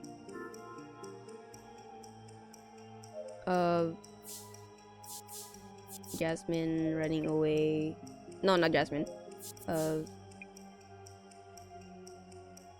think Eiko-san would be better because she was the one who initiated the run. Maybe that? Yes. I don't know how important the order of it is, but gist is there. I really can see tiny glimpses of past events. That's cool. The gaze that Mio felt, what Eiko saw, and what I saw through my clairvoyance, they don't seem to be lying. Combining everyone's accounts on my clairvoyance might tell us something. Anomaly in the room. An anomaly in the room.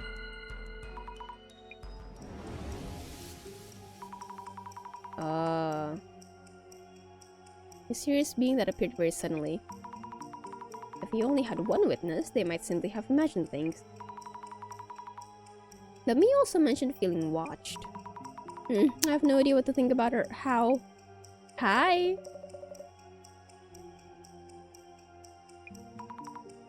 He's talking to me again!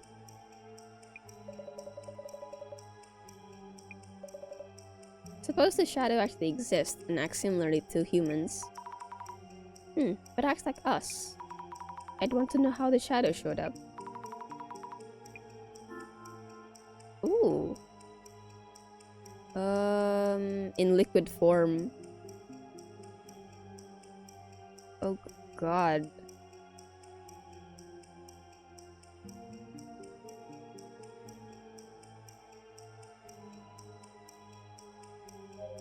Maybe this?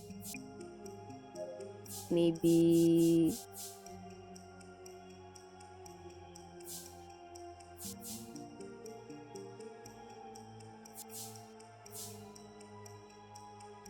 But that doesn't make any sense. I'm trying to make it sound like an actual sentence.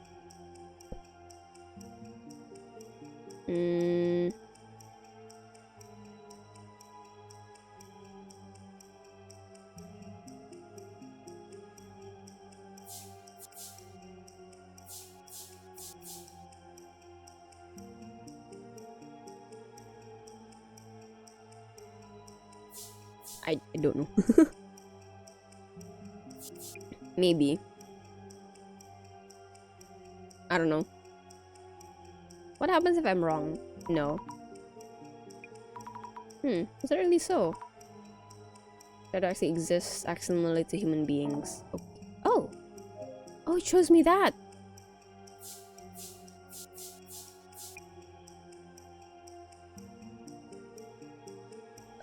Abilities.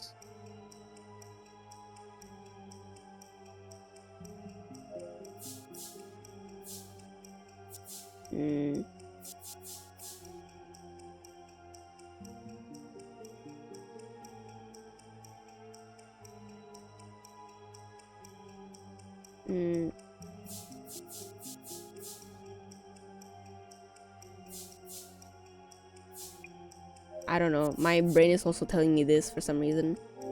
Nope. Okay. Should we lead in then? There's a route. There you go. Much better. We try to focus on how it got inside the room. Men or monster, that should show us who or what they are. Okay. Under the bed. Any secret passages? Of course not. But I can fit pretty easily, so a man could hide in here too. Let's get a pic of this too, just in case. Nope. Behind the curtain? If it was a normal intruder, how would they easily be able to climb up so high? I should ask what the police told them. Yeah. What the police say? Did the police say anything about the intruder entering through the window? Ah, I hate the way they treated me and stopped listening midway. I think they told you something. Okay.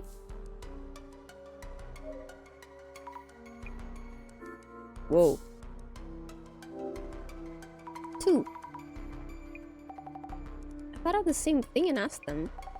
But I didn't find any evidence around the window or on the balcony. Also, we're on the 4th floor, and the road in front is pretty busy. Some places are open until midnight, so they said it's unlikely. Window is unlikely. Okay. How did the shadow get in? I've been thinking to find out what that shadow was. We should first figure out how it managed to sneak in. It suddenly appeared, but any idea how it got in? I don't know. Something scary happened to me before, and since then I've been extra careful to check the door. So how could this... It was really sudden, out of thin air even. What happened? Is it okay to ask? Someone was kind of stalking me 2 years ago. That was one of the reasons I moved here. Since then everything was okay until yesterday. I'm really scared. About your boyfriend? But you know, like, please tell me about any boyfriends if I may ask.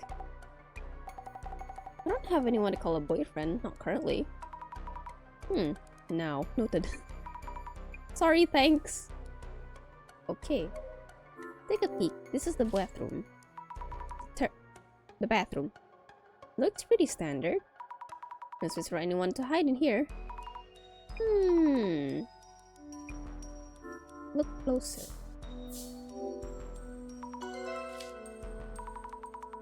On close inspection, the toilet cover is raised.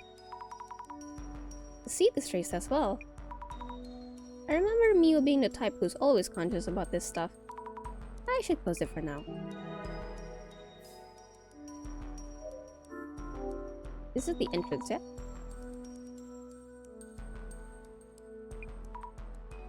Mio's really diligent, unlike me! Can't picture her forgetting to lock up. Let's snap a picture here.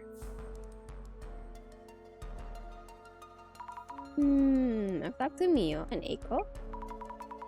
Look around the room, I think. Are we getting close to it? I actually didn't see how many clues we've got already. Just faded to black. Yeah, not like we could. About that time though. At this stage, the bossman tends to call. There it is. Someone's phone is ringing. Right on cue. Wait, it's mine? Whoa. Did I get... Did I get ya? Yeah, I'm impressed. I wonder how they got that sound. Gotcha. Lamau.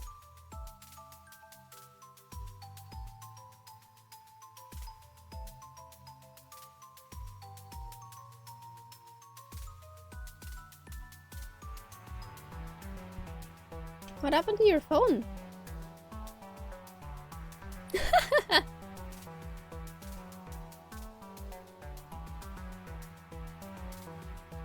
I feel like the sound of a phone my phone is full silent. My phone brokey. My phone vibrates, but it's right next to me, so if I get a notification, it blinks up, so not me.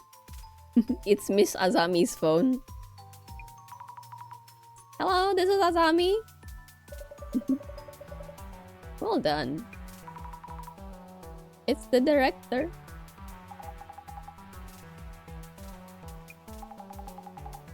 Director or whatever is fine. Thanks to your efforts, the urban myth within the case is taking shape. May be a good time to identify which one it is. How should we identify the urban myth?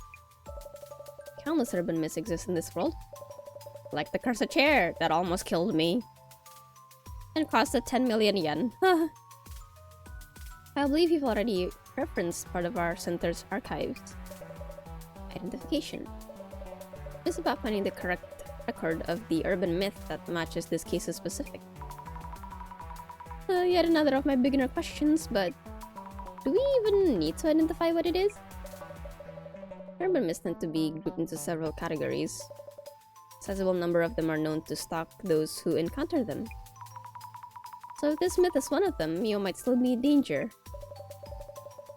It is a step towards adequate prognosis. Surely you agree. Ah, yes, I see what you mean. Without further ado, let the identification begin. Whoa. Like, wow!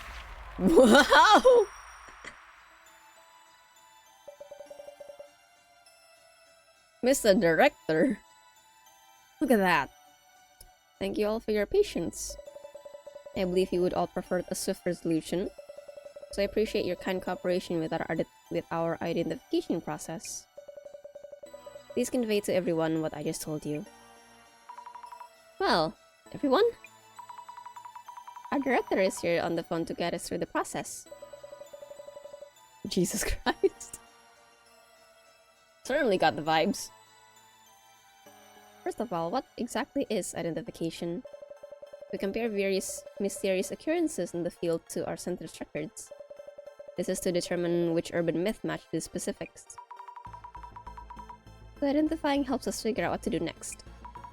But you don't need to hear our investigation report first. Such is the power of my vision. I don't need to. I know everything. I'm already aware of your investigation results. The director is basically an anomaly himself.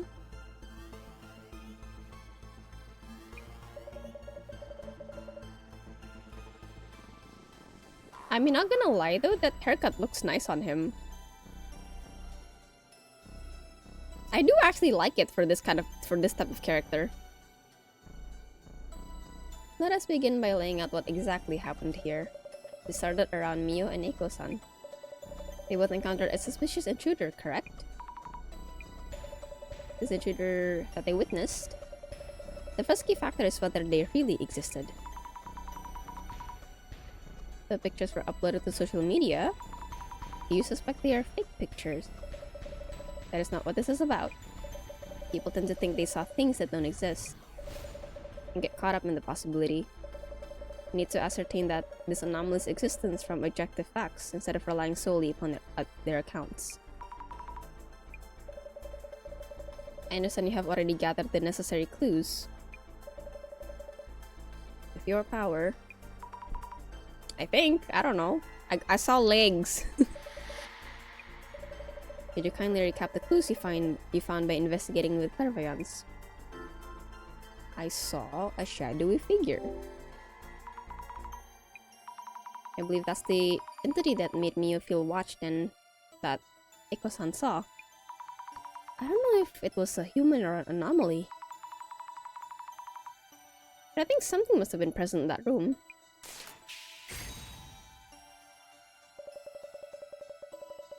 Whoa. Whoa. The testimonies and clues from your clairvoyance, you were able to narrow down the rumor.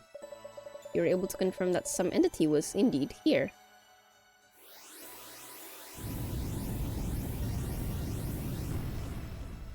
The first pillar. Let us focus on what exactly that shadow figure might have been. Miss Azami? Yes. I believe you found some form of evidence. That said, the shadowy figure was present in Mio-san's room. Was there anything that caught your eye? Other than the shadow. The toilet seat. Yes, there was a clue you came across while investigating. If you're watching with your vision, you could just tell me. I might not always be around so conveniently, and this is your training day. Where was the evidence of the shadowy figure who supposedly appeared in Mio-san's room? Where was the evidence? In the bathroom. In the bathroom felt kind of strange? Ah, splendid. What did you feel was strange about the bathroom? The toilet. Mr. Toto was very weird. Toilet seat being upright? Mio's the type who closes the lid too. There's no way she'd leave the seat up.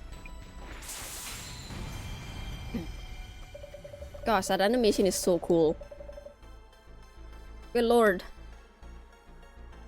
What matters here is not the toilet seat itself, but the gender constraints it indicates. All the more as the resident had been consistent about handling the lid. Which means the third presence in the room would have been male, a man. What are you hawing about? Was that Mr. Toto by the halo position? Yes. Cause like we ladies sit on the toilet, right? So most of the time the toilet ring is down, so we can actually sit on it. And at that time, both the people in the apartment unit are girls. But males also sit, yes. But the thing is, when it's a woman, we can't stand. we need to buy a tool for it. But if you have female genitalia, you can't stand when you're using the toilet. You could squat, sure, but you can't stand unless you want to make a mess. Not even a hover. Nah, that's gonna be really weird. We can, sure, but that's gonna be really uncomfortable. Like, ngakang kakinya.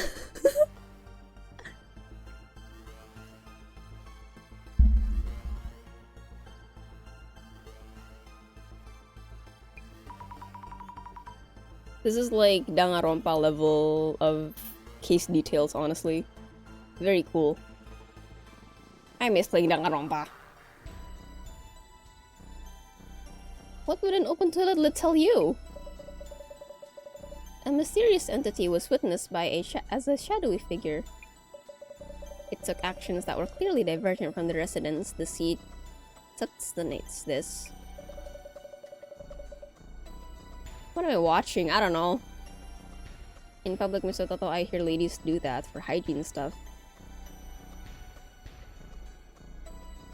Yes, but that's a public toilet. This is a toilet in the home.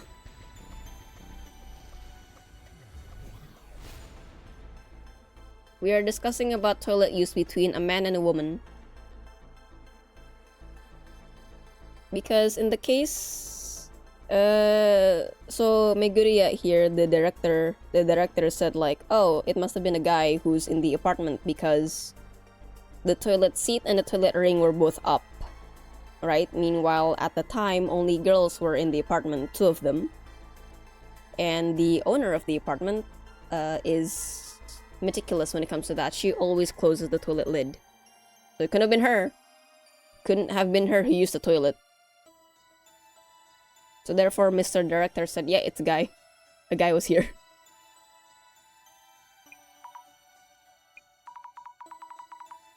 Anomaly chose to relieve itself.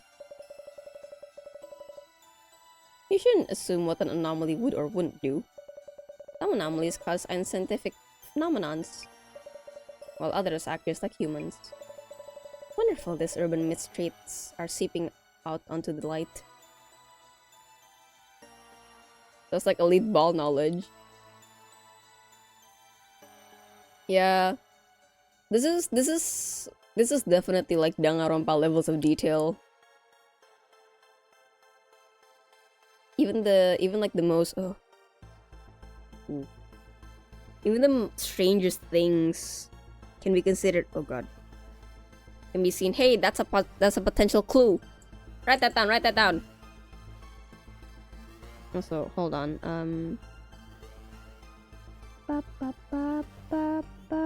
is it? Oh.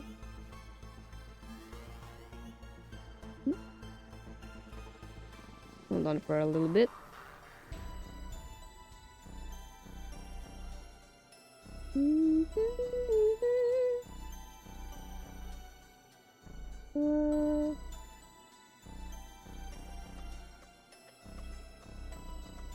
Okay.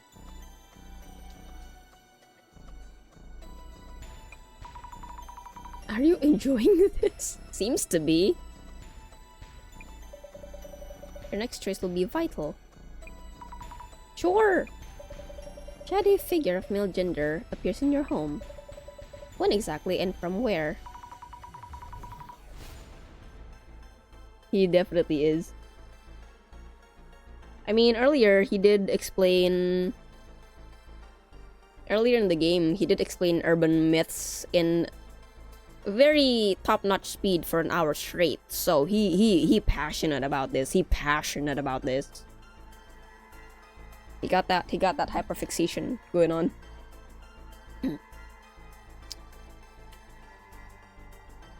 You said it appeared out of nowhere. Anomalies are tied to specific locations. There always is something about where they appear. So, Miss Azami, do you recall who first witnessed the anomaly? It was Eiko. He being for real, he is being for real. You saw it when they were getting ready to sleep. Yes, indeed. Miyo-san's room had only one bed. Eiko-san improvised on a bed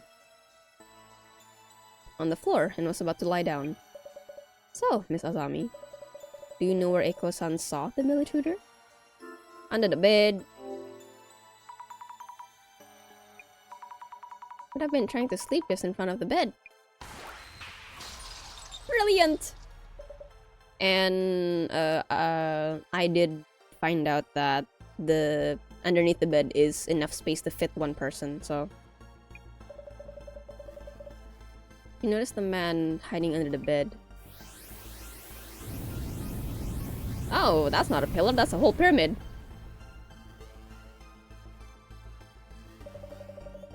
The urban myth that matches these circumstances would be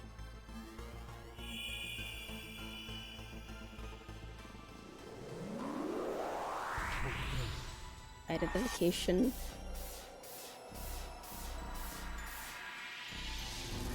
The man under the bed. Beto no shitata ko. Is that actually a thing? I wanna Google this. Is that real? I have never heard of that. Beto no shitata.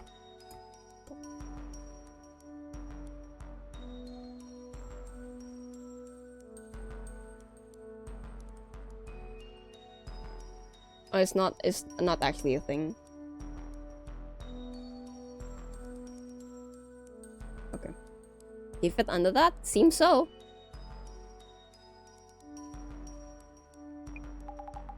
Hey, I know that one. The one with the machete or an axe? Hello? That's under your bed, this weapon of choice. Really? Yes, it's a popular urban myth. Possibly originating from the United States. What? No, wait, what? The man under the bed. Is that real? It is!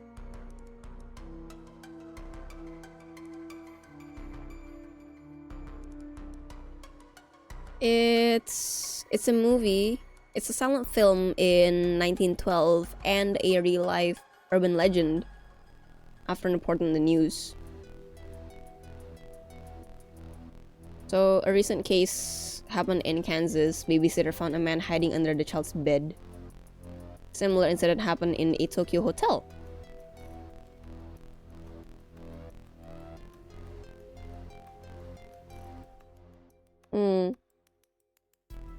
So it's not quite because it's a real person, right? And well, the one in Kansas got arrested, so it's more of like a fear thing instead of a urban myth in my eyes.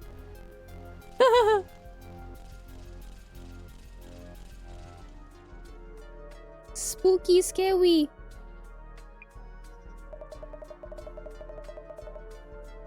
Yes, I think he was holding something. An axe? Might have been. What do we do? What could I do? Need to think of something. Yes, about that.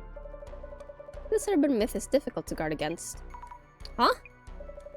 Other sightings vary, an initial and only encounter. Or another case where it jumped around from victim to victim. The unpredictability of its next action is what makes this anomaly so compelling. Compelling? Miu is in trouble here right now. Tell me what to do already. As I said, this one cannot be countered. So you can head back to the center for now. There is something else I'd like you to work on. What if it shows up today as well?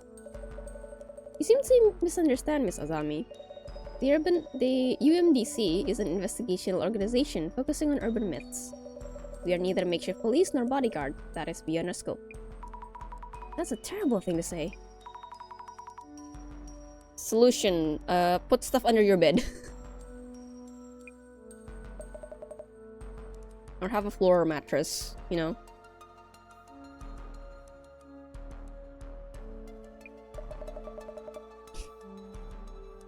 But the creepy guy, use it for storage, exactly. Listen, if a person can fit underneath the bed, that's enough space for a few containers. You understand your boundaries, so you might as well call it a day. But Eiko-san... I don't know what to do. Don't worry, my place is just one station from here. I can show up real quick if anything happens. I'll watch over Mio. Yes? I'd like you to have this at least as a lucky charm. It's a letter. It might help you feel more at ease when you're in trouble or worried. What letter is it? Well, we should call it a day. Please rest well. Bye! Oh. If you still have space under your bed, it's fine to get more clothes. For the nice clothes that shouldn't get too much exposure. I think it's kind of like how some people keep their wedding dresses, no?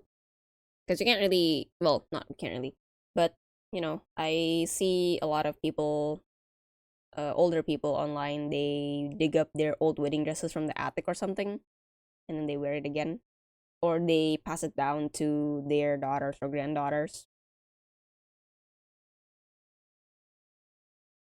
That should be good.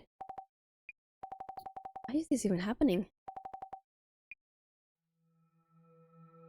Something creepy gonna happen.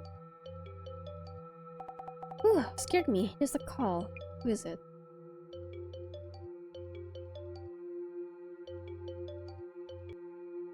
Oh, hello, Echo. Yes, yes. Thank you for your help the last few days. I'm glad I wasn't alone. Oh, no, I know you're busy with work, so please. Yes, I'll lock balcony and entrance, the chains in as well. Yes, bedtime for me. You too. Ah! No, I was expecting that. And under your bed. Not again? Hi! Oh boy. Next day. Casually like that. Jasmine, this doesn't look good. Looks like the anomaly struck again. Seriously? Mia called you or what? No, I can't seem to reach her. I'm from Echo early this morning. She told me Mia had a really rough time again. She'll tell me what happened when I get there, I think. Wait. Is this new mess that bad? Even worse. They're being flamed on social media again. Mia's really upset about it. Not sure I get what's going on, but we should probably take a scroll, yeah? Urban myths are from rumors. Dude under the bed does too. Check social media. Got a message from the boss man. Or from Eiko-san's account. Nice! Already on it? Check what happened to Mew and Eiko. Why they're being flamed again. That's it. Go for it. Social media!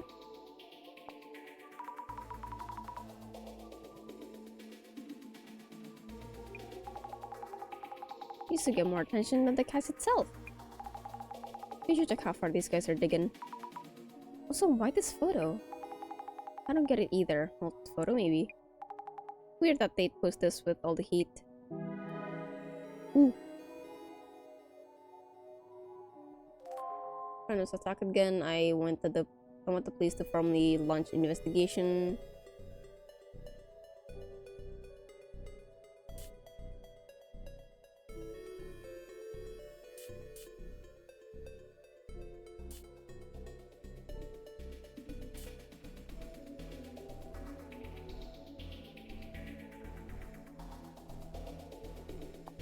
Ooh.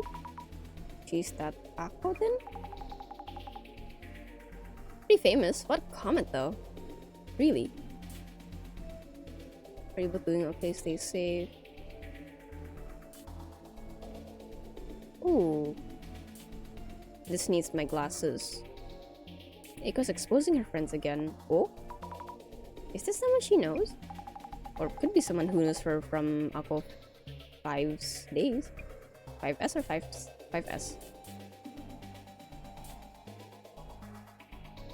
Miyasato. Your info, now people will search.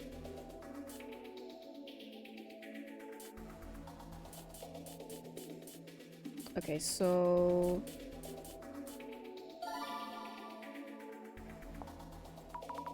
Okay, I do need it to be on the one itself. This one.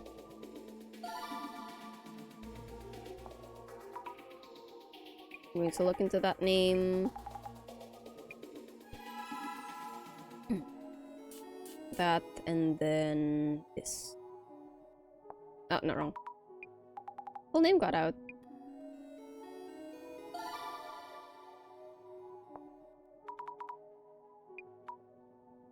Someone posted this to social media. I'm worried this might lead to some weird rumors.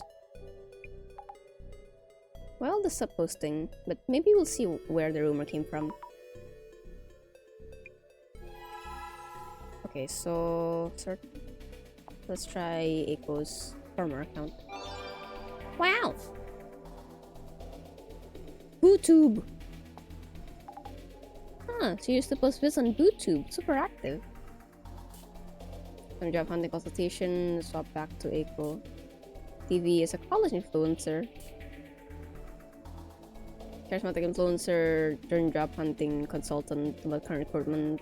Check there. She was super nice, learned a lot. Business smart. Okay. I'm an old article. Man, they're quick. Really, that's it. Which led into her current work. Kind of faded out from posting vids. I lost interest when they do that, but some will follow their stance wherever they go. I guess that's it on her.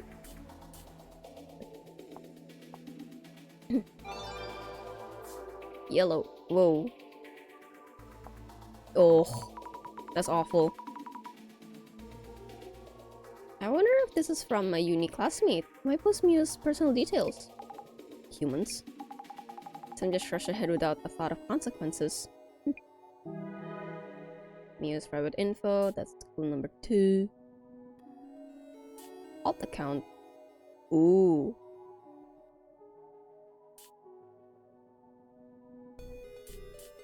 Day in the life.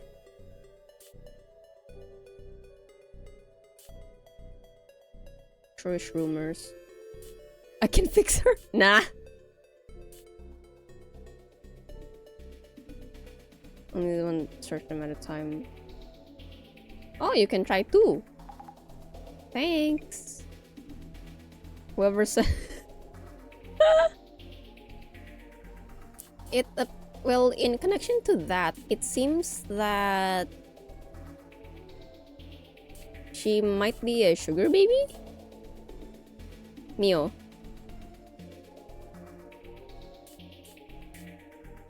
That's the what I can fix her is for.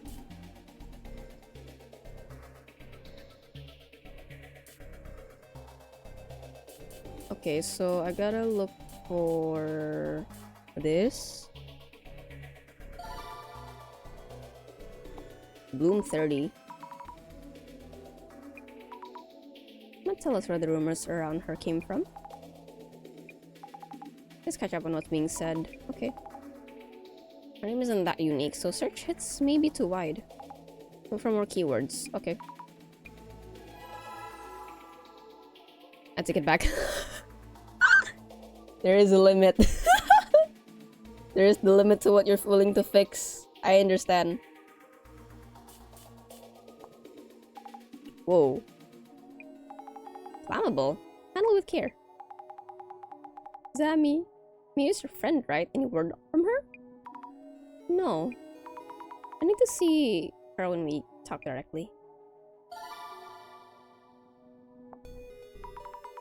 If this is where the rumor started.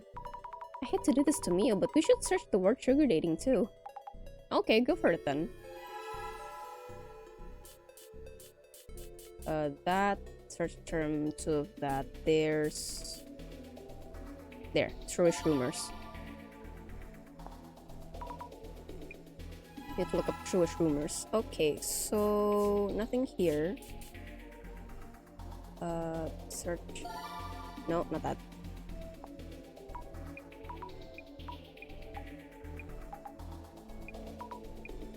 This one's a long thing too. X.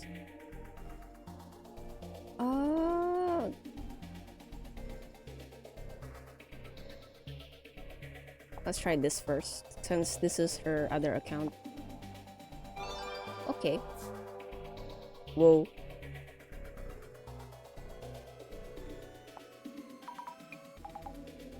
Well, some role model figures make how-to manuals and such, so that paves the path. Yes, I watched this on YouTube some time ago where where a girl who successfully started dating a rich guy started selling manuals on how to do it. I forgot where it is from though, where the story is from though. And I think, and oh, it's hi Taco, welcome. Thank you so much for the raid. Ayo raid. What are you doing? What were you doing, Taco? Taco raid, Taco raid, Taco raid. SO. What are you doing? Forget the Stardew Valley. Who are you marrying? The important question is, who are you marrying? Anyway, hi! Thank you so much for the raid. Hi readers, my name is Era. I'm a person who happens to be a VTuber. I usually stream calm and cozy content, so feel free to kick back and relax. I say that, but I'm streaming mythical creature stuff, but hi. I also speak in fluent English and Indonesian, so sorry if I flip languages, but if you would like a translation, I will gladly provide. I also have a little about me post on Twitter, so if you would like to get to know me as a person, please go ahead and read that. Today I'm just testing around some visual novel demos, both of them in connection to mythical creatures. Before this, I was playing Death and Faeology. Basically, you are a professor in Faeology, the study of fae creatures, and then, oh, a murder happened and it's kind of unnatural. So the detective guy's like, hey, you're smart with this, help me. Okay. New formula, so no marry yet. Ooh, who do you want to marry? And now we're in Urban Myth Dissolution Center, which is a center focused on identifying mythical creatures. We don't help them, we just say, hey, you got a thing in your room, bye. Handle it yourself. Last time I married Penny. Ooh, Penny's cute. I think the first time I played it, I married Leia. And now I keep going back to Sebastian for some reason, I don't know. I think the Sebastian content in my timeline has affected it very much. Also, hi Ramizan, thank you so much for the follow. You are a new teacup now. Welcome to the table and hope you will enjoy your stay.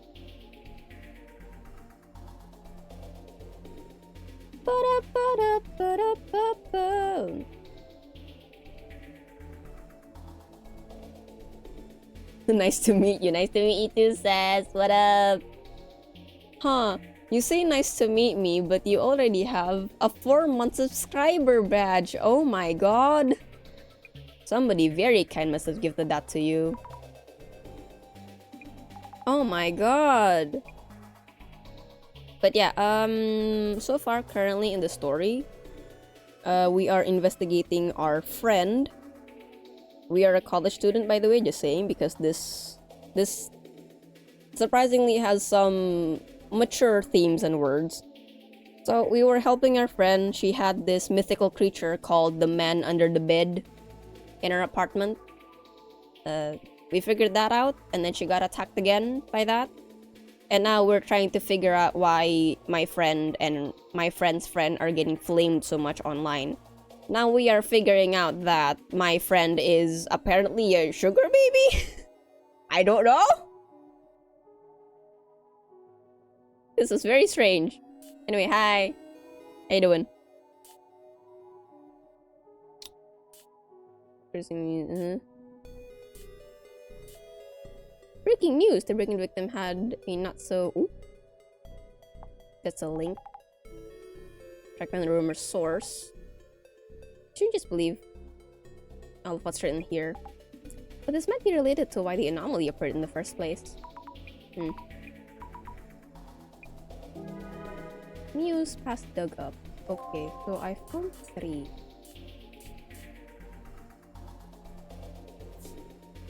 Oh, I can just go back all the way there. What else can I search?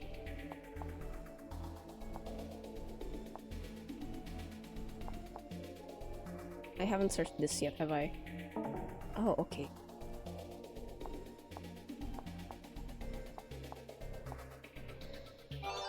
Yes.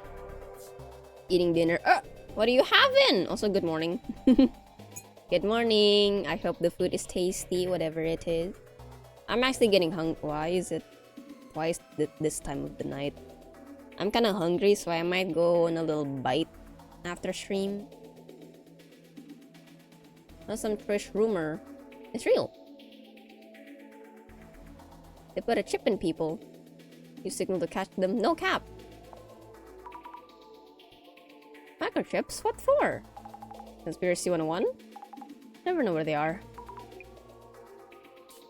Keeping guy in suit and sunglasses. As for dates. These were still popular. We'll be hearing 88 feet. What the heck is this? Sounds like a celebrity or movie star. Never heard of her. Guess there are people like that. Legit monster lady, so tall she can peek into second floor windows. Pretty famous myth. Madrisho likes the 8-foot lady. Spaghetti. I mean, you get your carbs. What kind of sauce you got with it? You got bolognese, you got carbonara. I really like carbonara.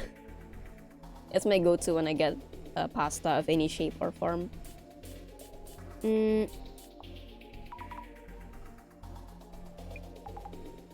That's an urban myth too. The Men in Black. Guys who wear all black and then they flashlight in your face so you forget things. Where do I get another clue from this?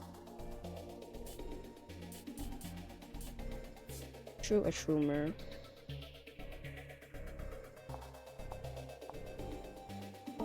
Okay, so how about these two then? Okay. Search Eiko-san's past. Can I? Oh, I can do all of them. Oh wait.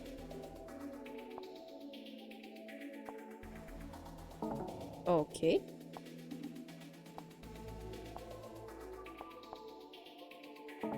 Oh.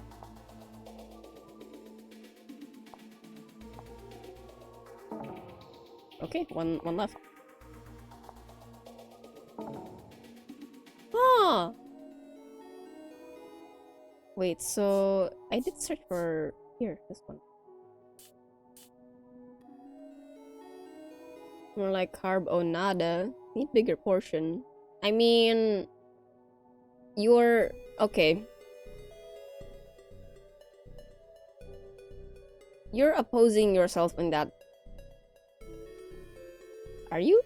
Not really. I mean, that means you want more carbs, right? From the carbonada. Carbonada, no carb. You want more portion to get the carbs. I believe that's what you meant. Controversy with Eiko. Isn't the stunt? Aqua 5S had both solo videos and collabs with other streamers. Some of us really were asking for it. As a college group, they had a real kids will be kids kind of vibe.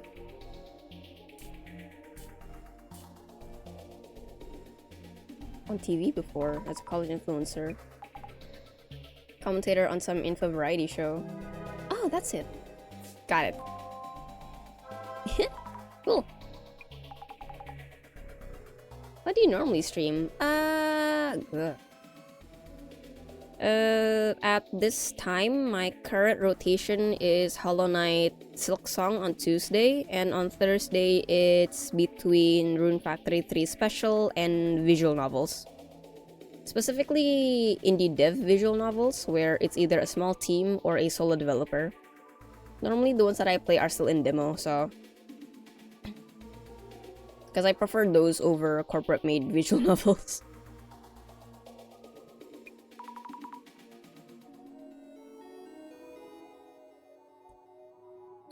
Posted myself from my own account. Had to put it out there. Please don't insult me without knowing anything. Give it a rest. Huh. Isn't that just fuel for the fire? I can't just sit and watch. Tell me he's feeling so much pain. Guess you're the type who only learns from experience. That white knight spirit you got there is fine and all, but you should really think before you act. Wow. Up to you though. Sammy does what Sammy will. Time to prep for on-site. Okay. Here we go.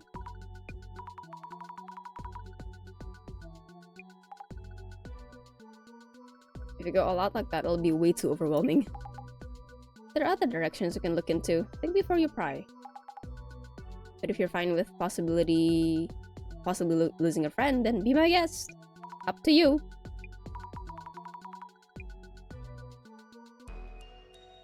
I am back here. Oh, cutscene. Oh, Eiko's here as well. Not hurt or anything. I was so scared. Glad you're safe at least. Kept thinking if only you'd been there with me yesterday. I really don't know what to do. I know, I'm sorry. I wonder if it's an actual person or if it's just some kind of supernatural figment.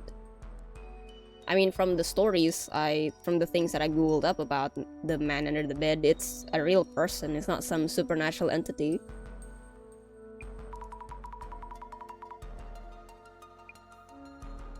Investigation time? Not yet. What should I look into? Hey, don't ask me. But some stuff you could check out. This anomaly dude under the bed is showing up at Muse like a bad habit. So maybe the anomaly was born from some connection to Mio herself. Affection, jealousy, malice, many urban myths are born from people's emotions. I want to poke around that angle.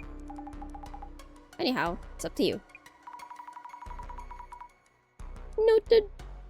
This is my job now. Alright. Hey girl. I got some questions for you. Who could it be? Any idea? I don't think so. Saw Eiko-san's post. You were attacked again. But I didn't really want her to post about it. Eiko-san convinced me that at times like these, it's better to speak up. Totally not late. It's okay. You were fashionably late. That's fine. You came in with style. Journal updated. Was anything stolen? I'm okay. I wasn't hurt and nothing was stolen. What happened? I don't want to make you relive it all, but could you tell me what happened last night? Oh, last night. Yes, it's okay. I can tell you. After everyone went home, Eiko-san was still worried and called me from her place. I checked the lock as I was talking on the phone, then hung up. When I turned around, and the man was there. Yes, he was in my room, even though I definitely locked the door. What was that? Are you okay? Thinking about it is really terrifying. God, I love the expressions of these sprites. They're great. I'm normally not into extremely cartoony expressions, but I'm liking the ones here so far. He was holding an axe or something and slowly came closer. I think I passed out then. Next thing I remember, it was morning. Oh boy. You'll be okay. We need to find a way to keep this anomaly from showing up again. Man attacked Mio. The front door. Examine. Buy a gun. I mean, no, it is legal to have a gun in Japan. It's just that the background check, examinations and stuff like that is a lot more rigorous. And if I'm not wrong, you do need a yearly I think you do need a yearly retest to update your credentials of gun ownership. I think it is possible in Japan, it's just a lot more strict.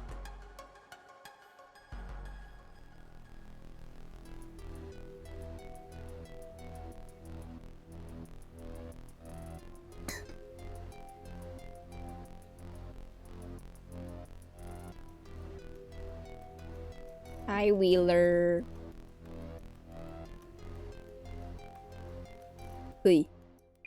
Ah, sturdy, reliable door. What did you say? Sorry.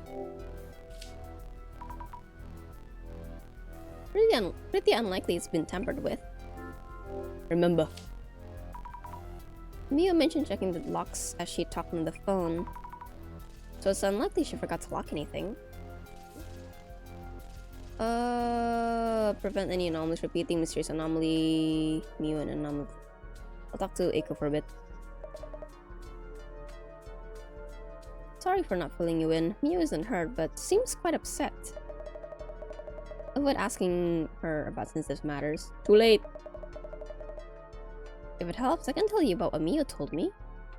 Details, please. Give me the deets. What happened to her? I went to check on Mio this morning and found her passed out. I immediately took care of her, but she's still been in distress ever since. So I listened to her story and then got in touch with you. Okay. Not much to talk about. Examine. Securely locked. Take a peek. No. What's outside? Nor to hide on the balcony either. Okay. Look around. Bags, accessories, manga, and books fill the shelves. Nothing really unusual. Mia really is a tidy one. Even her shelves are well organized. Very cool. Peek under the bed. Any strange scratches? Yes, definitely room for one person. And I don't see any secret openings or anything. Ooh. According to the urban myth, he crawls out from under here. I see something. What is that? A creepy doll. I don't recall Mio being into this kind of stuff. I should check with her. What is that? Some kind of voodoo doll? If he hit somewhere, it'd be here. I don't see anything strange. Not even the toilet. Is this yours? Huh? No, it's the first time I've seen it. Where did you find it? Under the bed? Goodness, that... What is going on here?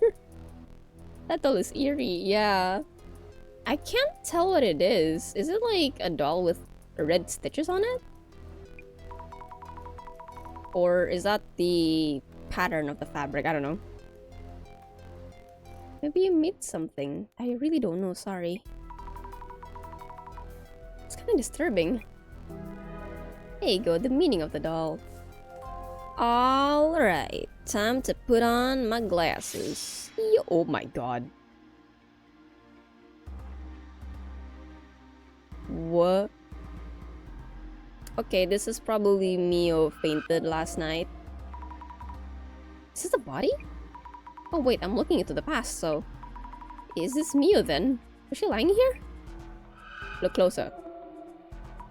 Knit doll. Could be a knit doll, yeah. It didn't really specify what kind of doll it was.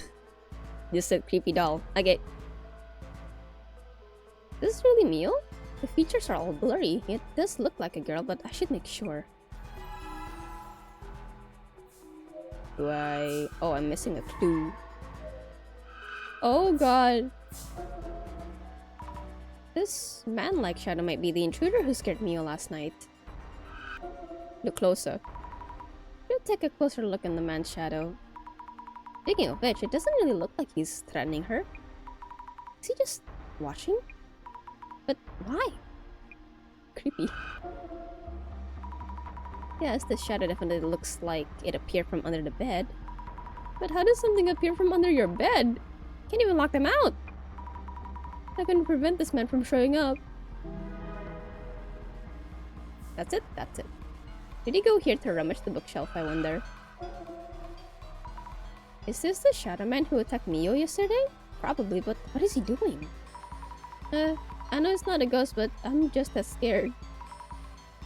I hate those haunted houses where you need to walk through yourself.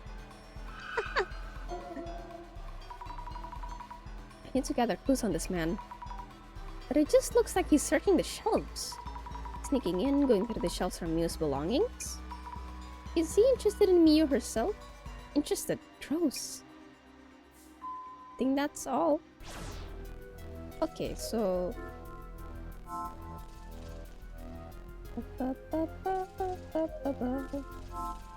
Okay, so... The mysterious anomaly. Hi, oh god. You look even less pleasant up close. Holy cannoli. This man under the bed.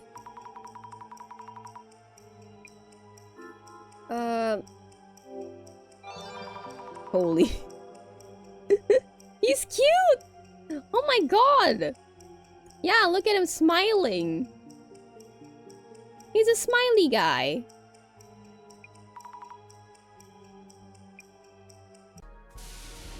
Strange man.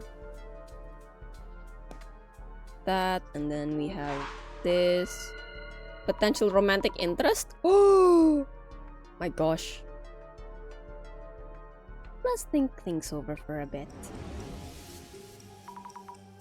What is the man under the bed's purpose? Wait. Maybe there's this, I don't know. I'm so confused. Hi, director. What is the man under the bed known for? He's said to carry an axe or machete and to kill residents of the room, correct?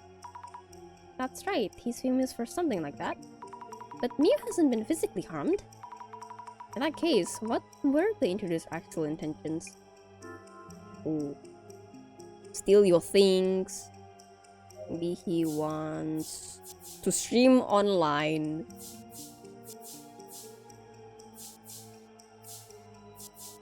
To secretly...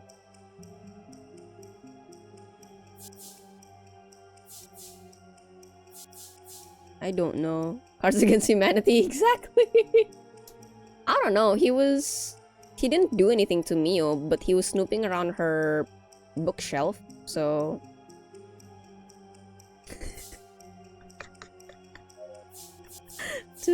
and earn money!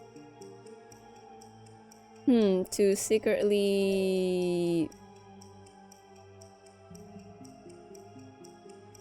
Or maybe just to scare her off, actually, if we're thinking about... Good. Yeah! Where's the eat the money option? Not for this guy. This guy's uncultured. He's not a coin biter. He's not a coin biter like you are. You're cultured. From the Shadow's movements, that's how it looks to me. Does this mean he actually just has an interest towards Mio? That would mean this anomaly isn't really the man under the bed. And again, he's showing up from under her bed in a locked room? Makes no sense. We're now updated. Oh, I can... Hold on. Can I talk to her some more? Think about the shadow. You're not cute in my eyes anymore. That's a deal breaker, huh? You don't eat money? Nah, not for me, dude. Try again. By the way, the place where you passed out, is it where I'm standing now? Yes, while on call with Eiko-san and checking the window and door locks one by one. How do you know? Just a hunch? A bunch of hunches? Is this about the weird things you see that you mentioned before?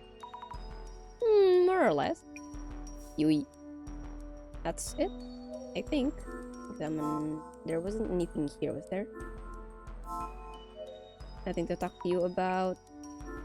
Who could the man be? Who do you think? The anomaly. Well, as good as Mio might have caught some creep's eye somewhere, of course. It'd be her ex-boyfriend. She mentioned moving here because her ex started stalking her. Her ex started stalking her? But you mentioned it was a monster that showed up, correct? Then maybe not. Well, urban myths can come from obsession, it seems. Thank you. Ooh, a clue. Mio, what about your ex?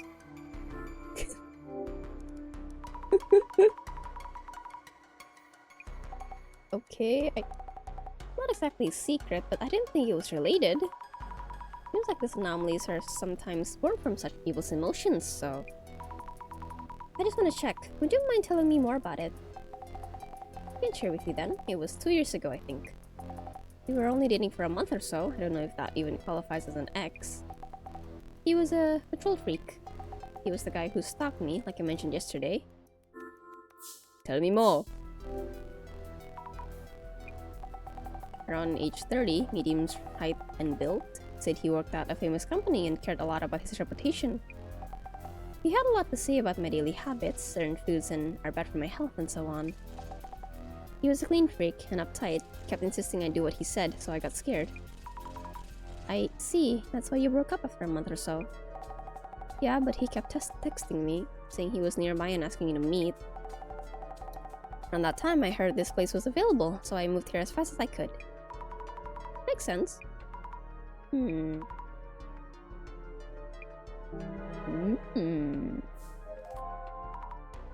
Anything else? Nope. Anything else? Nope. Okay, time to...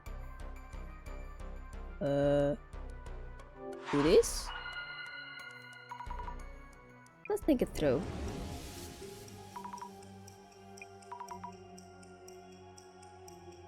Intruder appears from under the bed, however carefully she locks up. What am I supposed to do? How about locking the space under the bed with furniture? That's my solution. How about that? If it's showing up from under the bed, we could just fill the space, couldn't we? Simple solution. Fill up. Okay, let's fill the space up. And done. Alrighty, yep, this should work. Curse killing man sounds good. Like, I wanna... I'm gonna be...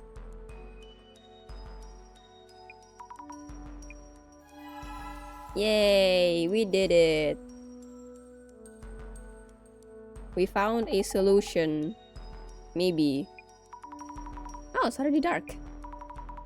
I think I should stay with Mio tonight. Oh yeah? Osman still did come back. Gonna pass on that? I am... Just go and text Wall about the center's purpose and your debt and blah blah blah blah blah blah. My 10 million debt!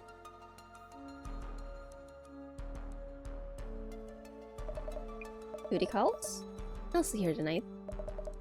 I need to go grab fresh clothes, but should be back in no time.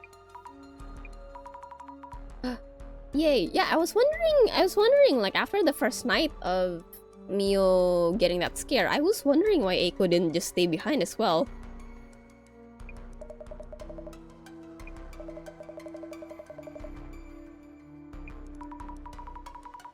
Makes sense if Eiko is staying. Okay. I'll leave it up to you. Are you leaving? Eiko-san will stay with you.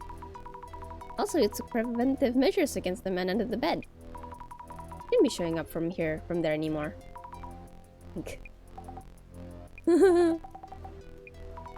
I'm not sure about this, but it sounds logical. Thanks, bestie.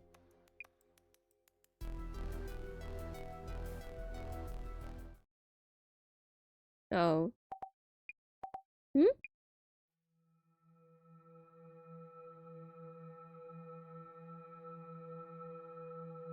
What do you feel? It's nothing. There's no way. I'm thinking too much. Simon told me he's no longer coming out from under the bed. What if he comes from somewhere else? And Neko-san is almost here. Maybe I should go meet her. I'm more scared here alone in my room. Okay, she made it out. That's great.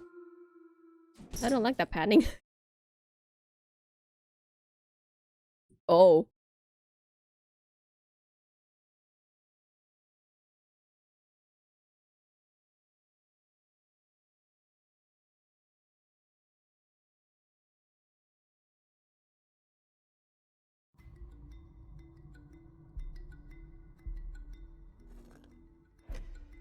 I'm so sorry.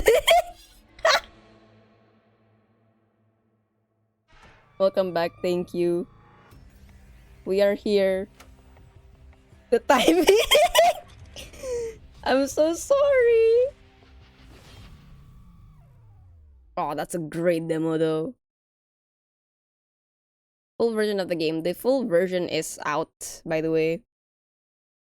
It's... Actually, is it? It is currently on sale on Steam, down by 20%. So if you guys like horror stuff, investigation horror stuff like this, please you know, support the devs by buying the game. Me, I mean, looking at these cutscenes, right? I will definitely work to buy the game. Holy cannoli. Pixel arts are pretty, right? It's gorgeous. Let me hold on. Wait. Urban Myth Dissolution Center. Wait, add to wishlist. Okay, I only had the demo. Okay, I'm good now. Also, I'm so sorry the internet went out at that moment. But to recap, basically, after seeing the...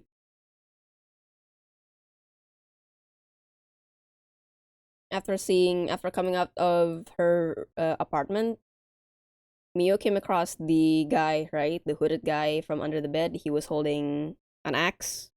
She backed up, but he didn't chase her. Watching the stream. my ISP wanted you guys to suffer the cliffhanger. But yeah, Mio got spooked by the guy. Mia got spooked by the guy, she ran back into her apartment. The guy didn't chase her. But when she arrived back in her apartment, the other side of it, can you replay the last part? I don't think so.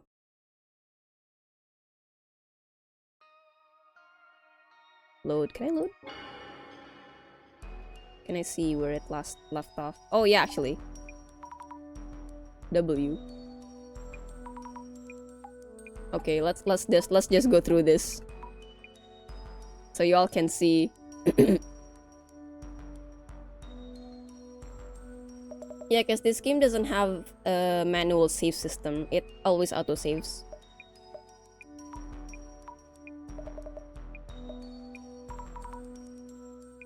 We're staying, yada yada. Let's just skip the cutscene. There's no skip button, unfortunately.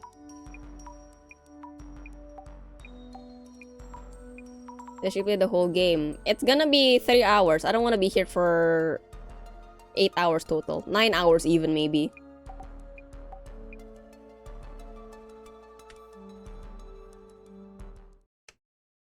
Alright, so this is the cutscene. Right? Nothing there.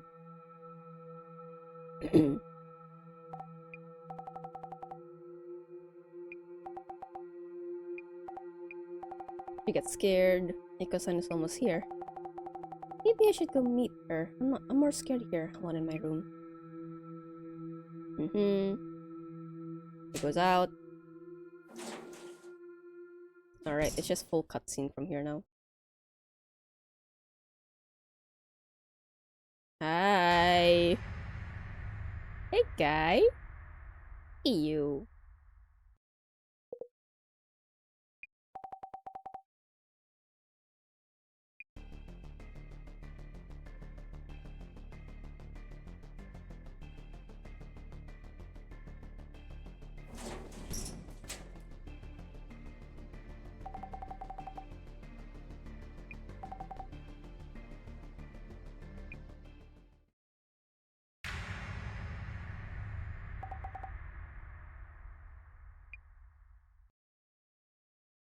And that's all you missed. And the opening sequence.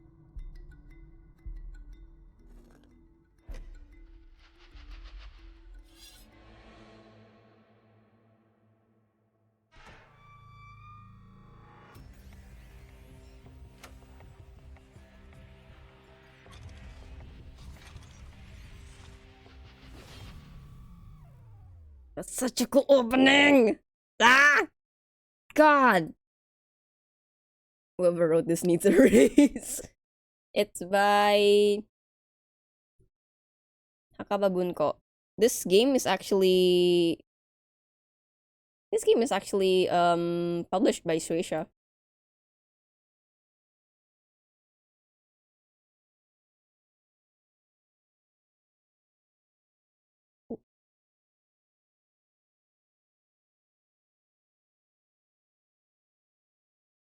I didn't even know that Shueisha had a game department. I'm a wishlist. Do it! Then wait for the summer sale. The ghosts appear from under the bed. Exactly! This is why it's so creepy.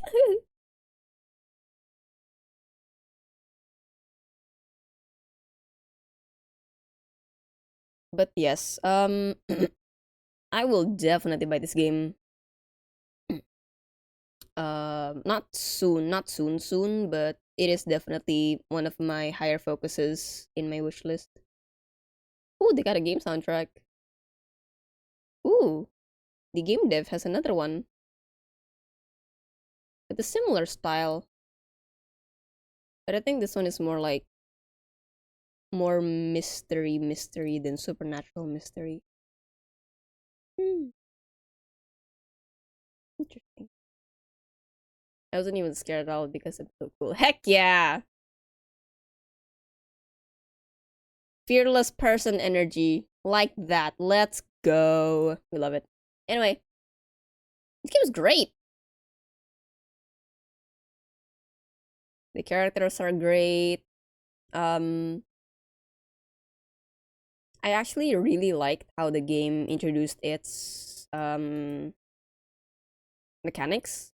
It doesn't feel like a tutorial. It feels like the characters are helping you do it. So like the first time with the director, he told us, "Oh, this is how you get information, this is how you deduce them, this is how you make sense of them."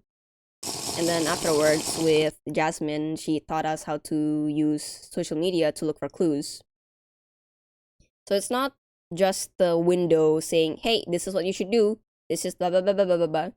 Those are fine, but I don't know, as someone who finds that kind of funny, in a way where like tutorial breaks the meta. Like in Rune Factory 3, where Shara was like, "Hey, do you see that upper left corner of the screen? Yeah, that's where your HP bar is at. Look at it."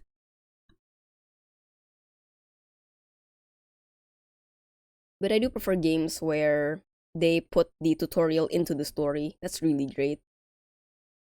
So I suppose with the main character being a new member of the UMDC, it's a really good uh way to, hey, you don't know anything about this as a character, as a staff member, so here you go. And you don't know anything about this as a player, so here you go as well.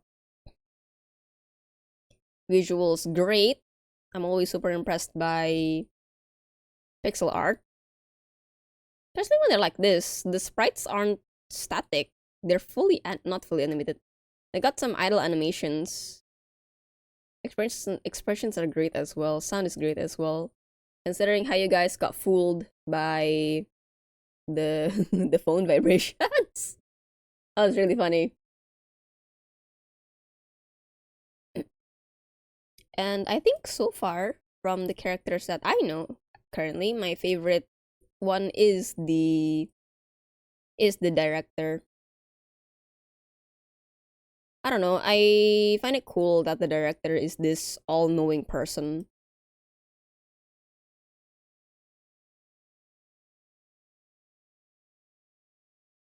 And something about his appearance is both calming yet unnerving at the same time, which I like.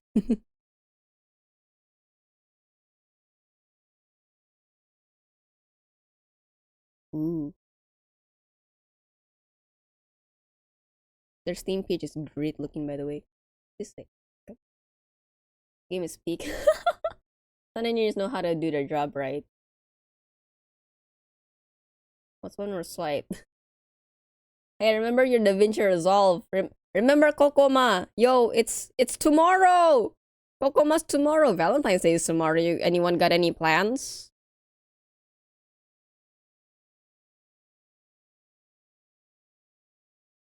Kokoma Shiba. I think the more I look at it, since Kokoma is only one day, I don't think I'll be going to Kokoma, honestly. Because I'm suspicious that I got sick in the first place because of Tomolan. So, and I just got better, and I don't want to get sick again by going to Kokoma. So, I'm I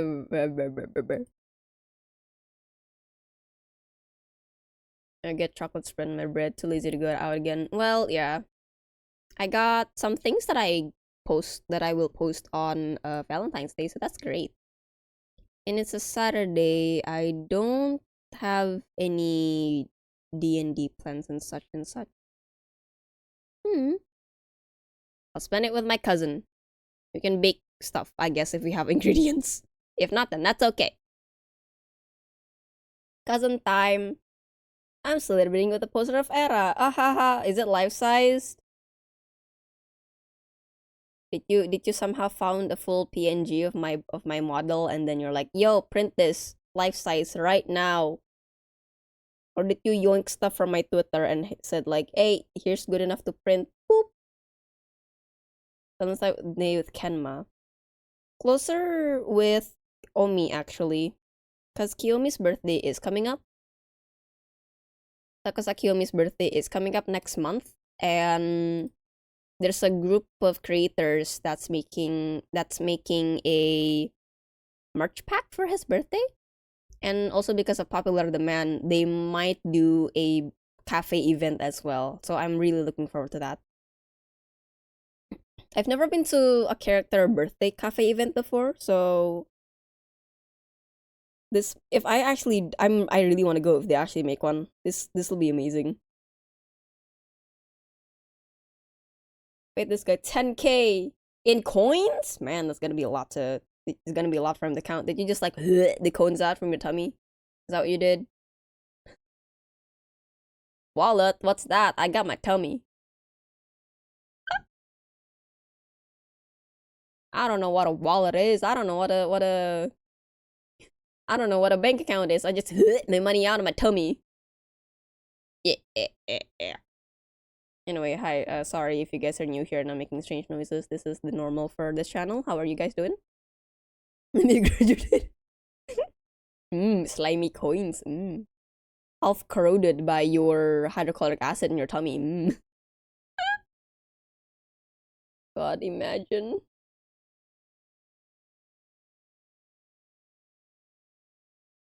Half corrosion.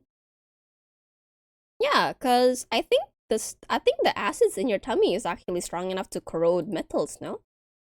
Oh God, okay. This is okay. I'm going to veer into somewhat gross territory, but for some reason or another, I'm not going to divulge that. On some reason or another, I ended up reading summaries of a few cases of cannibalism of people, right? And then it turns out one of the few things your stomach can't digest is another stomach, because the stomach you ate consists the protective lining so that your stomach won't corrode because of the acids inside. So that's interesting. So yes, your acids in your tummy is actually strong enough to corrode your tummy. The only thing protecting it is a layer. Yeah. So, yeah. Love your tummy, guys. Without the lining, your insides are gonna... Cow's fine. Like, cow? I mean, they clean it first, right? You don't eat it raw, do you? They clean it, they cook it first, right? Because from this case, the tummy was the stomach was eaten raw. So yeah, raw tummy, raw tummy inside tummy.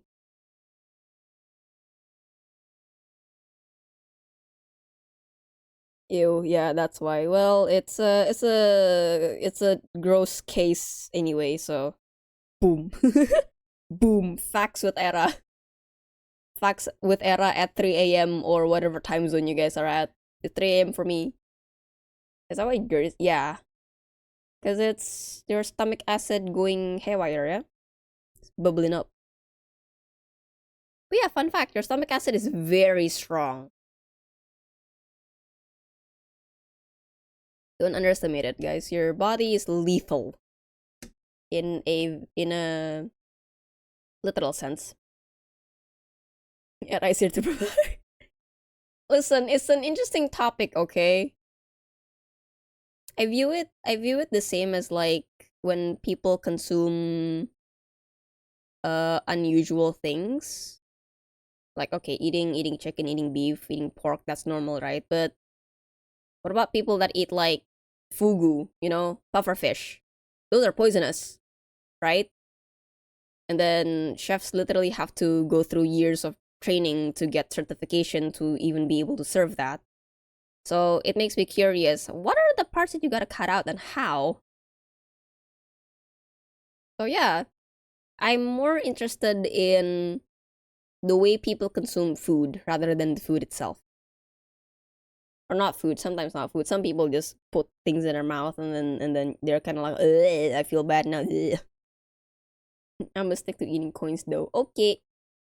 When you puke, yeah, I think that's why. Cause like, it's your tummy liquids burning your entire thing.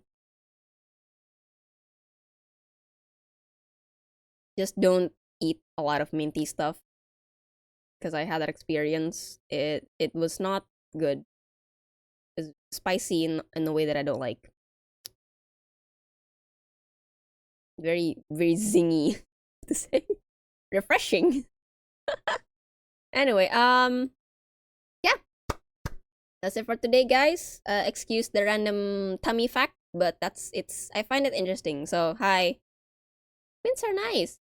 Yes, but they're not so nice when they're strong mints and then you throw up and then they start to tickle your throat in a not nice way.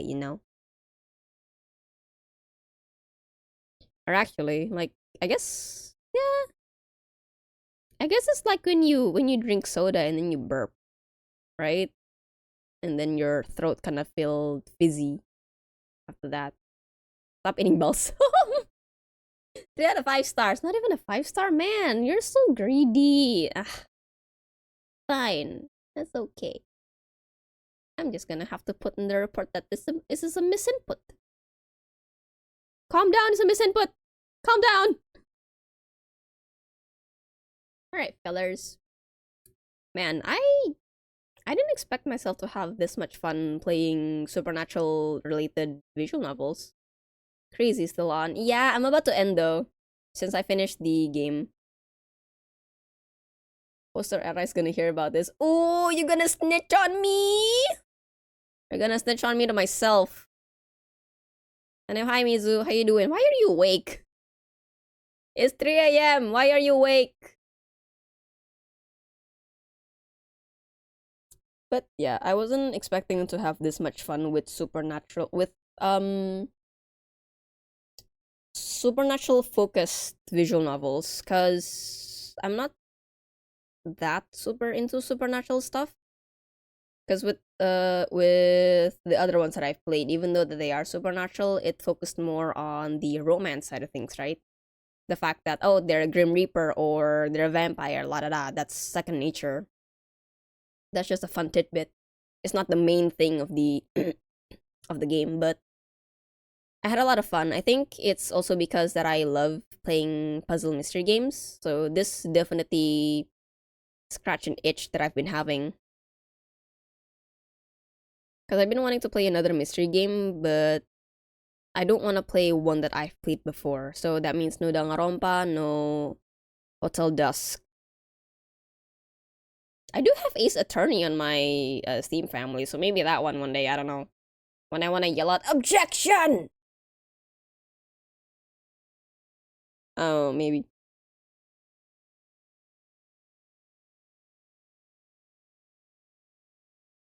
Oh, finished Tatrio and Hatopi. Nice.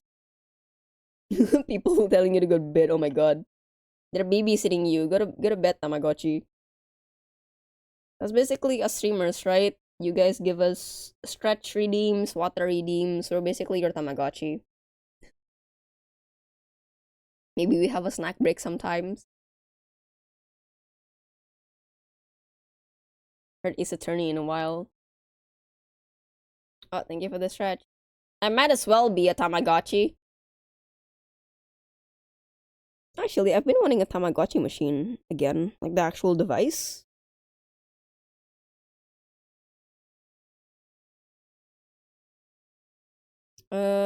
I was told that Uniqlo is having a Tamagotchi collab, but I don't really want the old pixel style. I want the one that's colorful.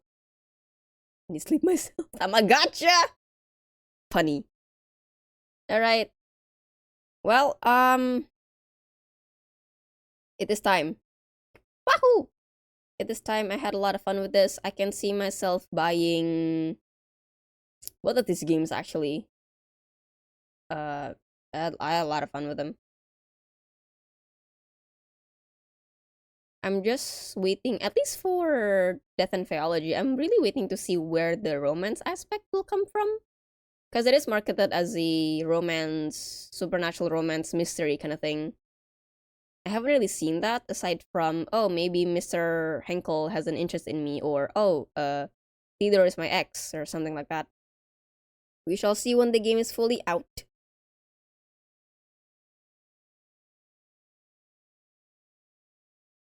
Alright then, that is it then from me today. Thank you all so much for sticking by, watching me read for 6 hours.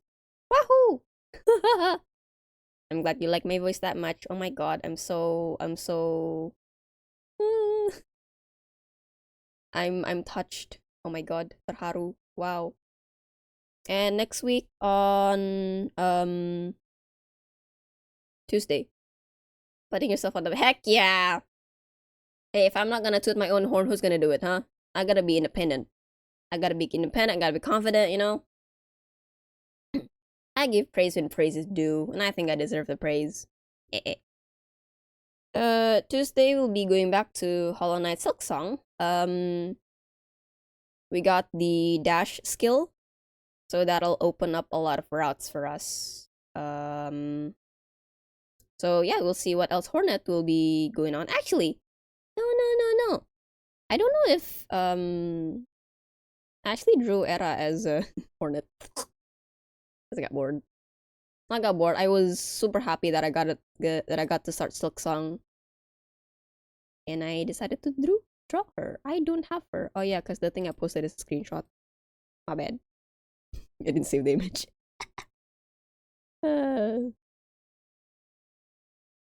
Sometimes I just like to post screenshots of my drawing instead of the actual thing. Look at her! Look at the baby! Look at her. I was not expecting myself to draw this detail. I was just, oh, shapes. Yeah. And now it looked like that. Anyway, that's it. That's the news for next Tuesday. I'm really excited for continuing my journey with Hornet. And following that, the next Thursday, I'm going to be continuing with Factory Thieves Special. Nothing much going on in that game story-wise, aside from me doing quests and trying to figure out the monster settlement. But yeah, we shall see where that one goes on that day. Alright, everybody. Thank you all so much. I really appreciate it. Extra thanks to Taco Cat for the raid earlier, and also Remizen for the follow. I hope you guys enjoy your time. And I'll be seeing you on Tuesday. I'm gonna be chucking y'all to Kirana, who's currently playing Rabi Ribi, which is a platformer game. So if you guys want some German blocks and dashes, please go ahead. And with that, I forgot if my brain's blanking out. I don't know if I've said this, but take care of yourselves. Drink if you need to, eat if you need to, take a rest if you need to, and sleep if you need to. My brain. This is the raid message. And this is the raid command. Alright. My brain. No! You're exposing my stupidity, my idiocy. It's on for show. Oh my god. Anyway. Okay, guys. Thank you so much. I love you. Mwah. See you on Tuesday. We're gonna go shop. I got it. Get good. It's all an act. Always has been.